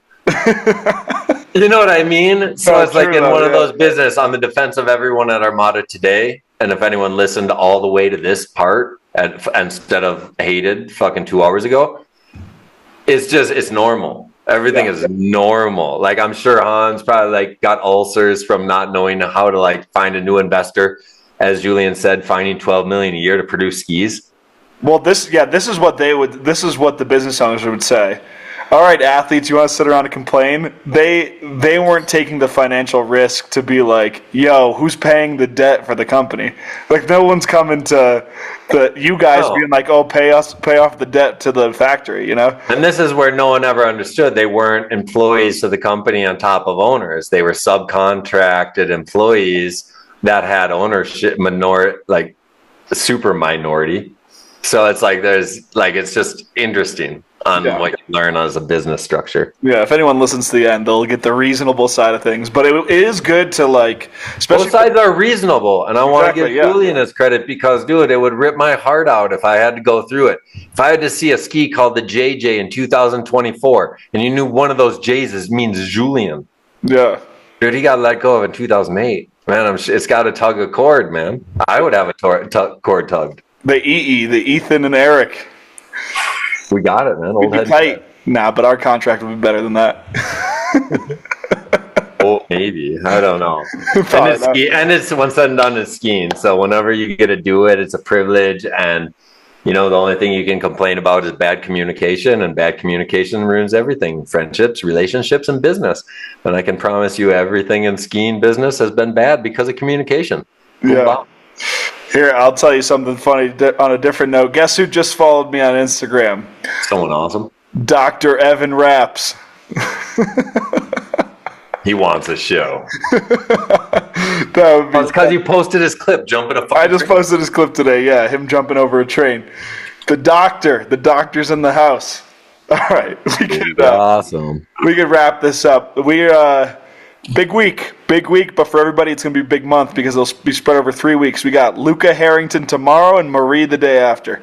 Yeah, and that's where we're going old, right? We just went to Julian talking about no one knowing him to the kid who won fucking X Games this year. Yeah, the listeners are going to get whiplash. Going from Caleb to Julian, that's a crazy switch up. We're bringing you ill-ass humans in the sport of twin-tip skiing. I don't think we're going to have a guest as different as Caleb and Julian back to back, but we'll see.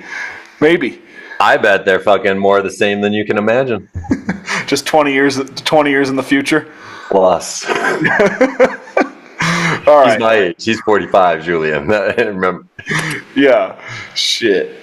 All right, man. Pleasure. See you tomorrow. I don't think we're doing 4 hours and 15 minutes tomorrow, but fucking stoked either way to talk to Luca. Yep. All right. Thank you, everybody. You didn't ask it. Oh, the DPH. We can't forget. This is going to be a big one. We're 13. So 13, 4 hours. That's only like 3.1 or something, right? We got to bump those numbers up to 4, especially with Ross Jacob bringing the heat. Yeah, I think it was because it was so early in the morning, like 10 a.m. Like, I've held my pee for the last. It felt like smoking was going to make me pee worse. You drank a whole case of Regnier? No. But I drank the rest of them that were in here. I'm going to have to buy a new case. All right, buddy. I'm going to go have my first meal of the day. We'll talk soon. Yep. See you, everybody. Peace. Peace.